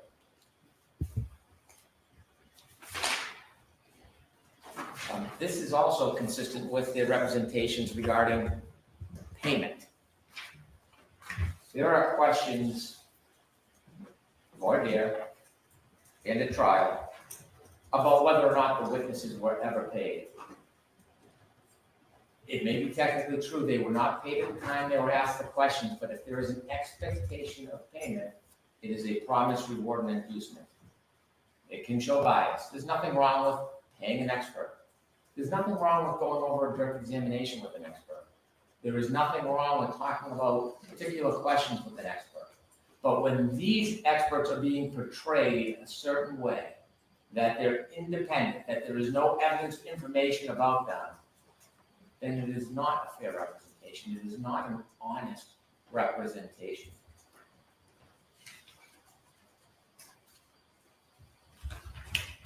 Now, it wasn't until Your Honor asked today that we even knew that the defense paid this bill.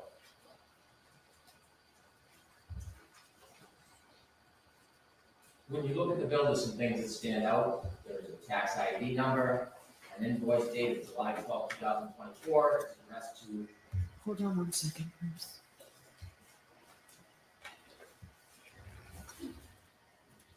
Okay. It's addressed to Attorney Jackson, and the position that the defense takes, Attorney Lisi takes today, is this came out of the blue that they had to pay. Apparently, everybody in the know knew the defense was paying for this expert, other than the defense. Our experts knew, Dr. Wolf knew, Dr. Rensler apparently knew, the federal government knew. When you look at the bill, there are things that stand out that are so notable that you can't go back and try to twist them or change them. Look at the first entry of May 1st, 2024. That is before June 10th.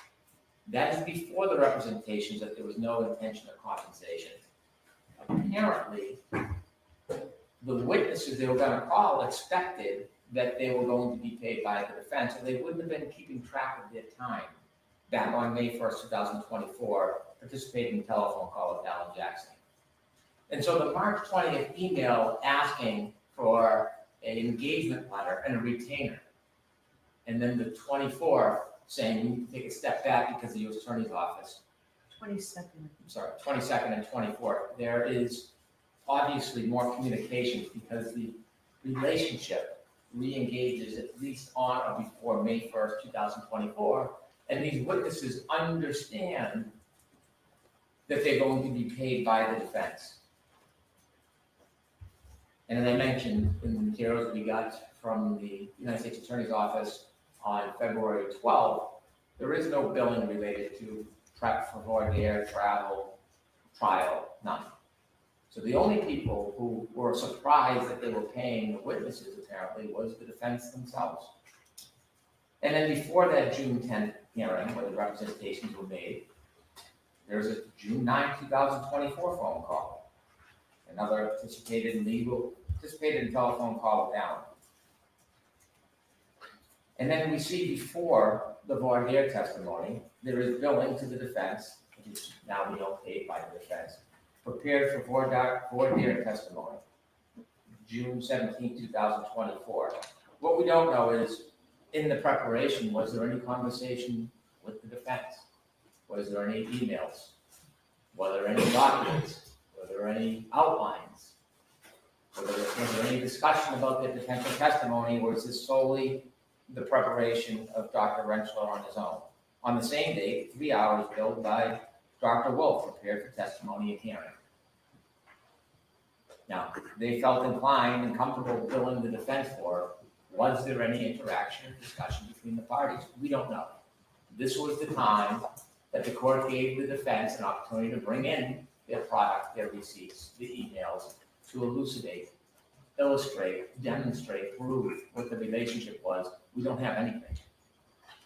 We have nothing more than we did last week. On June 18, 2024, a round trip to Norfolk Superior Court by Dr. Rensler, and also separately for his testimony, 8 hours billed, 12 hours for Dr. Wolf billed to the defense. June 21st, Dr. Rensler prepares for his trial testimony, bills the defense, 5 hours.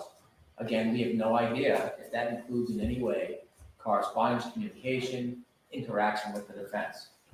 June 21st, Dr. Wolf, the same, prepares for trial, 6 hours.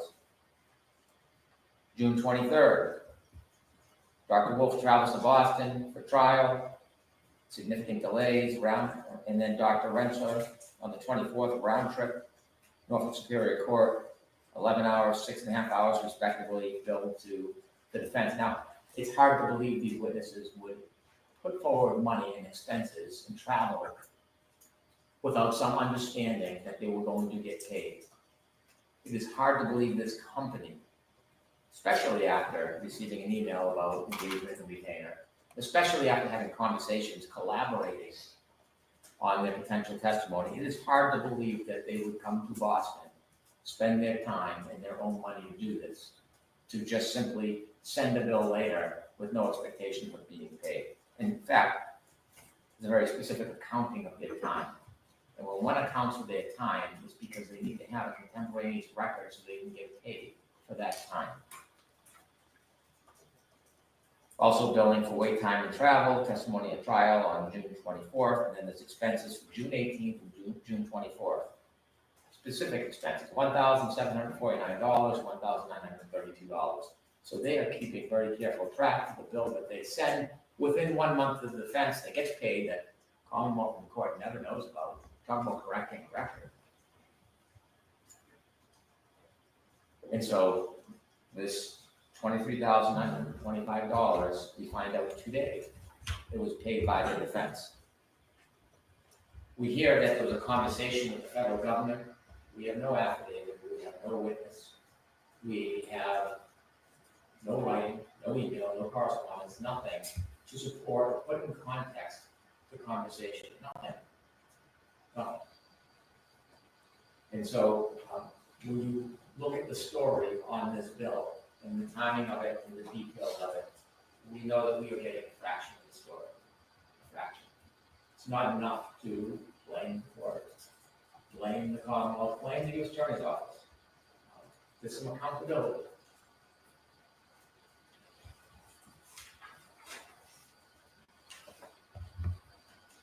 In addition, when you look at the totality, the representations made in court, we also, at some point, are going to address the Commonwealth's position of violations of 3.6, not the motion. It's interesting that after the last court hearing, well-known reporter, very reputable reporter, Christine Rex, asks Mr. Jackson about paying the bill. And what I'd suggest more 3.6 activity. Quote, no, of course not. That was the position last week.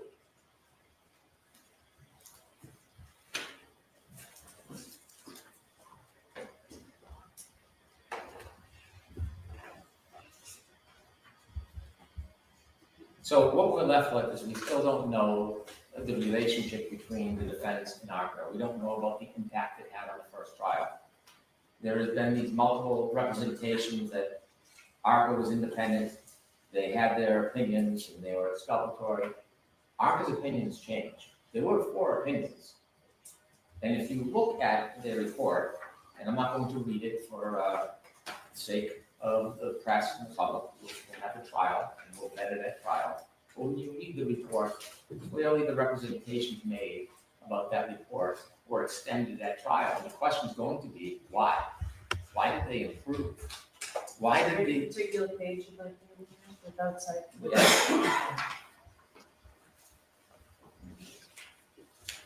If you look at the first page. Yes. Yeah, You don't have to read any of it, you just tell me what paragraph.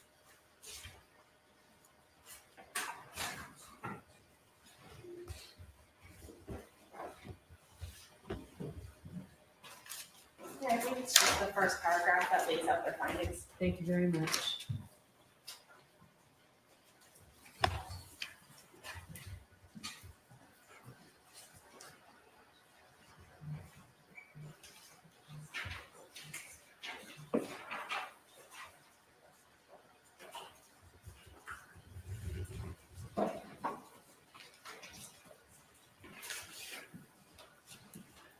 And actually, particularly note number 4, and both publicly, tentatively, but also at trial, the parameters of that were extended substantially.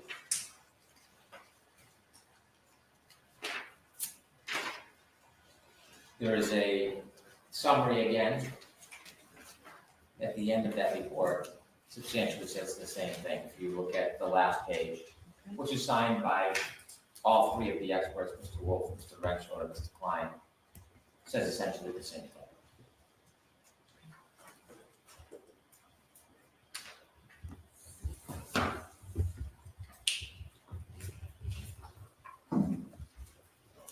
So we'd be oblivious if we stood here and said that the relationship between the defense and the experts, there was no relevance to bias or motive or desire to please, because clearly There's a change, there's an expectation of payment, there's communication. And to suggest that an outline was provided so close to the testimony, therefore it shouldn't have been shared, it isn't just what's in that outline. It's the fact that they have the relationship. Attorney Jackson may have brought out that accidents happen often at night. It's not the point. The point is that the ARCA witness is willing to forego that information as a benefit to the defense. That is the heart of what is missing and what is hidden. And so there are a number of instances, 3 of them, in the outline where the ARCA clearly is trying to accommodate the defense. And by representing to the court that there is no relationship, the hands are clean, they have no information, is not only not accurate, it is misleading and unfair. So we know there is more. The question is, will we get it before trial? I have another TUI letter going out this week. I don't know how long it will take to respond to it, and the TUI letter is not going to be thorough and complete. It's just not the way TUI works. And so we are in the same spot. Well, actually, we're in a better spot. We know now about the relationship. We know about the potential bias. We know about the payments, but we don't know the full scope of it. And so we are entitled to that information. We don't know what conversations, communications the defense had with the ARC experts that the federal government doesn't know about.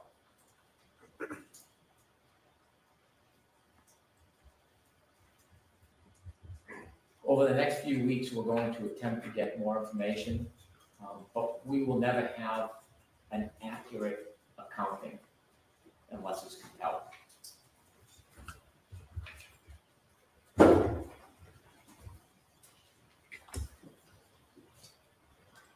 Your Honor has mentioned the sidebar, Which one?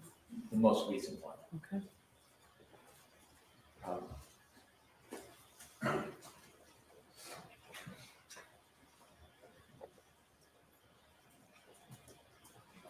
I am not trying to be overly critical of another attorney. I'm not. You can laugh, but I'm not. It has been my effort to get Rule 14 material. It has been my effort not to exclude ARCA witnesses. It has been my effort to try to achieve fair play. There's been no other way to compel any information other than to file motions in this case. And it is not incumbent on the government to fight for this information. We're entitled to it. We're entitled to it. And at this point, we have no confidence whatsoever, none, that we're going to receive the information that we deserve.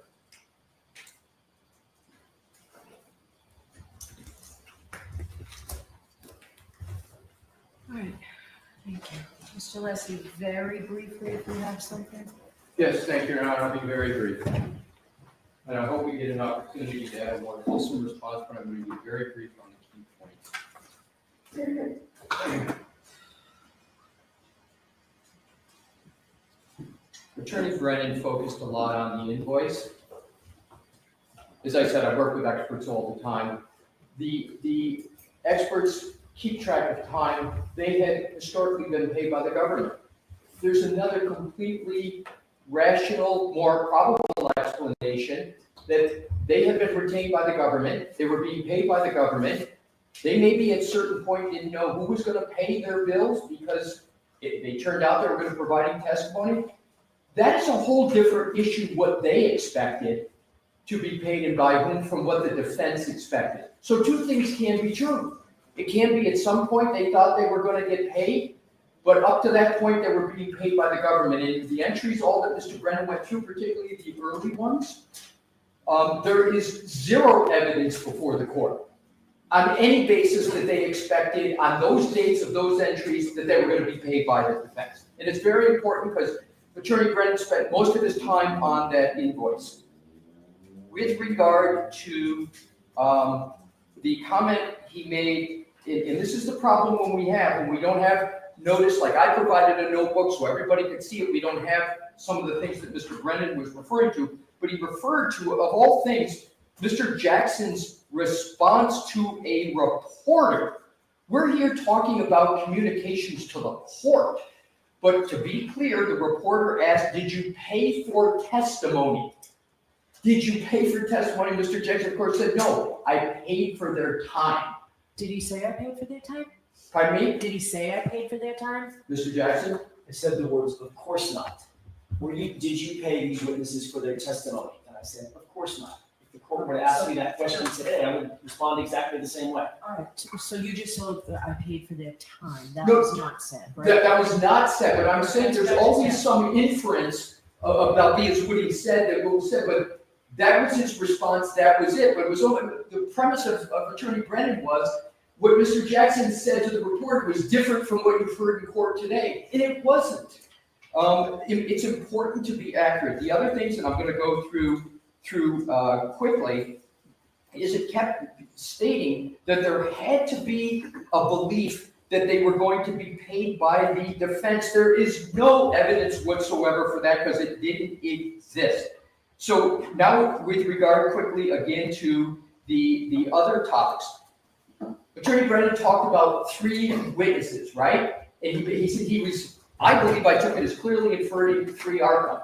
Your Honor can go back to the transcript. It was Dr. Russell was the 3rd one. Oh, I thought it was the 3 ARPA people. I Yep. didn't go back to the transcript. You can go back to the transcript. Earlier on, there was a discussion, way early on. Who is Mr. Klein? He was a 3rd ARCA expert that was involved for the government, right? And then he stopped, and we didn't retain him for testimony. Okay. Let me be clear on what I mean by retain. He didn't testify. It's been a long I day. understand. I'm trying to answer your question, Your Honor. I know, and I realize that you just said something that you want to explain. Go ahead and explain. Right, so what I'm saying is, in terms of, I'm gonna take back the retain. The point is, there were originally 3 ARPA persons on the report that we got from the government, right? Rentschler, Wolf, and Klein. We only went forward with the testimony of Rentschler and Wolf. And that's what I want to come to, Your Honor. The whole emphasis was that the Commonwealth had no notice that we were going to use these experts. Your Honor, the Voadier was the notice. And my point was, I didn't say that there was no bias. What I said was, once you decide you're going to use an expert, right, you're going to be having them testify. Anybody could claim that that testimony is biased. But the point is, Your Honor, that the allegation that somehow mysteriously this 3rd person that was being discussed, and clearly the inference was that we were misrepresenting still about which ARPA witnesses, because we weren't talking about the 3rd. The 3rd was Dr. Russell, and you'll see that in the transcript. Okay, but when I said you expect something, whatever I said, you expect me to believe that you were calling 3 witnesses whom you've never spoken to. When I had that discussion with Mr. Unetti, that's what I meant. Thank you for bringing that up, Your Honor. And that was just ARPA. That was nothing to do with Dr. Russell. But here's the important part. Attorney Brennan didn't read the rest of it. You're to believe. Okay, so where are we? Are we the June 10th? Yes, please, Your Honor. June 10th. That's exactly right. That's exactly right. It was June 10th. It's important. He stopped. So it's page 12. Yes, thank you. So on June 10th, so you're to believe, this is line 19. So I'm to believe that the defense is calling 3 witnesses that you've never spoken to and putting them on the stand here. Here's the response in its total. That's essentially it. We've spoken to them. So it's not like it wasn't disclosed there was a conversation. It was. We've spoken to them only for the purposes of coordination of their testimony and their background. We've not been able to interview them regarding their findings, which are outlined in detail in the reports. Your Honor, that's 100% true, because I read that earlier. Right, but Mr. Brennan just mischaracterized it again, because that is 100% true. He made it seem like that was an untruthful statement, and I know Your Honor gets it. The last 2 points, Your Honor. Attorney Brennan talked about that the ARPA experts improved their testimony. My point, Your Honor, was their opinions never changed. Whether they improved is a characterization, but their opinions did not change. And that is very important. And the last point, Your Honor, goes to the discussion that Your Honor was having with the questioning of Ms. Little, Mr. Jackson. I want to be very clear on February 6th, and this is going to be my very last point. When Your Honor asked the questions on February 6th, and Mr. Jackson responded about the discovery, and I said to you that Ms. Little was the one handling the discovery. And I spoke with Ms. Little and I spoke with Mr. Jackson, and they're going to be completely available for any questions that follow up on this. I asked Ms. Little during the break. She wasn't here for that February 6th. She obviously didn't hear the sidebar. But I said, when you learned of what the Judge Benoni was asking about, I said, in your head, what was going on and what came to your head? Because I said Mr. Jackson didn't make any knowing misstatement because he had no recollection of any of those March emails. So I asked Ms. Little, who would, between the two of them, would, if there was any recollection. So during the break, I asked Ms. Little, I said, Ms. Little, when you heard, it got the order, because that's the first she knew of the inquiry, she gets the order, I said, when you got that and you saw that you had to turn over discovery, when you read that, did it come to your mind? Did it come to your mind that there are these March emails? And she said, no. I didn't recall them. I didn't remember their existence. And what I did was I knew we had to turn over discovery. I then went back. I rediscovered those emails, and that's how I had recalled it. That is important, Your Honor, because there has to be a knowing misstatement of fact for 3.38. So not only did Mr. Jackson not know at the time Mr. Jackson made those statements and recalled those emails, neither did Ms. Little, who was the keeper of all the discovery. And that is my last point, and I will conclude this way, Your Honor. Attorney Brennan conflated Rule 14 issues with the 3.3A1 issues. They are completely separate. I am not here today, Your Honor, to take the position that the defense is in perfect compliance with Rule 14. We're not. But that's a whole different question from whether the attorneys are in compliance with 3.3A.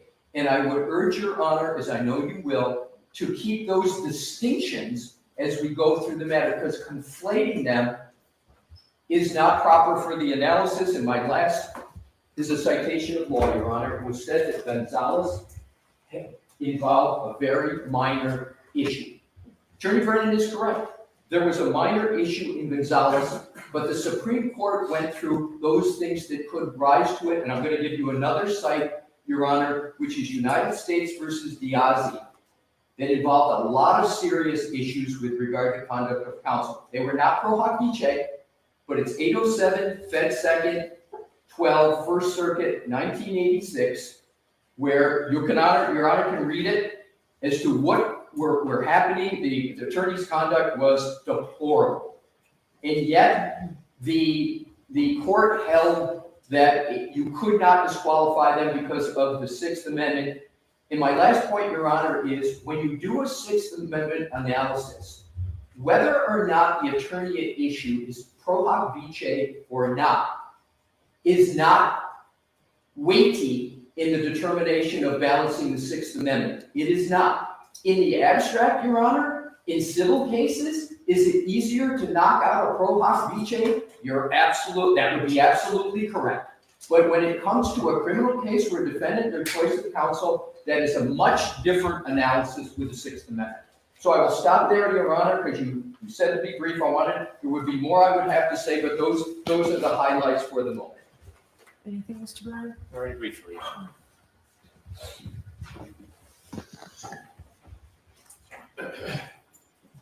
My arguments to the court have always been focused on Rule 14.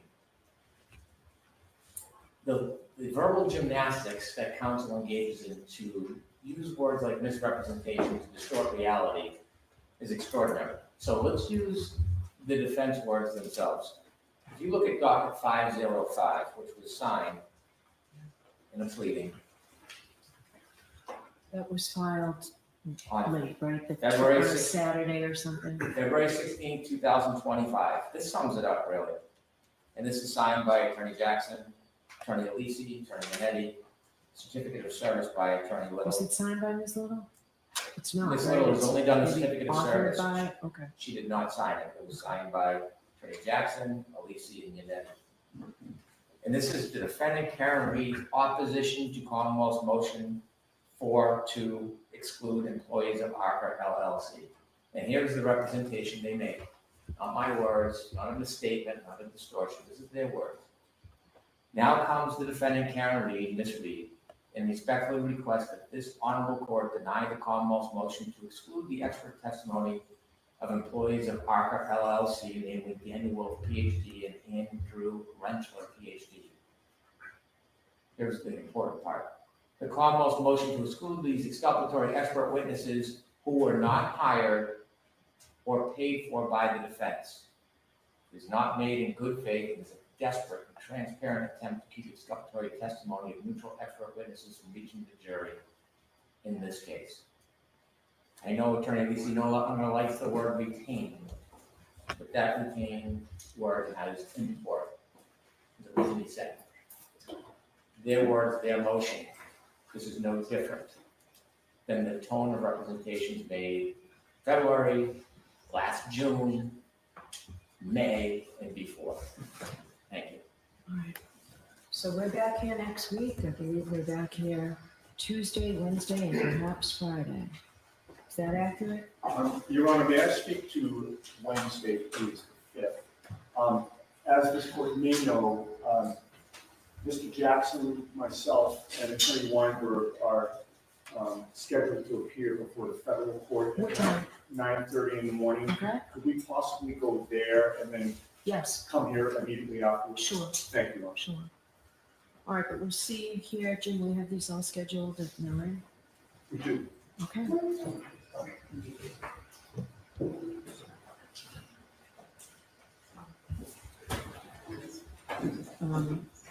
All right, so we'll see everybody here Tuesday at 9.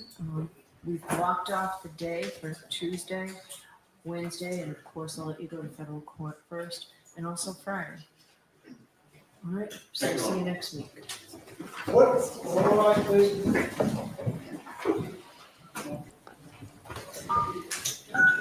You are muted.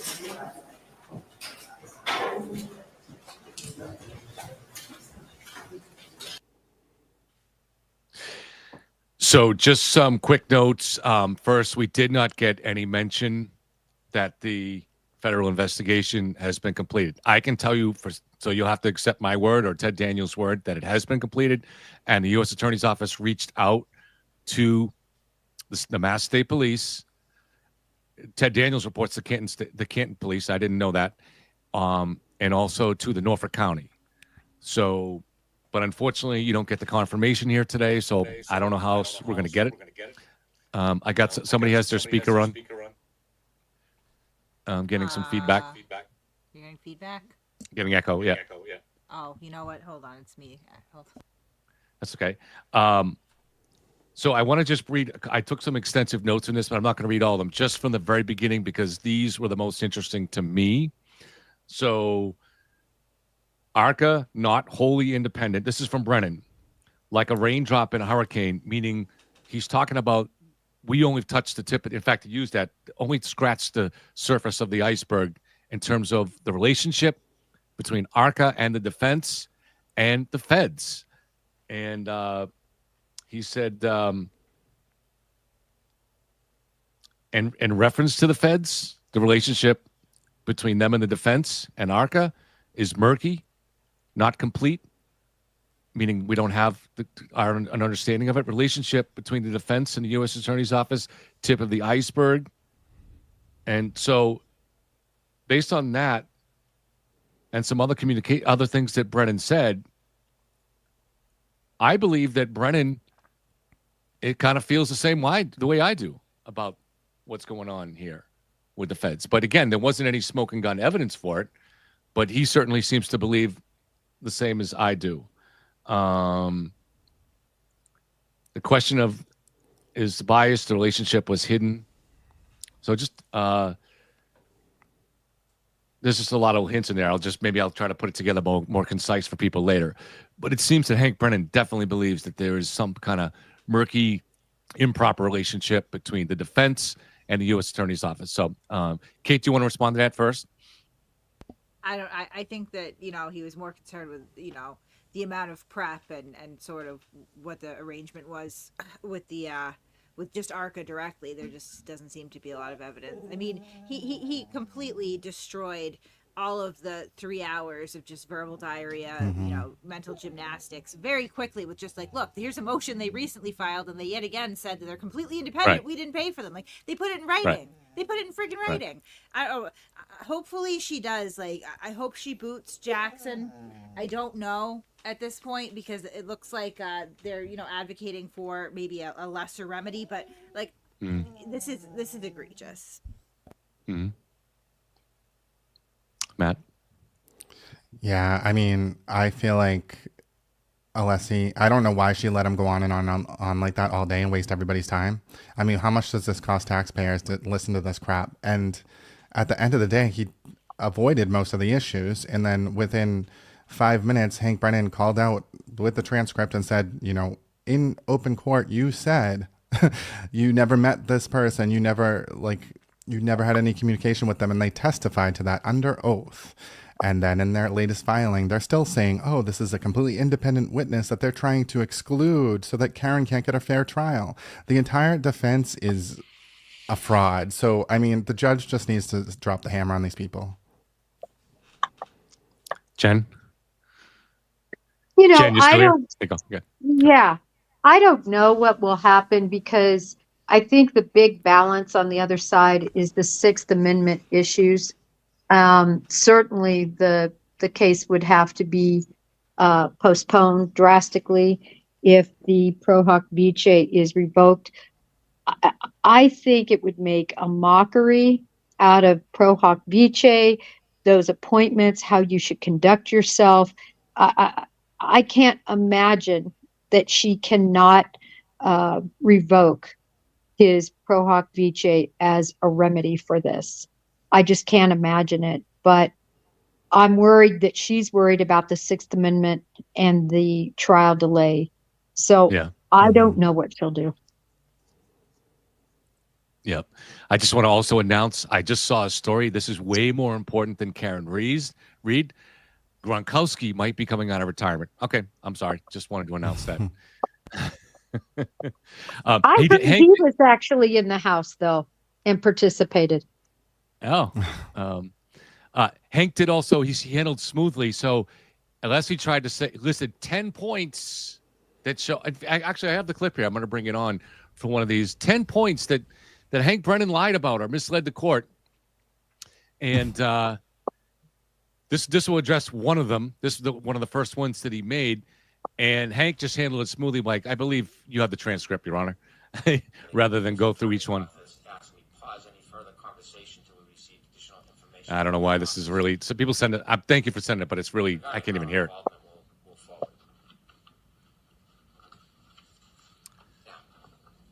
I'll try to play it again, but I believe what he talked about is the pause here. Let me try it. Okay, yeah, we heard it there. All right, so there's proof that Alessi yet again had it wrong. I don't want to say lied, but had it wrong. He accused him of lying about mentioning that one word pause, and there it is right there. So. Yeah, I was surprised about that because I made a video about this and I remember him saying that and I was just like, why does he think he didn't say that? Because that was like, should I put this in or not? I'm just going to put in the whole thing just so that the whole context is there. But I don't know. It's so strange. They're employing the the Free Karen Reed people have used this defense in arguments a bunch, and now they're using it in court, which is just no you, right? Like every single time that they get called out for doing something, it's no you, or you criticize something, well, that's really rich coming from you, and now they're doing it as essentially the same thing. They're like, no, wait, you're the liar. Like, I mean, you're caught with your pants down. Even at the end, Alyssa had to kind of backpedal and be like, look, I'm not saying that we're, perfectly in compliance with Rule 14. We're not, and maybe some misrepresentations were made, but nobody knew they were doing it. Like, it's such horseshit. It's such that's his whole argument, that the knowingly part. He's like, she didn't know. They didn't know. These are legal professionals that have a Juris Doctor. They know. They're not just ignorant people. Like, give me a break. Should have pulled up Karen Reed's latest interview where she's like, we all work together around the clock and there's nothing that comes in that we don't immediately know about. Like, I mean, again, like, the woman has the right to remain silent, but not the fucking ability. And it really, really kind of undercuts most of what they're saying in court now, because, like, that's a lie. She was bragging about how cooperatively involved everyone is. So you can't suddenly pivot off of that when it's inconvenient. Like, stop it. I mean, I love the part where he was like, he's like, oh, that third expert, we didn't retain that one. And then he was like, and had to like explain himself for like 20 minutes, Whose idea was it to get this guy on, right? I don't understand how it happened. Like, because I thought. You mean Alessi? Yeah.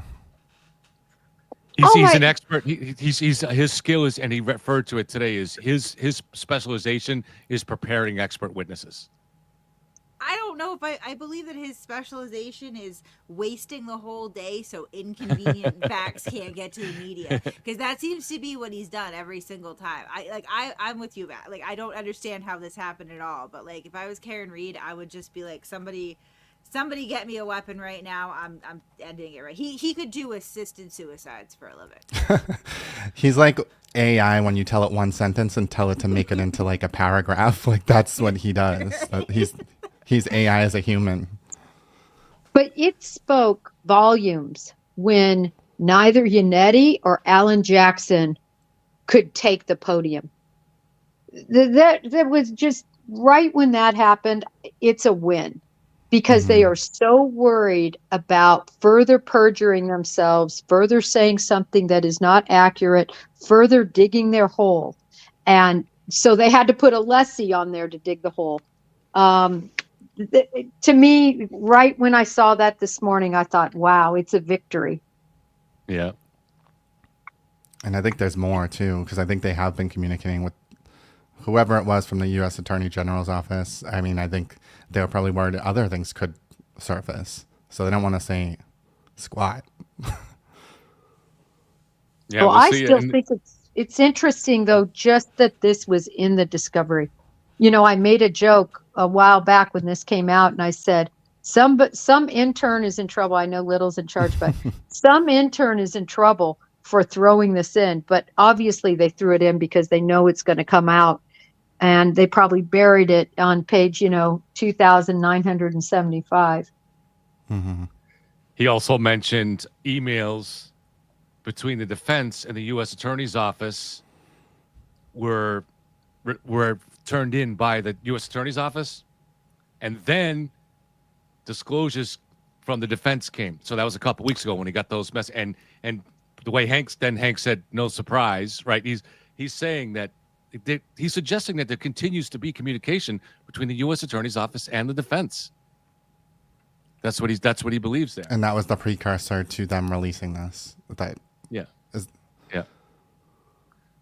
Well, although I suppose they could have gotten in discovery. I was just going to say that they got in discovery. Yeah.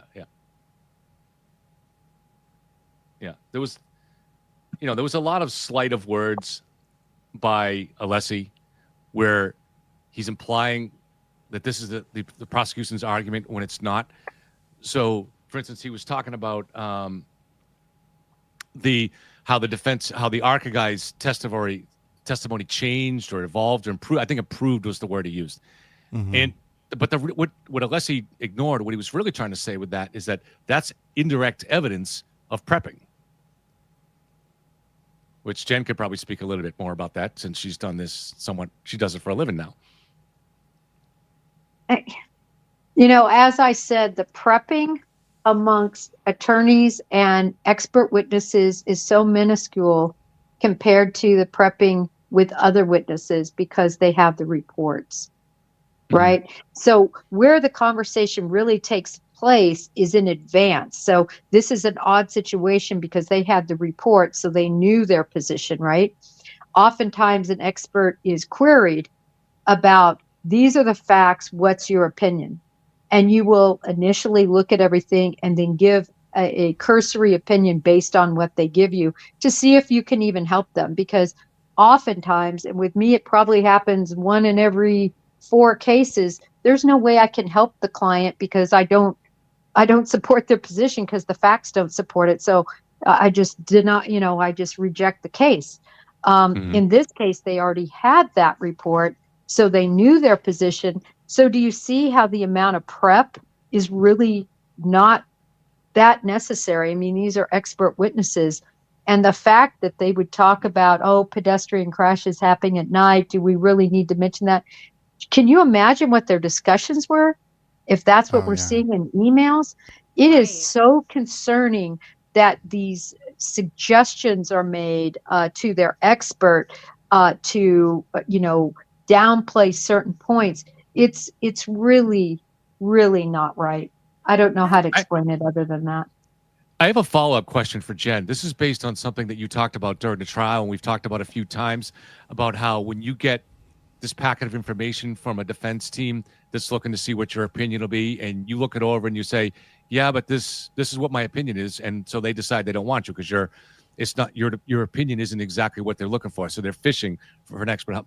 Did you follow up any of those cases to see if they did find an expert to give the opinion that they wanted? Has that ever happened to you? Oh, yeah. Oh, they always find somebody. I'll give you an example of one, okay?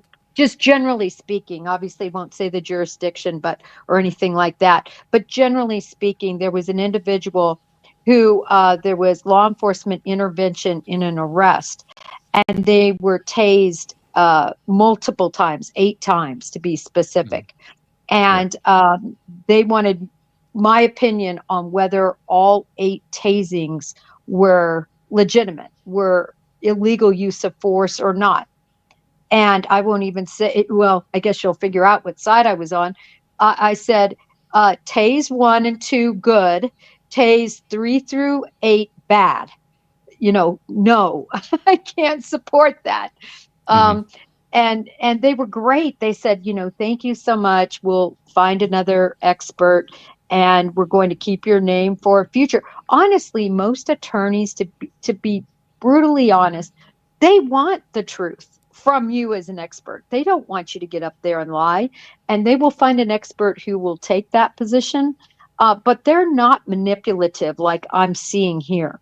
They don't call you and say, well, can you tweak it here? Can we not mention that? Or can we mention? That is so unusual. I feel slimy reading.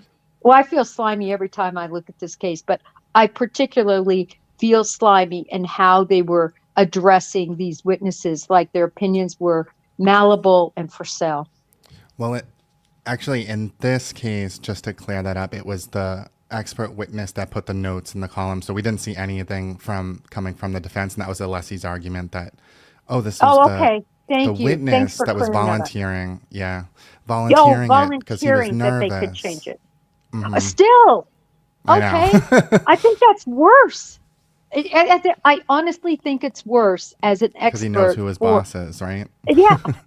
And again, we don't see the follow-up. We don't see, I guarantee there's communication. I would love to see their telephone logs because there's going to be communication after that to follow up. And that's even worse as an expert, honestly, but thank you for clearing that piece up. It's worse as an expert to think you have to ask permission to say certain things or ask for opinions on how you want your opinion leveraged. It's just very odd. Hey, Kate, so Hank referenced, this is the puppy. Yeah. There he is, the little guy. We've come full circle, yeah. All right. He's. I wanted to ask you, so Brennan mentioned there that he's going to be sending a new TUI process letter to the U.S. Attorney's Office. Any speculation on what he might be asking for? I think it sounds like he really is kind of chasing down this whole ARCA issue, right? I mean, I don't know. I'm sure that maybe he's trying to maybe dig a little bit further into possibly the predication. I mean, just obviously they did a Chewy request. They got the information that they got, but Brennan comes back again and gets more information. So I suppose that would, motivate somebody reasonably to continue to dig further and see what else was omitted the first time around, Right. 100%.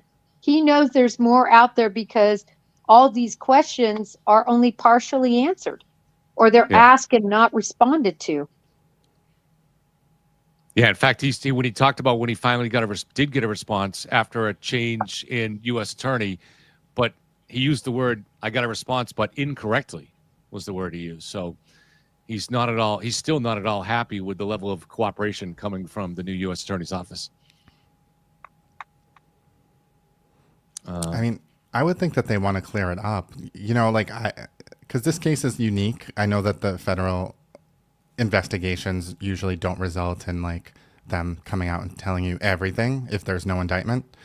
But in this case, it kind of has disrupted a community. I just feel like they have a duty to say something, or do they not?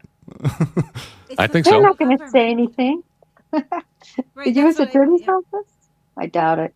Right, and I think it's important not to conflate necessarily a cover up with just sweeping things under the rug, because that's sort of the read that I'm getting at this point, is that they overstepped, they poured resources into an ill-advised investigation that yielded absolutely no results, and they don't want to talk about it, right? Because even absence any sliver of corruption or quid pro quo backdoor dealing or anything that could even be mildly unethical, if you take all of that out of it, they still wasted our tax dollars investigating this ridiculous claim and came up completely empty-handed. Well, they stood silently, if nothing else, while a defendant used this to destroy innocent people that they knew were innocent, and these were people that were witnesses that went before their grand jury. They gave them no protection. So I think there's a lot more here. I'm not at all suggesting that at any point somebody from the federal government got together with someone from the defense team and said, let's form a conspiracy to save Karen. No. It's much more subtle than that. I think the way Hank Brennan worded it best last week said there's a tendency sometimes to pick sides. Right. Why did they pick a side in this case? And what little ways did they, between the things that they did and the things that they chose to hide, did they put the thumbs on the scale for the defense, and why? Well, they did. I think they were the only, that was the factor that really fed this conspiracy. I'm sure that to a certain extent it did leak into the jury room, even though shouldn't say they, that one guy is vehemently denying it, right? Oh, no, we thought it was maybe the insurance company or you, Turtle Boy. Like, come on, no. But, it really was. I don't know necessarily that was as intentional as I once thought that it was, and I think that unfortunately that's what the government does. Just sweep it under the rug. Let's not talk about it. Here's the thing: is right now we're having these conversations. They're entirely speculative, right? If the federal government starts responding, that removes a lot of the speculation and inches people closer to the embarrassment. That's all I'm saying. Mm-hmm. Well, that's why we're trying to keep the pressure on them still to do that. Not that we play any role in that ourselves, but you never know where some other reporter or someone hears us talking about this kind of thing and they can take it to a better level than we can. And that may be a naive hope, but you're just hoping that somebody like that can do that, That's my naive hope anyways. And I'm going to just really quick put this out here from the U.S. Attorney's side of it, from, the FBI side of it. How did this snowball roll along like this? And when you have a case like this, I've already explained how particularly public corruption cases go through the predication process, the approval process, to even have a PI open, preliminary investigation open, and then to begin giving investigative assets, much less open up a grand jury investigation, It's because of all of this information that is pouring in, all of these allegations, and they just keep pouring in and pouring in. And haven't we all seen this? I mean, over and over again, just what we see on social media. So you can imagine, I believe, the amount and number and volume of all these complaints about Morrissey and about all these individuals involved, Proctor, everybody being corrupt and planning evidence and doing X, Y, Z. And all of a sudden, you have a lot to sift through. You have a lot that you can't just turn your back on. And so you begin the investigative process. So I just want to stick up for my federal brethren here a little bit, that they had a duty to look. What I'll never understand is how DOJ, not the FBI, guarantee that didn't come out of case funds. At least I've never gotten case fund approval ever in my life for an archetype expert outfit to come in about a crash reinvestigation on probable cause on a public corruption case. That's unheard of. But DOJ and the U.S. Attorney's Office, because that's who was clearly driving this whole show, they did. And, I just think it got completely out of hand. That's what I think. I could see that. I could see a flood of tips in, as well as, like I said, there is that track record and I hate to use it because it's not necessarily deserved most of the time, but that credibility with the Turtle Boy involvement and to be fair, he just stumbled across what he had gotten, and of course the FBI as well as the defense team wouldn't understand what's happened since. I think Leah Genduso was his last state police scandal story, and he completely eroded his credibility with sources with the police from now until then with a series of bad decisions, threatening to out his sources and out his commenters when he was involved in litigation, the sheer amount of litigation. I know that it took a huge hit when I left his blog because I had law enforcement sources because I covered the First Amendment auditors a lot. So I was friendly with them, and there were a lot of police officers that were really not only freaked out because of the, sort of how ferociously he was coming at me, but the fact that he was so willing to burn me up like that kind of showed them too, like, oh, if I get on his bad side, like what could happen to me? So the Turtle Boy in 2017, when he's doing the last real scandal story, to 2023 when he gets involved with this, two very, very different outlets, right? And of course back then he also had other people around him and he's alienated everybody, so it's just him and all of his awful impulses. So I could see this as the perfect storm to where the federal government gets fooled. I wouldn't be surprised if it happens more than we know. Most of the time it doesn't get out though, right? Right. That's right. It becomes, as I've said from the beginning, cases go to the grand jury all the time where nothing happens. There's not a true bill. There's not a no bill.